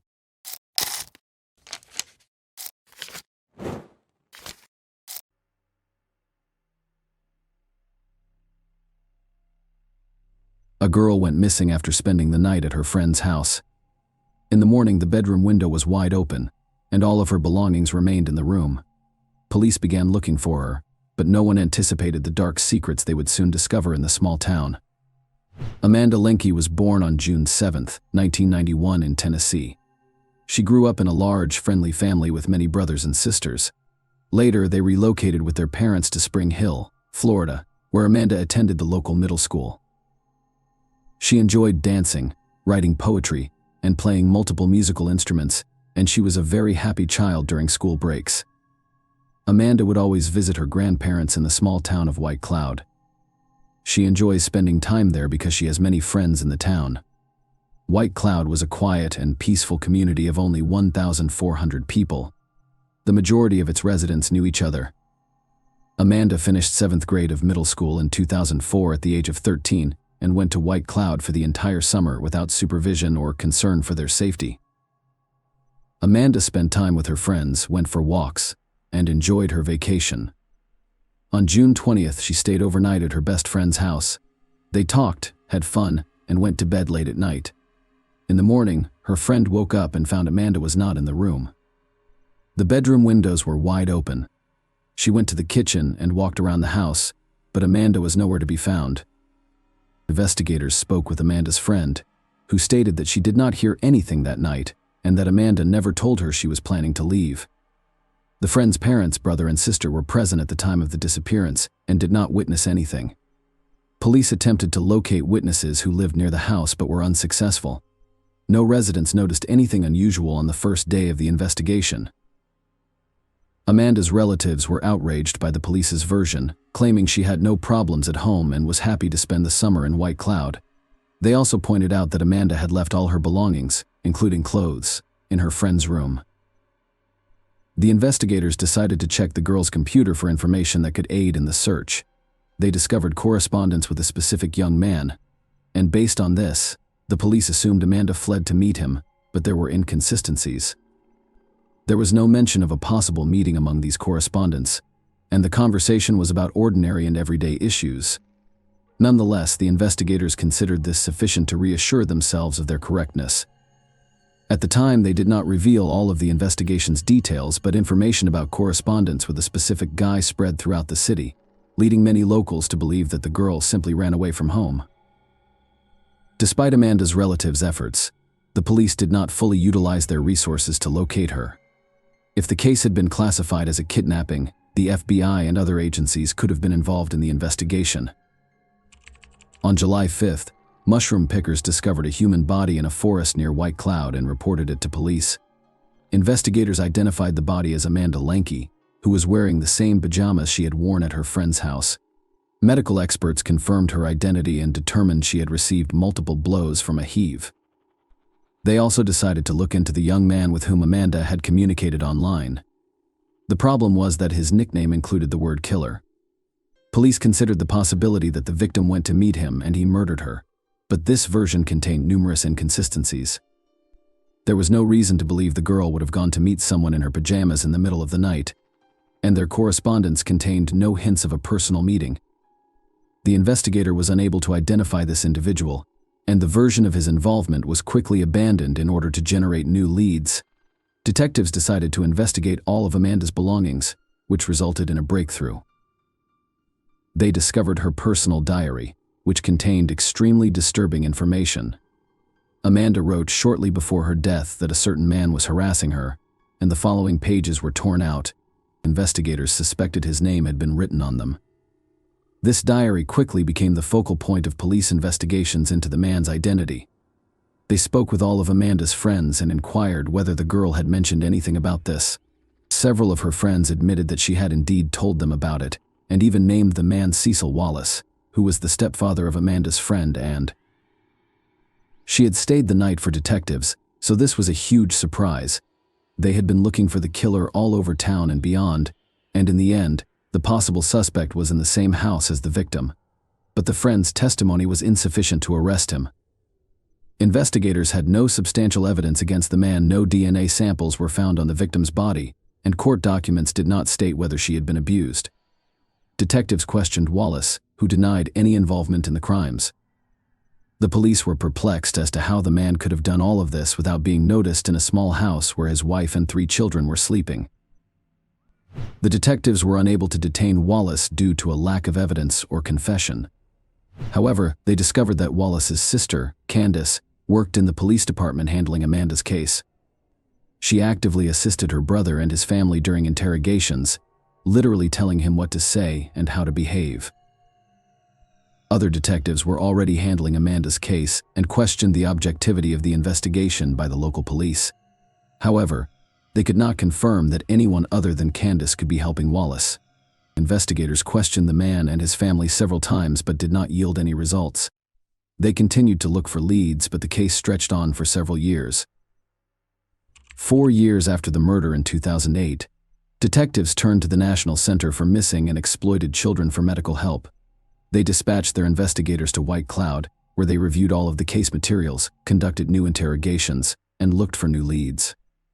Ultimately, they reached the same conclusion as the local detectives: there was insufficient evidence to make an arrest. 3 more years passed, and in 2011, the police received a new lead that changed everything.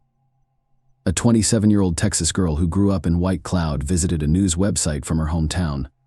There, she discovered information about Amanda's murder and began investigating it. After learning that the victim had spent the night at the Wallace house, the woman decided to contact the police and report something disturbing.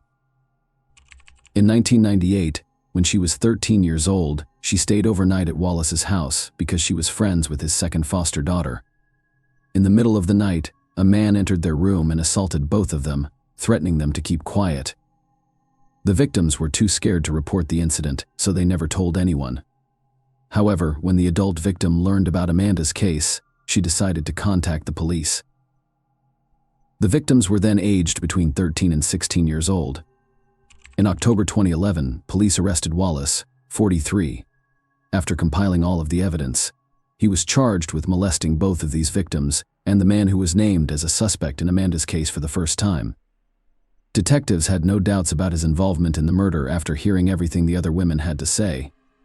At the preliminary hearing, he was granted bail of $150,000, which he was able to pay. Apparently, his sister and other relatives assisted him in gathering the funds. The trial was scheduled to begin in a month. While waiting for Wallace to return to work, the locals were upset that he had been released on bail. They repeatedly protested outside the company's office, demanding that the man be fired. On November 10th, the day of the first court hearing, an unexpected development occurred. Wallace did not appear at the scheduled time, and the police immediately declared him wanted.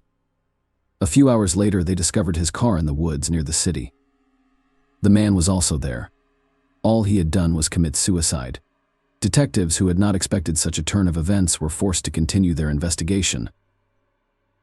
After the suspect died, they could only rely on strong evidence linking him to Amanda's death. They obtained a search warrant for his home, hoping to find any evidence of her murder. The police searched every corner, tore down some walls and removed floorboards, but could not find any significant evidence. They turned their attention to the suspect's sister, Candace. Detectives were convinced she was covering up for her brother and wanted to know if she knew he had killed Amanda.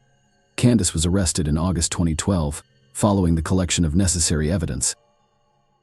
She was charged with intentionally misleading the investigation, but this was just the beginning. During the investigation, detectives discovered that Candace had been covering up for her brother when he was dealing illegal substances. She also taught him how to not leave any evidence at crime scenes, and she demonstrated how to properly wipe his fingerprints off surfaces so that experts could not lift them. Candace also advised him to always carry a cigarette containing someone else's DNA in case he needed to plant it at the crime scene. Detectives also concluded that at least 9 people were aware of Wallace's crimes but chose to remain silent. All were family members. The police were unable to establish guilt. Candace's involvement was investigated for 2 years before she agreed to a deal with the police in 2014. She admitted to lying to the investigators, and in exchange, 2 other charges were dropped. Wallace's sister was unable to provide consulting services on a case in which she was working as a police officer. Given that she was assisting her brother during interrogations, she violated this rule and was eventually punished. Candace, however, insisted that her brother was innocent, and the court sentenced her to 30 weekends in jail. This is a dubious practice in which the convict is only required to be in the jail building 2 days per week and is free to roam the rest of the time. Such sentences are a kind of half measure, and if a person has committed a minor offense, they can face several weekends in jail. As a result, they receive a punishment that has little impact on their lives. The convicted individual can continue to work and spend time with their family. Of course, Amanda's relatives were extremely dissatisfied with the decision. They were certain that Candace had assisted her brother in avoiding punishment. However, they were unable to fully approve it, so she received such a minor punishment. Amanda's family was forced to face yet another trial in 2004. Medical experts only handed over a portion of her remains so that they could hold a funeral. The remainder was to be kept by detectives during the investigation. However, following Wallace's death, it was decided to hand over the remains to his relatives. In 2013, the girl's family had to exhume her remains in order to bury him. Her mother is still hoping that investigators will find evidence to prove Wallace's guilt. She also seeks legislative changes to alter the police approach to searching for missing children.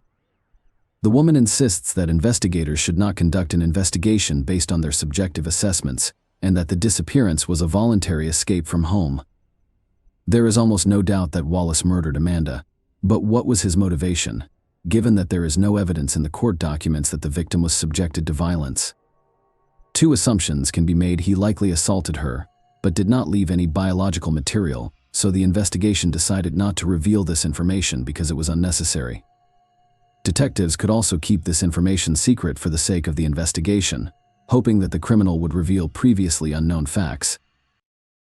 His past crimes also speak in favor of Wallace being the killer. He assaulted at least 3 victims using the same scheme. All of them stayed at his house overnight. The question remains, why did he kill Amanda? Perhaps he planned to intimidate her, like the others, but the girl threatened to tell the truth to everyone, or she tried to run away from him. And then he panicked. Something else in this case is very alarming. Detectives suggested that all of Wallace's relatives who were in the house on the night of the murder knew about this crime, and even helped the man hide it. In addition to Amanda, his wife, son, and daughter were there. This could explain how he managed to attack the victim without waking any of his relatives. In any case, even without a final verdict from the court, Wallace will no longer be able to harm anyone. The fact that he settled the score with his life before the trial once again speaks in favor of his guilt, even though he took the details of this crime to the grave. Please share your thoughts on this story in the comments section, and thank you for watching.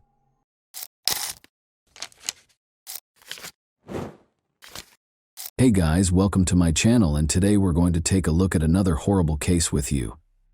This was a mass killer confessing his darkest intentions, but the real horror was the cold, calculated execution of his crime, captured in real time.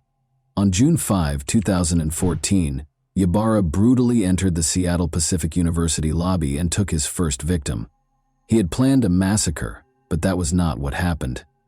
During one of Seattle's worst crises, a single small mistake set off a series of events that would change everything. There were a number of horrifying facts that were just waiting to be revealed. June 5, 2014 started out like any other day until, shortly before 3 p.m., a string of calls from the same location flooded the Seattle Police Department's helplines. The city would be thrown into an unimaginable crisis and chaos in a matter of minutes. A nightmare started when a man carrying a gun entered SPU. With each call, more terrifying information surfaced. The description initially appeared ambiguous and unremarkable, but the details were beginning to come together. He wasn't an aspiring pupil. His purpose for being on campus that day was darker. But why was he there, and who was he? They would soon find out more about his nefarious schemes. The white pickup van he was driving was seen parked on the street close to the Seattle Pacific University campus in Washington. This man, whoever he was, had no intention of going away quietly. And just as police closed in, something far worse was about to happen. Paul Lee, a 22-year-old random student, was struck by the first bullet. The question was no longer who he was. The van belonged to 26-year-old Aaron Rivera. Now the only question was, how far would he go? A massacre was in the making, and the police seemed like they might be too late to stop it. Officers moved in, sirens heightening the tension across the campus, but no one knew what they were truly walking into, or how the standoff would unfold. Even before the police arrived, the action had already taken place, captured on camera as it all played out in real time. The man, whose identity was now confirmed to be Aaron Rivera, could be seen walking into the hallway calmly, as if he belonged there. The CCTV captured everything, every step, every glance, but no one knew what was coming next. There, sitting innocently at the desk, was 22-year-old Tristan Ruth, unaware his life was about to hang in the balance. The man leaned in close and threatened him. "Don't move, or there will be consequences." But it wasn't just Tristan in the building, unaware of the danger. Sarah Williams, 22, had just reached the bottom when Rivera turned and shot without thinking. Sarah was shot at close range in the chest. Tristan saw his opportunity then, and he took desperate action. The gunman would not be as fortunate, though, as his next move would be the demise of his entire scheme. Aaron's statements were obviously more than just threats. He was shooting people, and he had a clear plan that was only a few seconds away from causing total mayhem. However, he then committed a critical error. A security guard caught the gunman as he stopped to reload his weapon. A 22-year-old student and security guard named John Mice came up behind the shooter. Everything suddenly changed in a split second. He wrestled the shooter to the ground, wrenched the gun out of his hands, and pepper-sprayed his eyes. Aaron, the shooter, was on the ground with his eyes burning, and Sarah, the injured girl, took the opportunity to step aside. John moved away with the weapon to keep it out of the shooter's reach, but when he returned, he'd find a surprise. Aaron had produced a knife from his pocket. Next, John would engage in a physical altercation with the pepper-sprayed Aaron to remove the weapon from his grip. He was going to have unexpected help. Suddenly, a second hero, Justin Sarah, kicked the weapon out of Aaron's reach, ensuring it would do no harm. What was seconds away from becoming a massacre was stopped in its tracks, thanks to their courage. But the tragedy was nowhere near an end, and what came next was going to expose the harsh reality that changed everything. By 3:29 p.m., paramedics and officers from the Seattle Police Department flooded the campus. Officers immediately apprehended Aaron after finding John Mice and Justin Sarah holding him down on the hall floor. One team of police officers took Aaron into custody, while the second took hold of his van. Paramedics treated several students for shock, while Paul Lee, Sarah Williams, and John Mice were all transported to Harborview Medical Center in Seattle. Paul was pronounced dead on arrival at the hospital. Sarah was taken to surgery right away because her condition was critical. Despite Thomas's critical condition, medical personnel managed to stabilize him, and he was admitted to the hospital. After receiving treatment for the cuts he sustained during his fight with Aaron, John was allowed to go. However, This was not the end of the story. They thought the worst was over when the police showed up to remove the gun. They were unaware that the shooter was hiding something much darker than anyone could have predicted. After being brought to the homicide and assault unit of the Seattle Police Department, Aaron was informed of his Miranda rights. Detectives Dana Duffy and James Cooper then brought him in for an interview. What secrets was he concealing, and what was his true motivation? The truth was finally going to be revealed in the interrogation room, where the answers were hidden. Aaron was still recuperating from the pepper spray, so detectives Cooper and Duffy took a while to begin the interview. They started by inquiring about his private life. Janice and Ambrose Ybarra welcomed Aaron into the world in July 1988. He grew up in Seattle's Mount Lake Terrace neighborhood with his younger brother Joel and older sister Brandy. From the start, Aaron's life was described as turbulent. Ambrose, his alcoholic father, was a frequent source of conflict for the family. Aaron discussed his psychological issues, including his severe OCD, as he became more at ease during the interrogation. As the investigators spoke with this profoundly disturbed individual, they discovered that his OCD was only the beginning of his psychological problems, which started when he was 13 years old. Innocent students were suffering on the SPU campus because of a sin that only existed in Aaron's troubled mind and about which they knew nothing. When Aaron was little, his family made the decision to rearrange the furniture in his bedroom.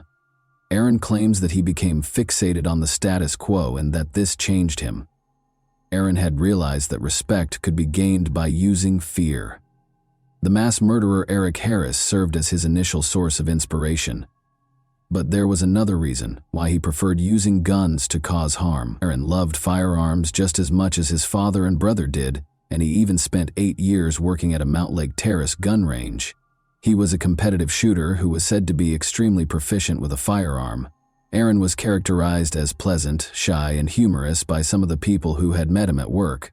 People were unaware, however, that the quiet young man was harboring demons. The theft of Aaron's firearms was the last straw. The compulsive Aaron couldn't get over it, and was convinced that he detested everyone. According to Aaron's delusions, the evil side was ready to take control. Perhaps the fatal outcomes could have been avoided if he had received therapy sooner, but that was not to be. Aaron had only begun therapy as a result of pressure from those close to him to get help. After quitting therapy, he brought his unsettling mission to SPU within a month. The next thing Aaron would say to investigators would make it impossible for it to be anything other than a premeditated crime, something he and his attorney would sincerely regret in court. Aaron's plans for July 5, 2014 were well defined. He aspired to end his life, just like one of his heroes did. It was supposed to be a declaration, but the students never took Aaron seriously and were unable to comprehend the full scope of what they had to deal with that day. He claimed that he was treated disrespectfully and that to be respected was to instill fear. Paul Lee, a 19-year-old student, was standing there. He took Aaron lightly, which was a fatal error. Aaron told the two detectives that he kept his plans a secret from everyone. Nevertheless, he documented everything in his journal and hoped that if he were killed in the shooting, others would comprehend his motivations.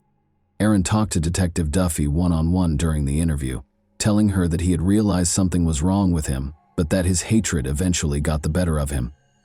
Aaron appeared to have accepted his fate and realized that his actions would have a severe impact on his life and future by the end of the interrogation. As investigators got to work on their case against Aaron Ybarra, students began to return to campus life and resume their regular activities in the wake of the tragedy.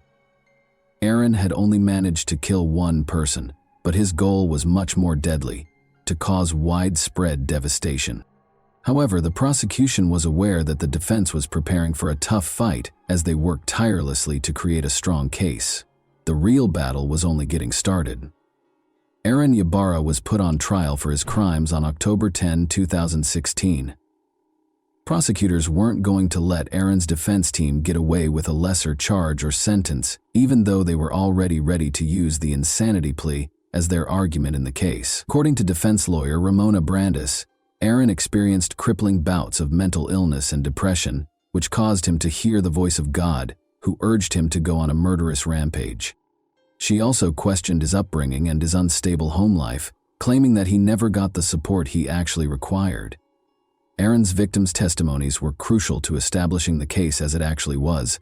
Paul Lee was the worst hit, followed by Sarah Williams. Before she could resume her regular life, she spent days in the hospital. She made an effort to describe the pain she endured in court. The entire scene in the SPU lobby where he and John Mice had overpowered Aaron was described by Justin Sarah. Ramona, the defense lawyer, also contended that Aaron's actions were influenced by his upbringing and unstable home life because he had sought professional help for his years-long mental illness. Under the direction of Senior Deputy Prosecuting Attorney Kristen Richardson of King County, the prosecution team was ready for the insanity defense. Aaron's own words were going to be used against him by the prosecution. They provided evidence that Aaron had voluntarily stopped taking his medication and quit therapy in order to allow his dark side to take control, shattering the notion that he did not receive assistance for his mental health problems. The assertion that Aaron was getting assistance from at least one family member was supported by testimony from his mother, Janice. His journal also provided evidence to the prosecution that he had premeditatedly planned and executed the shootings. Additionally, the recorded interrogation by detectives Cooper and Duffy was made available to the jurors, demonstrating Aaron's complete awareness of his actions and the repercussions. Aaron tells detectives in the video that he was inspired and motivated by Sung Hui Cho and Eric Harris, but he makes no mention of hearing the voices of God or Satan. Although the prosecution acknowledged that Aaron had serious mental health problems, they made it abundantly evident that Aaron planned and chose to carry out the shooting. Now that the sentence was just a few seconds away, everyone was wondering if the jury would feel the same way.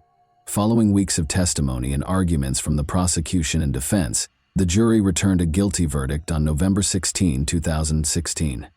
Aaron was convicted of 1 count of assault, 3 counts of attempted first-degree murder, and premeditated first-degree murder. Judge Jim Rogers sentenced Aaron Ybarra to 112 years in prison on February 17, 2017, for the shooting at Seattle Pacific University. Aaron spoke to the courtroom full of SPU employees, students, family members, and surviving victims during his sentencing. Aaron was the center of attention, but nobody was emotionally ready for what he said next. He apologized for the horrible crime he had committed. In addition, he expressed regret for killing Paul Lee, whom he hoped was still alive. Speaking to the survivor of the attack, Sarah Williams, he told her that she did not deserve the events of that day. Aaron expressed his desire to go back and change everything, but he acknowledged that it was too late.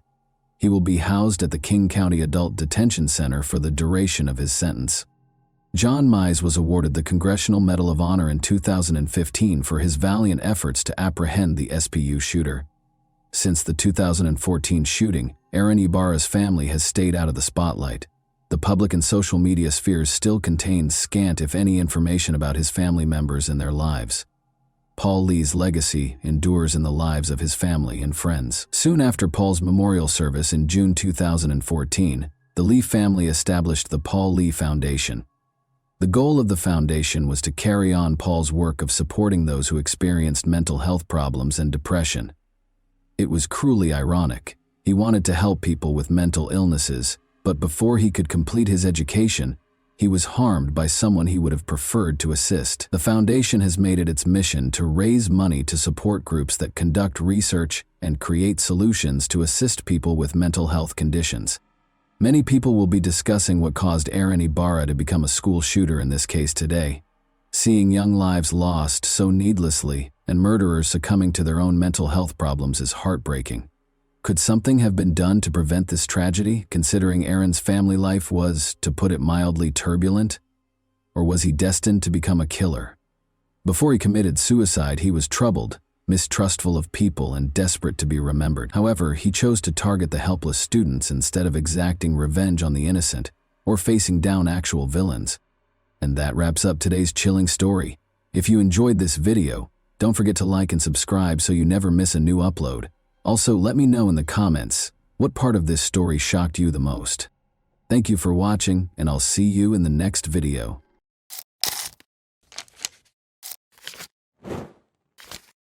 Hey guys, welcome to my channel, and today we're going to take a look at another horrible case with you.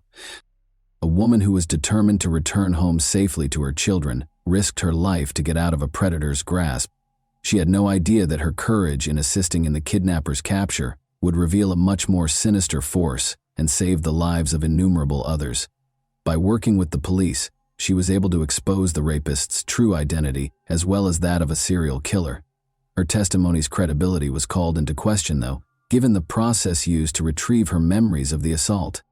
Shackled in chains, the prisoner paced the field, moving across the ground with deliberate steps. He lost himself in recollections, his gaze never leaving the tall yellow grass.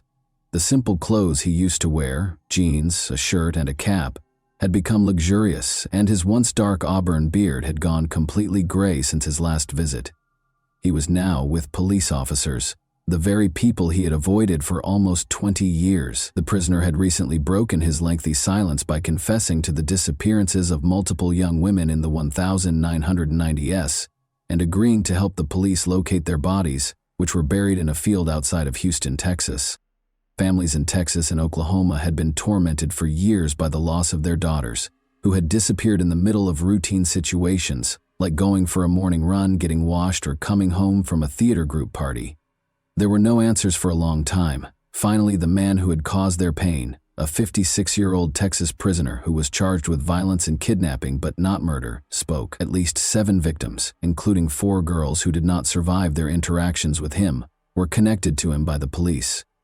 When taken as a whole, these cases depicted a serial killer posing as a good Samaritan who preyed on a particular kind of young brunette who was discovered on the streets. Although his surprising admission helped reveal the truth about what had happened to some of the victims, the family's most important question was still, why?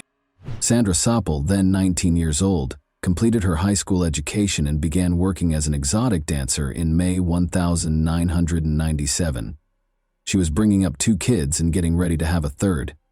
Sandra's intelligence and determination, which would ultimately save her life and open a Pandora's box of horrific crimes, were characterized by those who knew her. An frightened young woman called the police on May 17, 1997. Sandra was the one.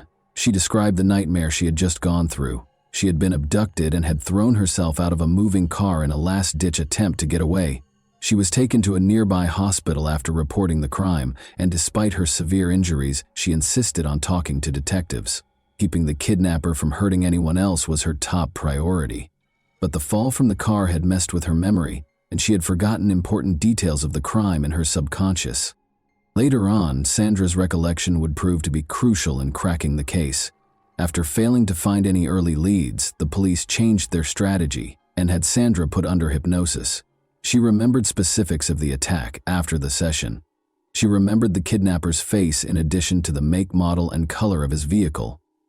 The police's suspicions about a possible suspect were confirmed by this discovery. Sandra was asked to choose her assailant from a lineup a few weeks following the hypnosis. A man named William Lewis Rice was indicated by her gesture. The police had seen Rice before. He had long been of interest due to his criminal past and actions. Although Rice had a challenging upbringing, he had a strong bond with his mother, who would stop at nothing to help him. Rice was born and raised on a farm in Yukon, Oklahoma. He left school to work as a horseshoer in the 9th grade. He married Judy Fleming, a shy girl he met in Anadarko, Oklahoma, when he was 19 years old. Judy remembered that if she didn't date Rice, he would shoot himself. She initially thought he had good intentions, but she quickly discovered he was capable of extreme cruelty. Their turbulent marriage was characterized by violence and adultery. After Rice broke into her new house, beat her, and put a knife to her throat, Judy finally filed for divorce. Even after getting married and getting divorced once more, Rice's violence spiraled out of control due to his growing hatred of women. Rice's first attack is known to have occurred in the spring of 1986, when her Mustang broke down on Interstate 35. The 19-year-old aerobics instructor, daughter of a sheriff's deputy, found herself stranded. Rice offered to help, but instead he kidnapped her, taped her hands together, and pushed her into his truck's sleeper cabin. After saying he loved her and that they would live together in Houston, he later attacked her. By calling her family from a payphone and feigning the need to use the restroom, the girl was able to get away. For the kidnapping and assault, Rice was taken into custody and given a 25-year prison term. However, because of prosecutorial misconduct, An appellate court lowered his sentence to 10 years in October 1996. Following his release, Rice went back to Anadarko to live with his mother, where he assimilated. His background was unknown to many locals, and he came across as modest and courteous. But by the spring of 1997, local young women were starting to go missing. Now in his late 30s, Rice had relocated to Houston, where he continued shoeing horses and working on construction sites. Although his actions raised suspicions, there was no hard proof that he was responsible for the crimes. When Sandra Sapal identified Rice, it was the last straw for the police. By connecting him to Sandra's attack and other unresolved crimes, they compiled evidence against him. Rice's trial took place in April 1998. In her testimony regarding her kidnapping, Sandra described how Rice had threatened her with a knife, cut her tire, and enticed her to his vehicle. She talked about how she thought her risky escape had saved her life. The defense, however, contested her testimony, claiming that Rice's name and photo might have distorted her memory and that hypnosis was unreliable. In spite of these defenses, the jury convicted Rice of aggravated kidnapping and gave him a 60-year prison term. The community experienced brief respite after Rice was imprisoned, but it wasn't until years later that he came forward with his most sinister secrets. Detectives were able to re-examine cold cases in the mid-2000s thanks to developments in DNA testing. In one instance, Tiffany Johnston, a 19-year-old recently married woman, was kidnapped in July 1997 from a car wash in Bethany, Oklahoma. Although her body was discovered the following day, the case wasn't resolved until 2015, when Rice was connected to the crime by DNA evidence. In order to avoid being executed, Rice consented to assist law enforcement, which helped them locate the remains of two additional victims, Kelly Cox and Jessica Kane, who were interred in the Texas killing fields. Although Rice's motivations were still unknown, his confessions gave his victims' families closure. Some saw his cooperation as a perverted form of pride, while others thought it was motivated by a wish to avoid the death penalty. In any case, his crimes left a path of destruction, and those he had harmed received some justice when he was ultimately sentenced to death. In addition to saving her own life, Sandra Sapal's courage and tenacity helped expose a serial killer who had been terrorizing communities for years. Her story serves as a testament to the tenacity of people who are not intimidated into silence, and her bravery made sure that Rice could no longer prey on innocent lives. And that wraps up today's chilling story. If you enjoyed this video, don't forget to like and subscribe so you never miss a new upload. Also, let me know in the comments what part of this story shocked you the most. Thank you for watching, and I'll see you in the next video.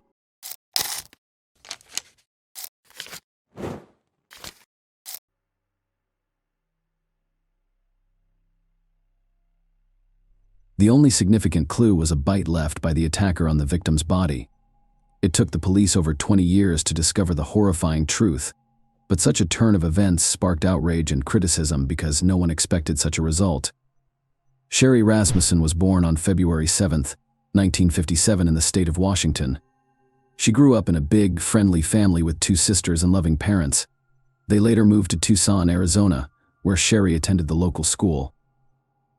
Sherry was an excellent student who completed elementary school a year ahead of her peers. During her summer vacation, she completed the entire 7th grade program by herself. After graduating from high school in 1973, she enrolled at a California college where her older sister was already a first-year student. Sherry decided to pursue a medical education and become a nurse, which required her to complete additional courses at another institution. After graduating from college in 1975, Sherry decided to pursue a master's degree at the University of California, Los Angeles, where she also worked as a nurse to fund her education. She received her master's degree at the age of 23. Her father purchased an apartment in the Los Angeles suburbs for her, but Sherry refused to live on her parents' income, so she wrote her father a check every month for the full amount of the mortgage payments. She also got a job at a local hospital, where she led the nursing department that cared for seriously ill patients. In May 1984, Sherry met John Ruthin, a computer engineer with a good education and intelligence. They started dating and married a year later. John moved in to share their apartment. They spent their honeymoon in Jamaica and returned home to celebrate Christmas with Sherry's family. Closer to 10 a.m., John tried to reach her by phone, but she didn't answer. Half an hour later, he tried again, but still no answer, so he called her workplace to check if she had gone to work, but Sherry hadn't shown up at the hospital. Either her sister also tried to reach her, but without success. John returned home from work at around 6 p.m. and immediately noticed something strange. The garage door was open, even though he had closed it in the morning, and Sherry's car was missing. Therefore, he first thought that she had gone somewhere. As he approached the garage, he saw a lot of broken glass and immediately discovered its source. There was a small balcony above the garage with a glass door which had been smashed. He entered the house through the garage and to his horror found Sherry there. She was lying on the floor, her body badly disfigured. John immediately called the police and detectives began to examine the crime scene. In all the rooms there was complete chaos. Broken vases, overturned furniture, and scattered items. A bloody handprint was found on the wall next to the alarm button. Apparently, the victim tried to reach it but failed. In addition to extensive bruises and wounds, experts discovered a human bite mark on Sherry's wrist. Aside from all of the foregoing, the marks on her hands indicated that the attacker had tied the victim before releasing her. The death was caused by 3 close-range gunshot wounds. Detectives discovered a blanket with bullet holes in the apartment and concluded that the attacker had wrapped the gun in it to muffle the sound of the shots. Detectives immediately concluded that the attacker and Sherry had engaged in a prolonged struggle. This was demonstrated by the number of scattered and broken items throughout the apartment, as well as a bloody near the alarm button. The lead investigator quickly stated that they were dealing with a failed robbery. In his opinion, at least 2 criminals broke into Sherry's apartment, but they didn't expect her to be there. A struggle ensued between them, and Sherry fought for her life until the end. Several facts supported the robbery version, the first of which was the disappearance of Sherry's car from the garage. Second, someone had placed the stereo equipment and player near the staircase leading to the second floor. According to police, the robbers intended to take them and leave, but after the scuffle and murder, they fled the scene. However, there were some questionable scenes in this version. First, the police found no evidence of forced entry, implying that either Sherry let the criminals in herself or they had a key. Second, the perpetrators did not touch all of the valuable items, including the jewelry box that was in plain sight. Detectives interviewed all of Sherry's neighbors but found no new leads. Residents reported hearing a struggle but no gunshots, and no one entered the woman's apartment. Experts collected blood samples and fingerprints, but DNA analysis was not possible in 1985. The lead investigators soaked a piece of cotton in the trace of the bite on Sherry's body, hoping that the attacker's saliva could be left behind as a clue to catch the killer. Furthermore, he informed the police about the disappearance of the document. Detectives were unable to find an explanation for this unusual occurrence. After a week and a half, they discovered Sherry's car in a parking lot 4 kilometers from her apartment. It was unlocked, with the keys in the ignition. Forensic experts attempted to locate fingerprints, but were unsuccessful.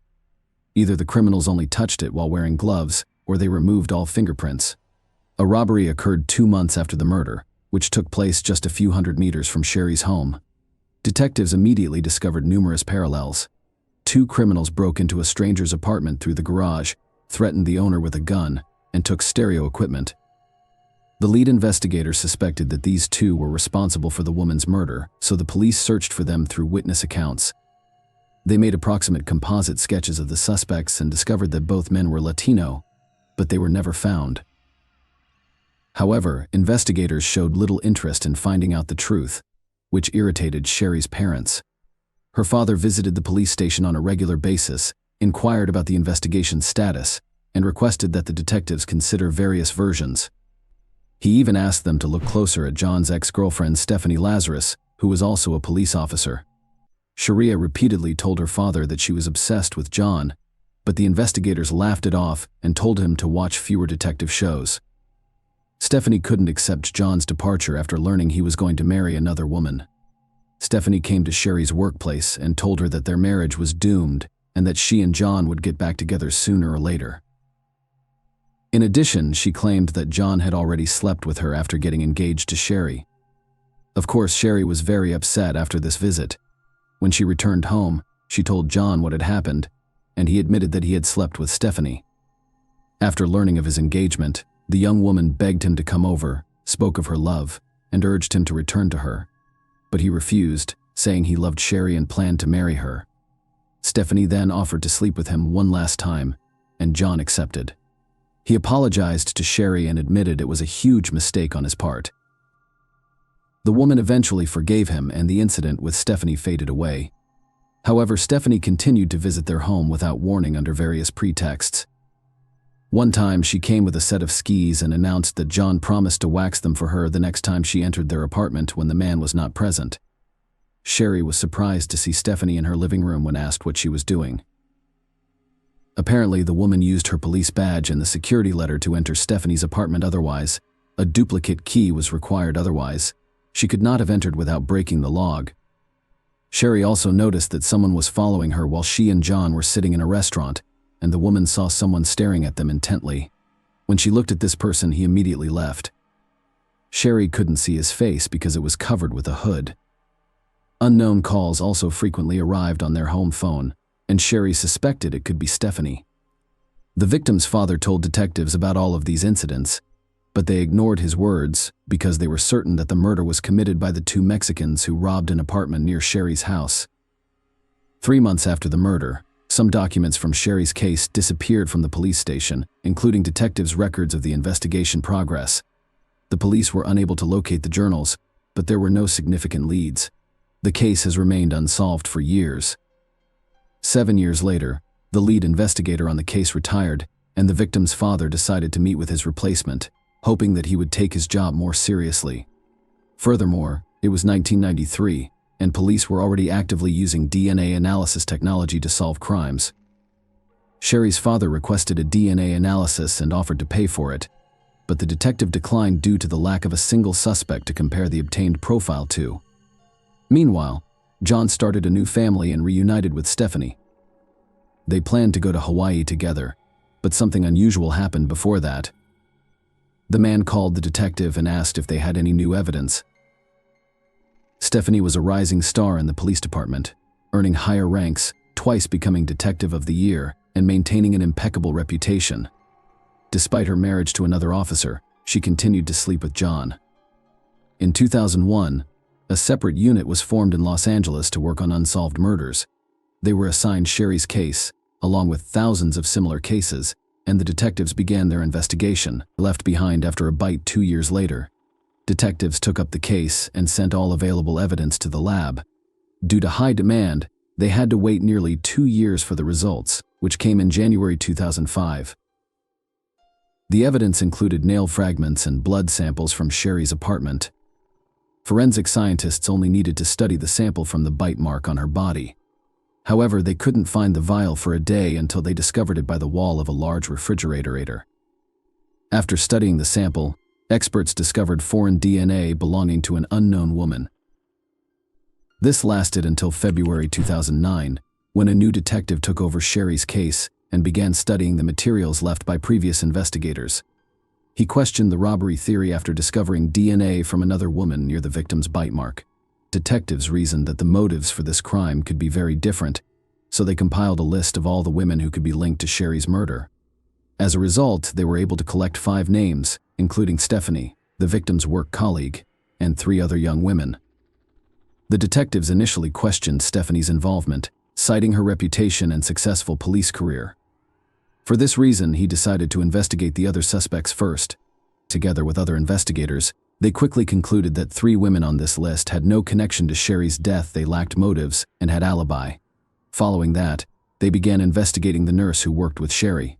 File stated that their relationship was tense, and the police obtained a sample of her DNA from the trash she threw away. Experts extracted the profile and discovered that it did not match the saliva found at the bite mark location, leaving the detectives with only 1 suspect. Stephanie and several colleagues agreed to keep this information secret until they could obtain solid evidence or disprove this theory. None of them wanted to accuse a police officer with an impeccable reputation of murder, and Stephanie could easily ruin their careers using her connections. They began secretly gathering information on her, trying to find any connection to the murder. Interestingly, the woman worked in the same building on the same floor as them. Because of this, the investigators had to take many precautions and not even mention her name in their notes. Soon, the detectives discovered the first interesting fact during the years of the murder. Stephanie owned a .38 caliber revolver, the same type of gun that was used to shoot Sherry. They also learned that the victim had repeatedly complained about strange and even aggressive behavior from Stephanie. The fact that the police officer came to Sherry's workplace in her uniform and said rude things to her seemed suspicious. Even more suspicion was added by the fact that Stephanie had broken into Sherry's gated community and even into her apartment several times. After analyzing the reports and photos from the crime scene, the detectives concluded that the possible robbery seemed staged. Nothing was taken from the apartment, not even the valuable items that were prominently displayed, but instead only a player and stereo were taken away. Moreover, the shooter had to be well versed in how the gun worked in extreme conditions. They were able to wrap the gun barrel with a blanket in such a way that the neighbors did not hear a single shot. It is unlikely that a low-level thief of players could possess such skills, but a trained and experienced police officer could. Another fact indicating Stephanie's involvement was a stolen marriage registration certificate found in her apartment. Why would some random burglars look for this document and take it with them, leaving a whole box of jewelry behind? But for Stephanie, it could have had significant symbolic value. Perhaps killing Sherry was not enough for her, or she had planned to break into her apartment only for this document, but the woman caught her in the act. In the end, the detectives learned that 2 weeks after the murder, Stephanie came to the police station and filed a report of theft. According to this information, someone had broken into her car, which was left near the pier, and stolen several items, including a sports bag, clothes, videotapes, and a .38 caliber revolver. Given all the facts presented, the moment with the gun seemed very suspicious. Detectives suspected that she intentionally got rid of the weapon, disguising it as a theft. Furthermore, she filed a report at a different police station where nobody knew her, which seemed very strange since her colleagues would have taken the case with the utmost responsibility. As a result, the detectives decided to obtain a DNA sample from Stephanie. Several officers undercover followed her for a week until they finally had the opportunity to get it. On May 28, 2009, Stephanie and her stepdaughter stopped at a cafe for a snack.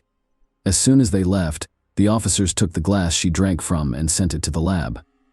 The next day, the result was ready a full match.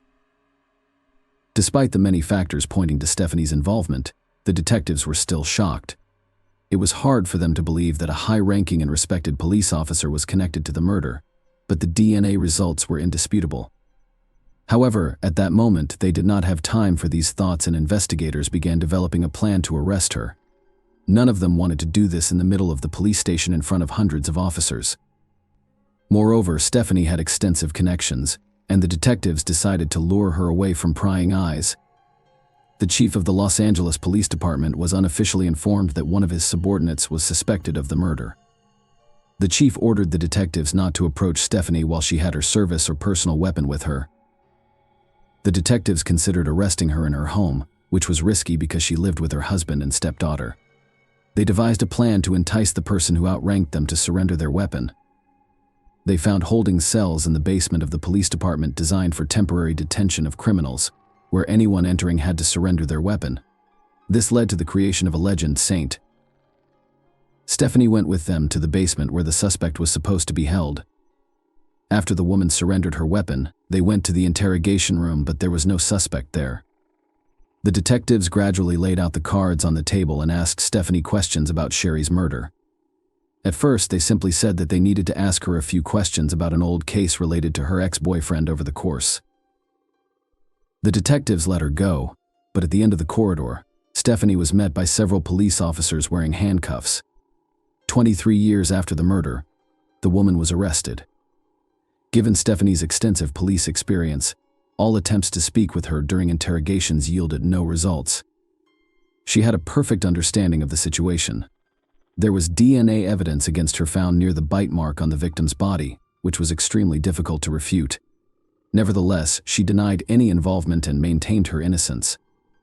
As a result, the detectives were forced to prepare documents for transfer to court over the next several years.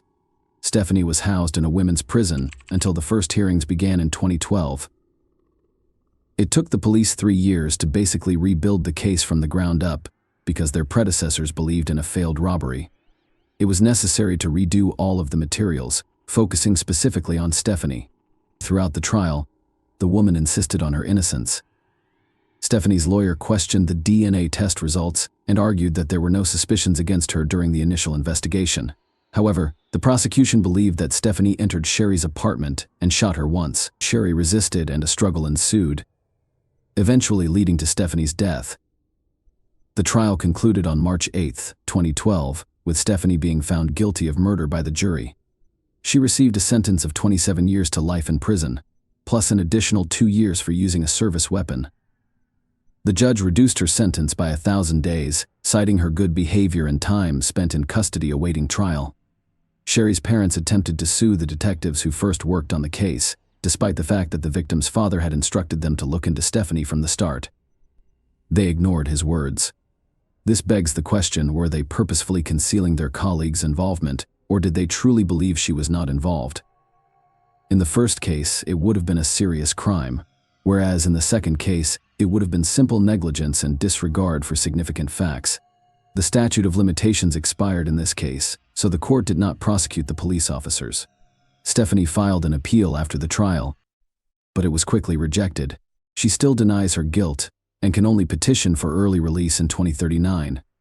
Sherry's ex-husband John lost interest in investigating her murder and began a new life.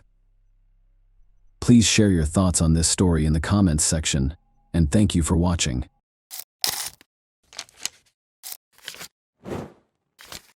Hey guys, welcome to my channel, and today we're going to take a look at another horrible case with you. While investigating the crime scene on April 29, 1998, Delaware police noticed a car in the distance. However, the car suddenly stopped, turned around, and started back without even approaching within 100 meters. Although they were aware of the driver's actions, detectives paid little attention to them. Why would they do so after all? They had no idea, though, that this story might have turned out very differently if they had followed the enigmatic driver. When Debbie was 21 and Nino Pitts was 24, they first met. At a party, Nino asked their mutual friend Bill Sharp if he knew of any attractive girls he could introduce to his mother. This led to their introduction. Debbie was introduced to Nino by Bill, who said she was a wonderful girl. After dating for a while, Debbie and Nino were married in 1973. For 25 years, their lives were just like those of millions of other couples in the modern world. Both of their twins, Michael and Melissa, had grown up and were enrolled in college. The couple was getting ready to celebrate their 25th wedding anniversary in a low-key way when all of a sudden, things changed. On a lovely sunny day in Delaware on April 29, 1998, Debbie made the decision to plant rose bushes in front of their home. She had never been a gardener, so Nino was shocked to see her doing this when he got home, but he was happy to see that she was obviously enjoying it. Debbie was expecting a call from work, so she asked him to give her a call at about 4 p.m. With a nod, Nino entered. When Debbie had a gut feeling that it had been over 4 hours, she kept caring for the flowers. She assumed Nino had just forgotten her request, so she didn't give it much thought. The woman rose and entered the house, but she was struck in the head and fell to the ground before she could reach the kitchen. Debbie was in shock and couldn't comprehend what was going on. She could hardly see because her glasses had fallen, but she could make out a stranger's silhouette standing over her. "Where did you keep your money?" he demanded. Debbie became aware that the house had been broken into. As the man searched through her possessions, she lay on the ground. She still felt that Nino ought to have saved her already, but she was worried that he might suffer harm if he did. In the meantime, the intruder threw her face down on the concrete floor, tied her wrists and ankles, and dragged her downstairs to the basement. She was violated by the man. Debbie was shocked by what was happening and writhed in agony. She had been caring for her roses in her cherished garden only 20 minutes prior, and now she was facing this humiliation on her own house's floor. The attacker pulled up his sweatpants and walked away when it was all over. The brute reappeared and pulled Debbie back up the stairs, this time from the basement, just when Debbie thought the horror was over. He kept a knife to her throat, covered her with a blanket, and carried her to a car parked near the front door, placing her in the trunk. Debbie didn't even realize she had just been abducted because she was in such a state of shock. However, the man started the car, so she didn't have time for that. Debbie was trying to break free already. She wanted to break the bonds so she could begin kicking, biting, screaming, or doing anything else to get away or draw attention when the criminal opened the trunk again. But when he opened the trunk, her plan fell through. Debbie was horrified to see that no one was willing to assist her and that she was already in the garage. She was brought back inside the house by the kidnapper. It took him only one look to realize that Debbie had attempted to loosen the ropes after she was flung onto the room's bed. Furious, he violated her once more and punished her harshly. She sobbed and pleaded for forgiveness, but the more she pleaded, the more vicious he became. He chuckled and obviously enjoyed her suffering. Debbie saw that he probably had some illegal substances in his system. He bound her hands and feet to satiate his desire, then tied the ropes around her ankles and wrists to render her immobile. The attacker left her, closing her eyes and mouth. She thought she was saved when she heard 2 loud shots shortly after, assuming it was the police rescuing her. Debbie's absence was immediately noticed at work. As a hospice nurse, her dependability and timeliness were always undeniable. Therefore, a co-worker went to her home at 6:30 p.m. when she was unreachable. When Debbie's co-worker noticed the Pitts family's neighbor, she introduced herself and inquired as to whether he had seen her. She had been planting roses in the garden, he retorted, adding that the house's side door was always open if she wasn't answering. The woman came inside. There was silence. She summoned Debbie. Her glasses were on the floor, and her possessions, including her wedding ring, were on the kitchen table. The woman kept phoning Nino and Debbie. She discovered Nino in the bedroom, but Debbie was nowhere to be seen. He had been shot in the head, and it was clear that he was no longer able to be helped. Only the following day did Debbie see the kidnapper. He described how he saw the headlights pointed at his windows and assumed the police had found him. Concerned that the neighbors might have heard or seen something, he fired 2 shots from the window. Then he loudly turned up the TV or the radio. Debbie was horrified to learn that Anthony Pitts, Nino, had been shot in his own house when the news program began. The police suspected her of killing her husband and made her a fugitive. She hadn't even considered the possibility that Nino had suffered any harm until that point. She felt that everything had happened so fast. She had gone inside, she had been attacked by a stranger, and her husband had no idea where she was. Debbie found it hard to believe that Nino had been hurt by her kidnapper. The woman was shaken when the man abruptly apologized for having to kill her husband and just walked out of the room. She had just learned something that was really hard for her to understand. She understood that she would be her attacker's next victim because he was not only a thief and a violator but also a murderer. She also realized that she couldn't grieve for her husband because doing so would only make him angry. All Debbie could think about was her kids. They were adults, of course, but they had to cope with 2 horrific shocks: the death of their father and the disappearance of their mother, who was suspected of killing him. Detectives spoke with friends and family in the interim, but they were unable to determine Nino's killer. The 2 had a great relationship according to everyone's testimony. The neighbors never heard any screams and they never got into a fight. Furthermore, Debbie couldn't see anything without her glasses, so she would never leave the house without them. The fact that their primary suspect was fighting for her life only 5 miles away was unthinkable to the police.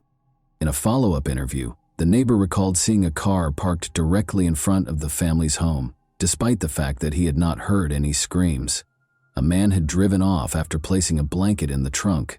In fact, tire marks were discovered by detectives on the lawn directly outside the house, which was extremely unusual for such a wealthy neighborhood. The police determined they were dealing with a kidnapping after finding Debbie's glasses on the kitchen floor, which prevented her from seeing anything. 52 hours later, the kidnapper showed a new side of himself. He untied his victim and addressed her normally. He had hardly spoken to her more than a few words at a time before, so this was very unusual. The man acknowledged that he was thinking of letting her go, but was worried that she would tell the police about his house. Debbie took these words to heart. She had to persuade him to actually let her go if he was thinking about it. Since she could hardly see without her glasses, she assured him that she would not tell anyone about him. She addressed him respectfully as Sir. He'd brought her in the trunk, so she didn't know where the house was either. But as soon as the hope for Debbie began to grow, it was dashed when he said he couldn't let her go. Then, as though he were thinking out loud, he said that he would only be sentenced to 10 years in prison if he removed all illegal substances from the house. Debbie became aware that the person she was interacting with was not very smart. Could he have been so gullible as to believe that assault, kidnapping, and murder only resulted in 10 years? She made the decision to use her cunning to help him see her as a person rather than a victim. She spoke to him calmly, and this strategy worked. He let her sleep in his bed that night after taking the shackles off her eyes and mouth. The kidnapper informed Debbie that she needed to shower on the morning of the third day. She was denied access to the restroom by the man, even though it was necessary, but Debbie didn't feel strong enough to stand under the water after being confined for so long. He gave in to her request for a bath. The least of her concerns was that taking a bath and undressing in front of a stranger made her uncomfortable. The man asked if she planned to wash her hair after noticing that she was done. She responded that she couldn't do it right now because her wrists and hands were so painful and swollen that she couldn't even lift them. He therefore gave her hair a wash himself. Debbie felt uncomfortable allowing her husband's killer to touch her hair because it felt like another act of violence. However, she controlled her emotions. The man raped her once more after forcing her to put on his clothes after the bath. The kidnapper didn't realize that Debbie needed to eat until the fourth day. She asked him to buy a newspaper when he went out to eat. Ironically, he did as he was told. They read the newspaper and ate together. Although she didn't express it, it stated that the police had no suspects and that Debbie had previously been brought up by her family, which deeply distressed her. The kidnapper, however, seemed extremely happy and even proud of himself. Since no one suspected him and no one knew where she was, he thought he had committed the ideal crime. The kidnapper told Debbie he was going to work on April 24, the fifth day she was held captive. Even though he came back within 20 minutes, presumably to see how she was doing, he had stated this several times previously.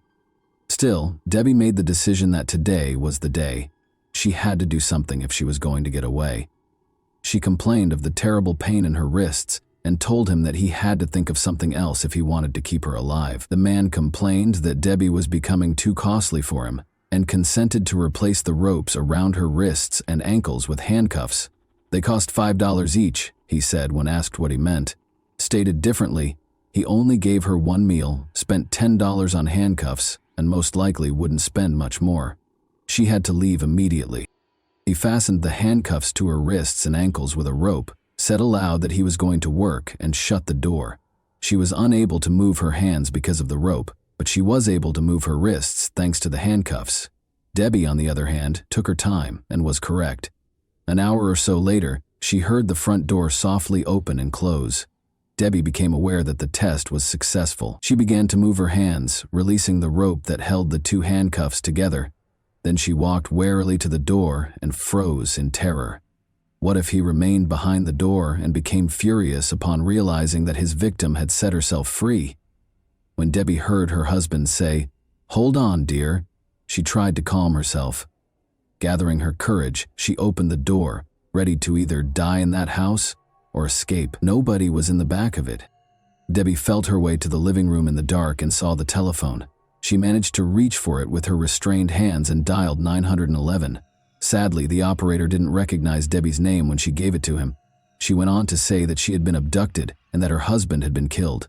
When the operator inquired about the perpetrator's current location, she said that he was at work, but could come back before the police showed up. Thankfully, the police arrived in less than 6 minutes after tracking down the call.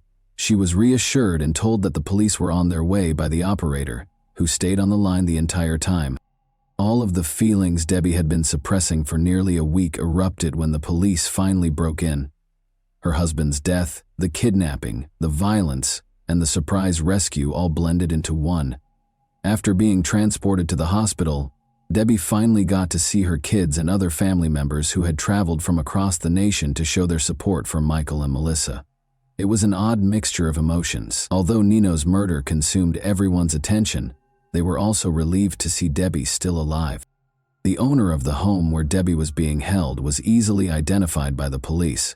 Donald Flagg was a factory worker who spent his free time robbing and attacking women. Donald gave in without protest and admitted to everything. Additionally, he provided clarification on a few points that the police were unaware of. He was just strolling past the Pitts family's home that day when he noticed Debbie caring for the roses.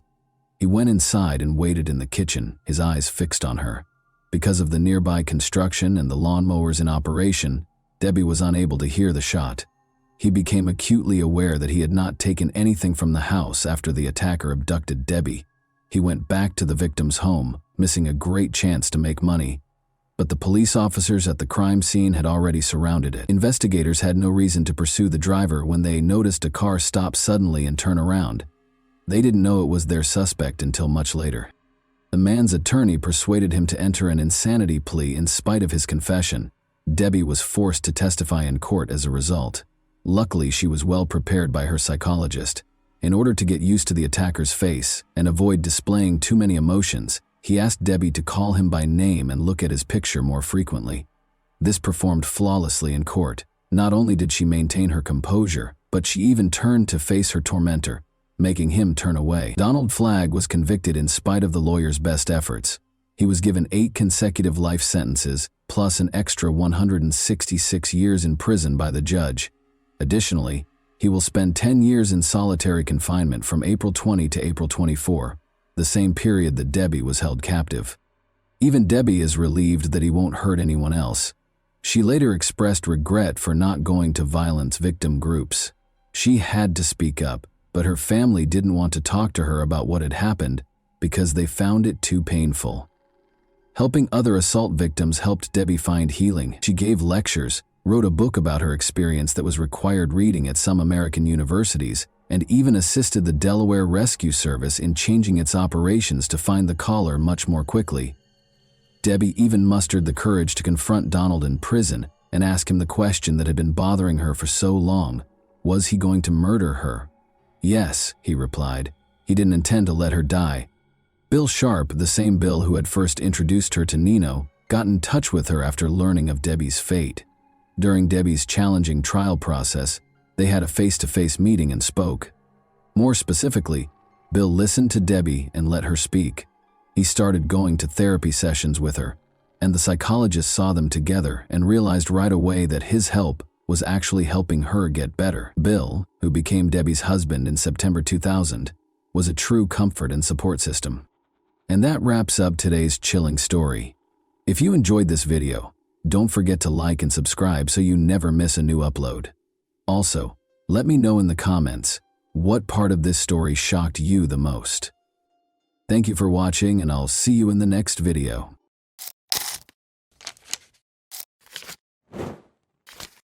Hey guys, welcome to my channel, and today we're going to take a look at another horrible case with you. Jasmine Block, a 15-year-old from Alexandria, Minnesota, had 1 month until the start of the new school year on August 8, 2017.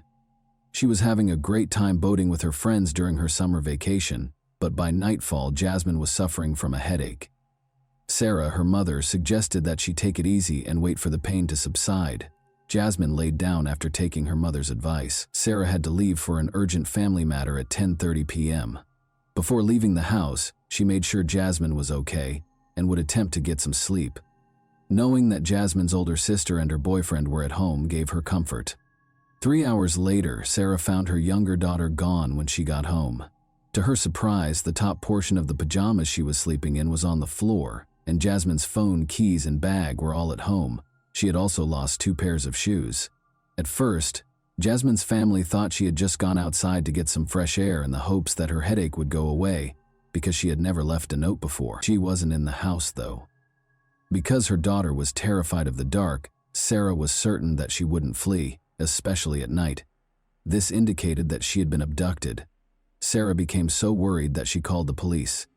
Hundreds of locals and the police joined the search for the missing teen in the days that followed. Posters asking anyone who saw Jasmine to report her whereabouts were displayed everywhere. The young girl found herself in the worst nightmare imaginable as the hunt for Jasmine went on. A family friend named Thomas Barker visited them that evening on August 8th while she was trying to fall asleep despite having a headache. Since she was a young child, Jasmine has known Thomas Barker, the 32-year-old father of her best friend. The youngest of his 6 children was born only a month ago, and he was married. Jasmine believed him when he told her that his son was having a breakdown of some kind, and that he couldn't manage it alone. In an attempt to soothe his son, Thomas asked if she could accompany him to their house. Even though it was late, Jasmine was unable to turn down his request. but she had a hazy feeling of danger during the ride.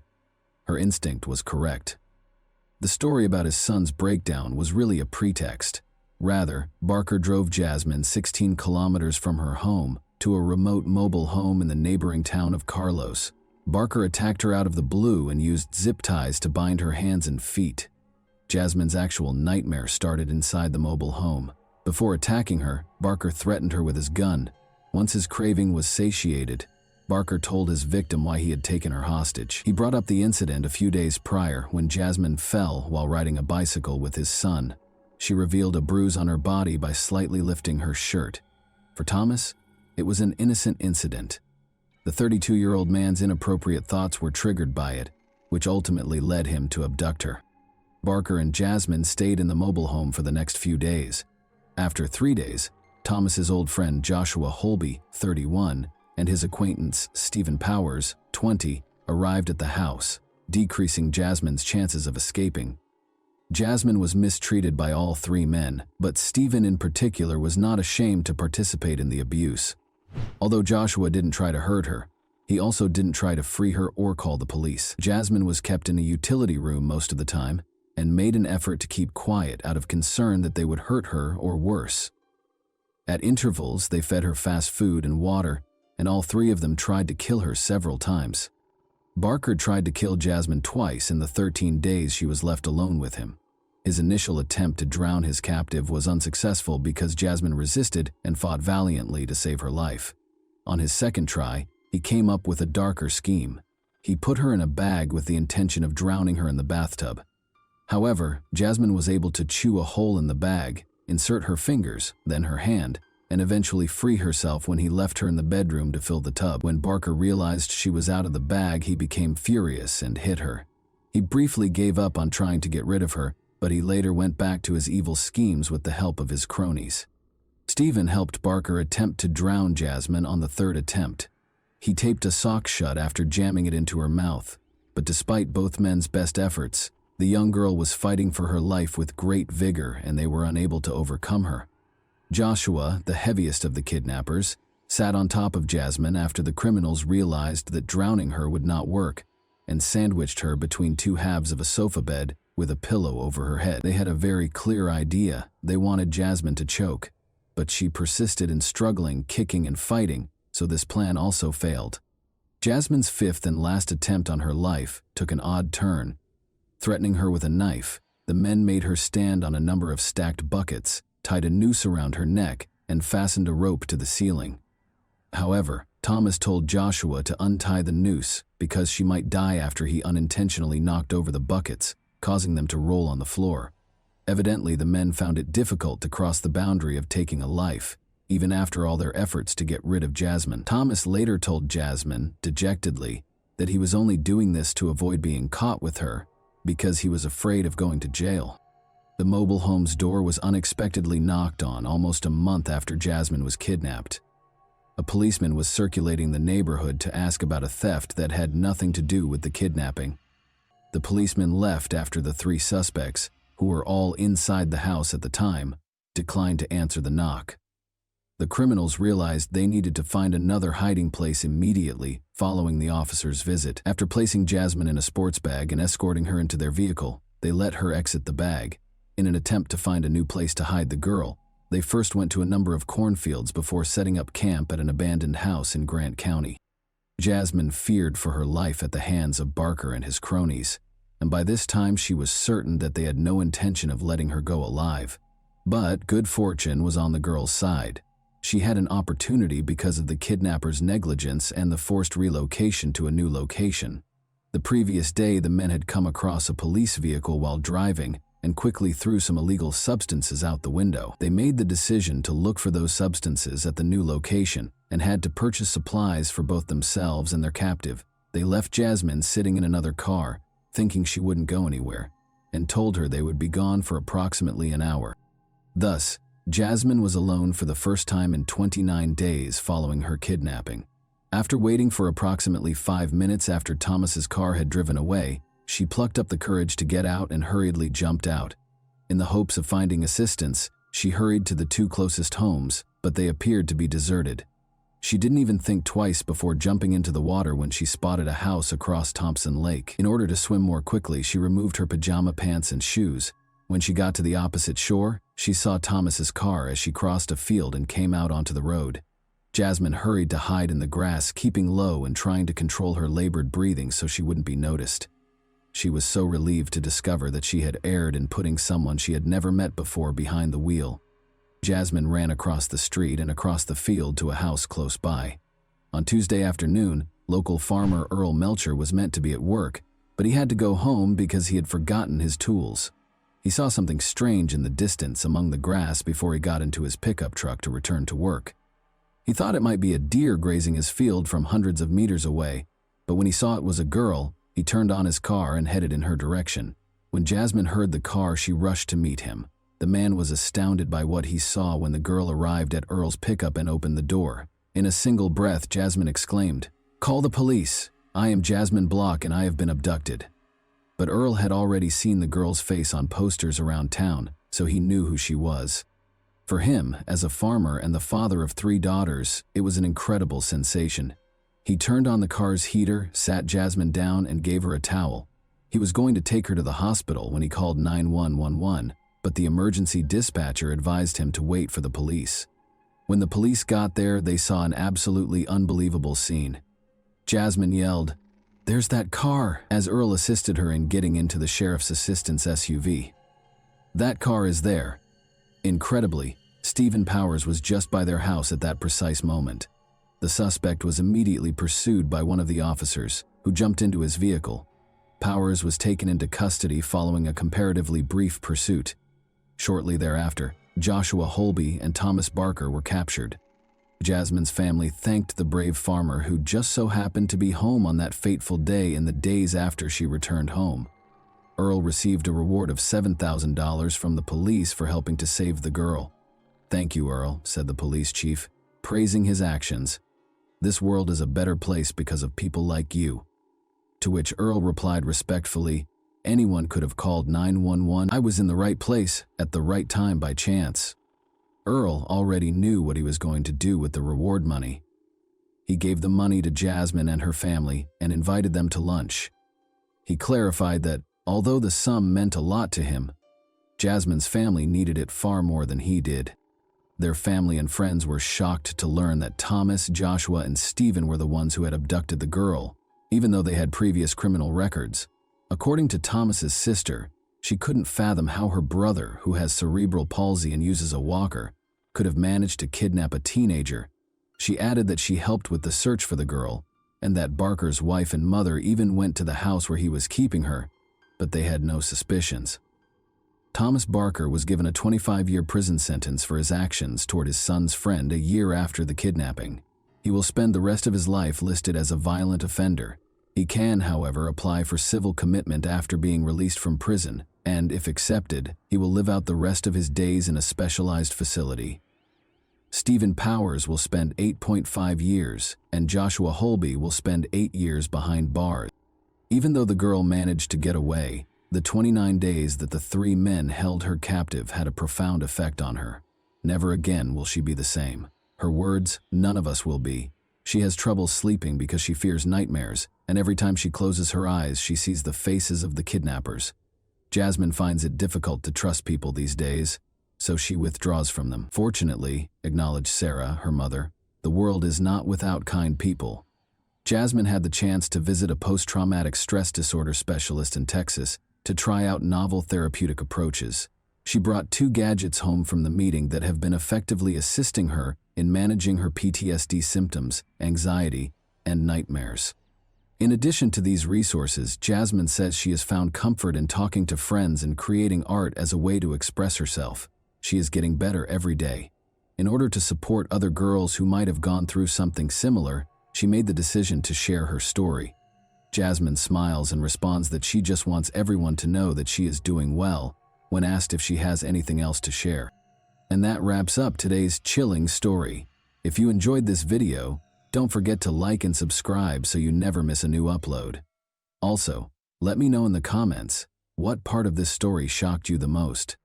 Thank you for watching, and I'll see you in the next video.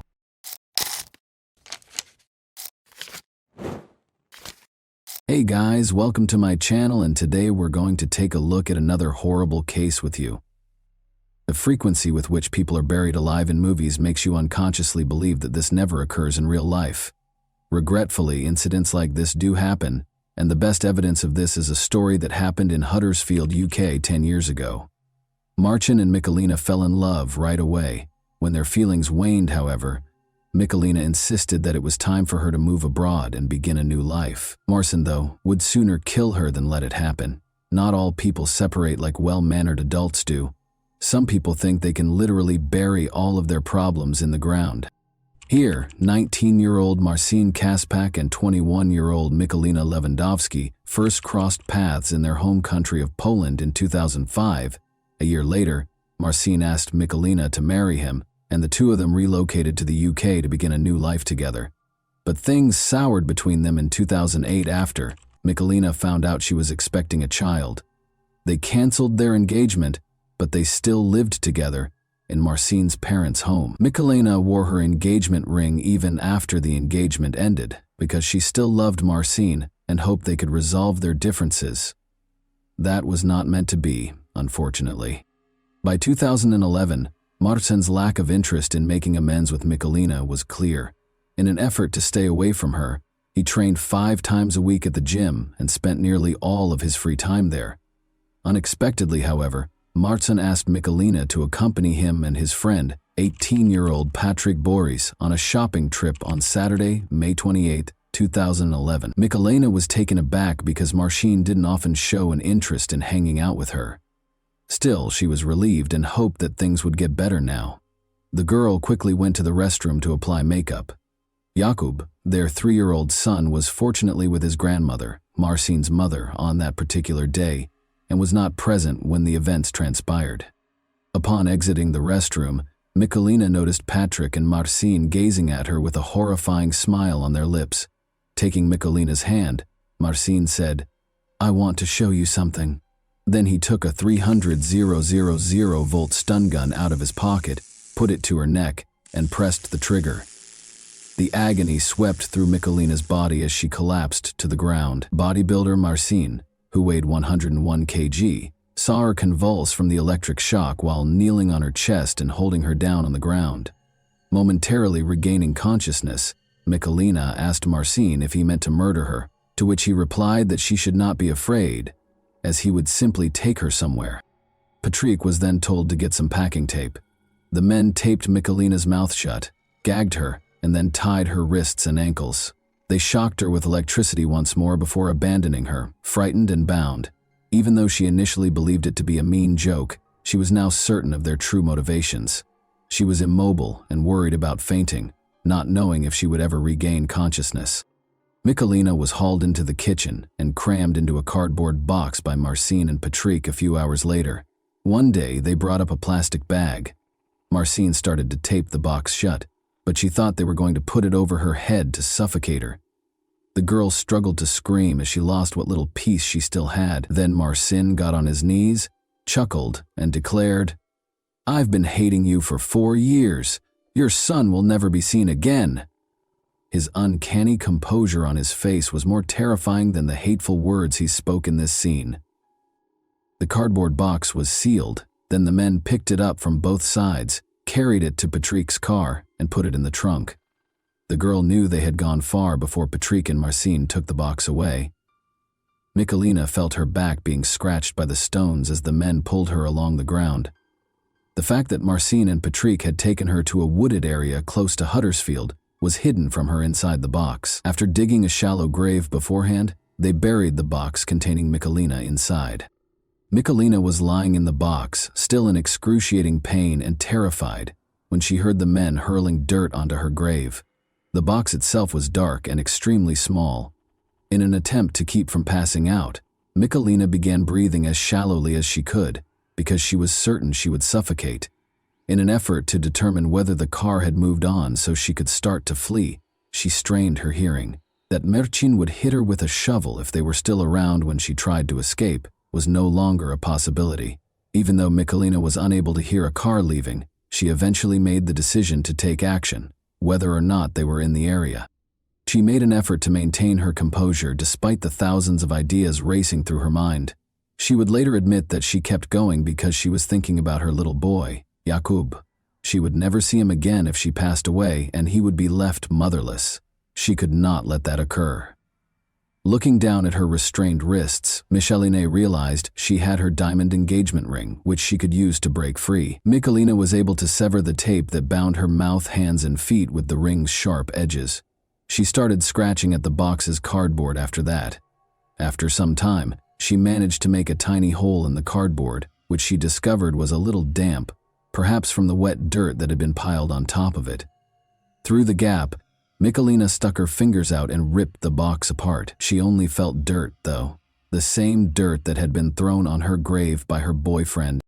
She was still unaware at the time that, in addition to the meter-deep layer of dirt they had buried her beneath, they had also positioned a 40-kilogram log on top to make sure she couldn't get out.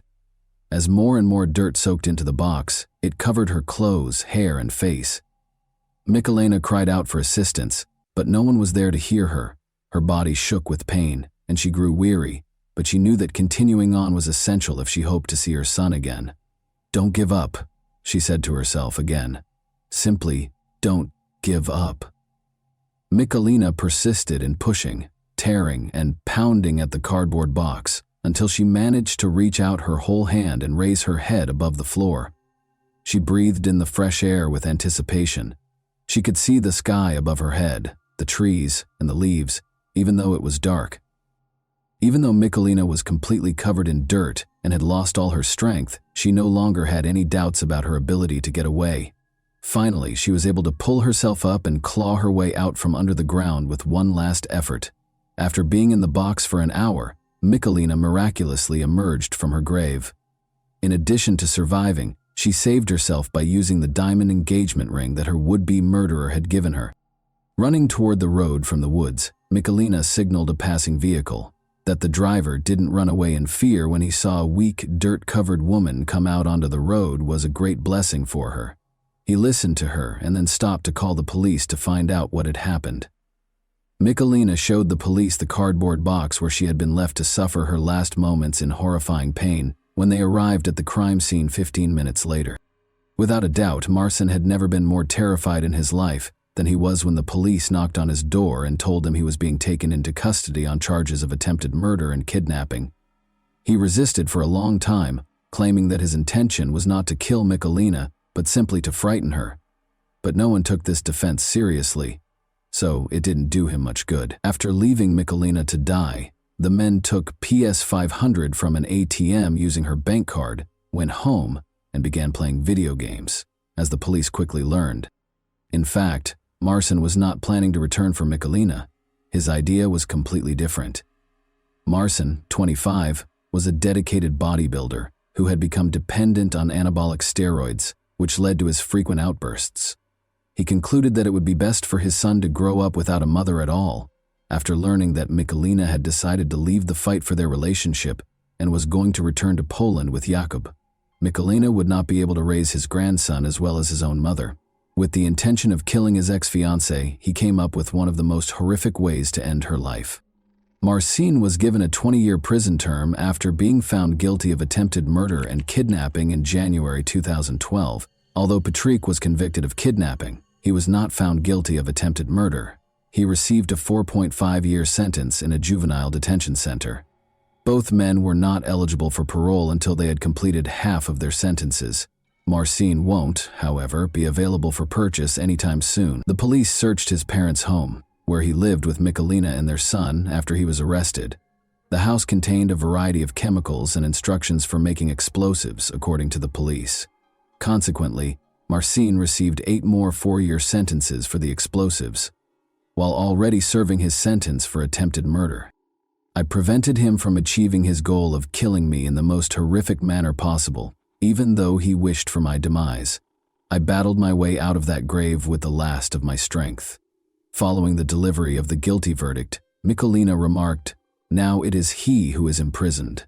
Even after learning that her ex-lover had received a 20-year sentence, Michelina is still terrified.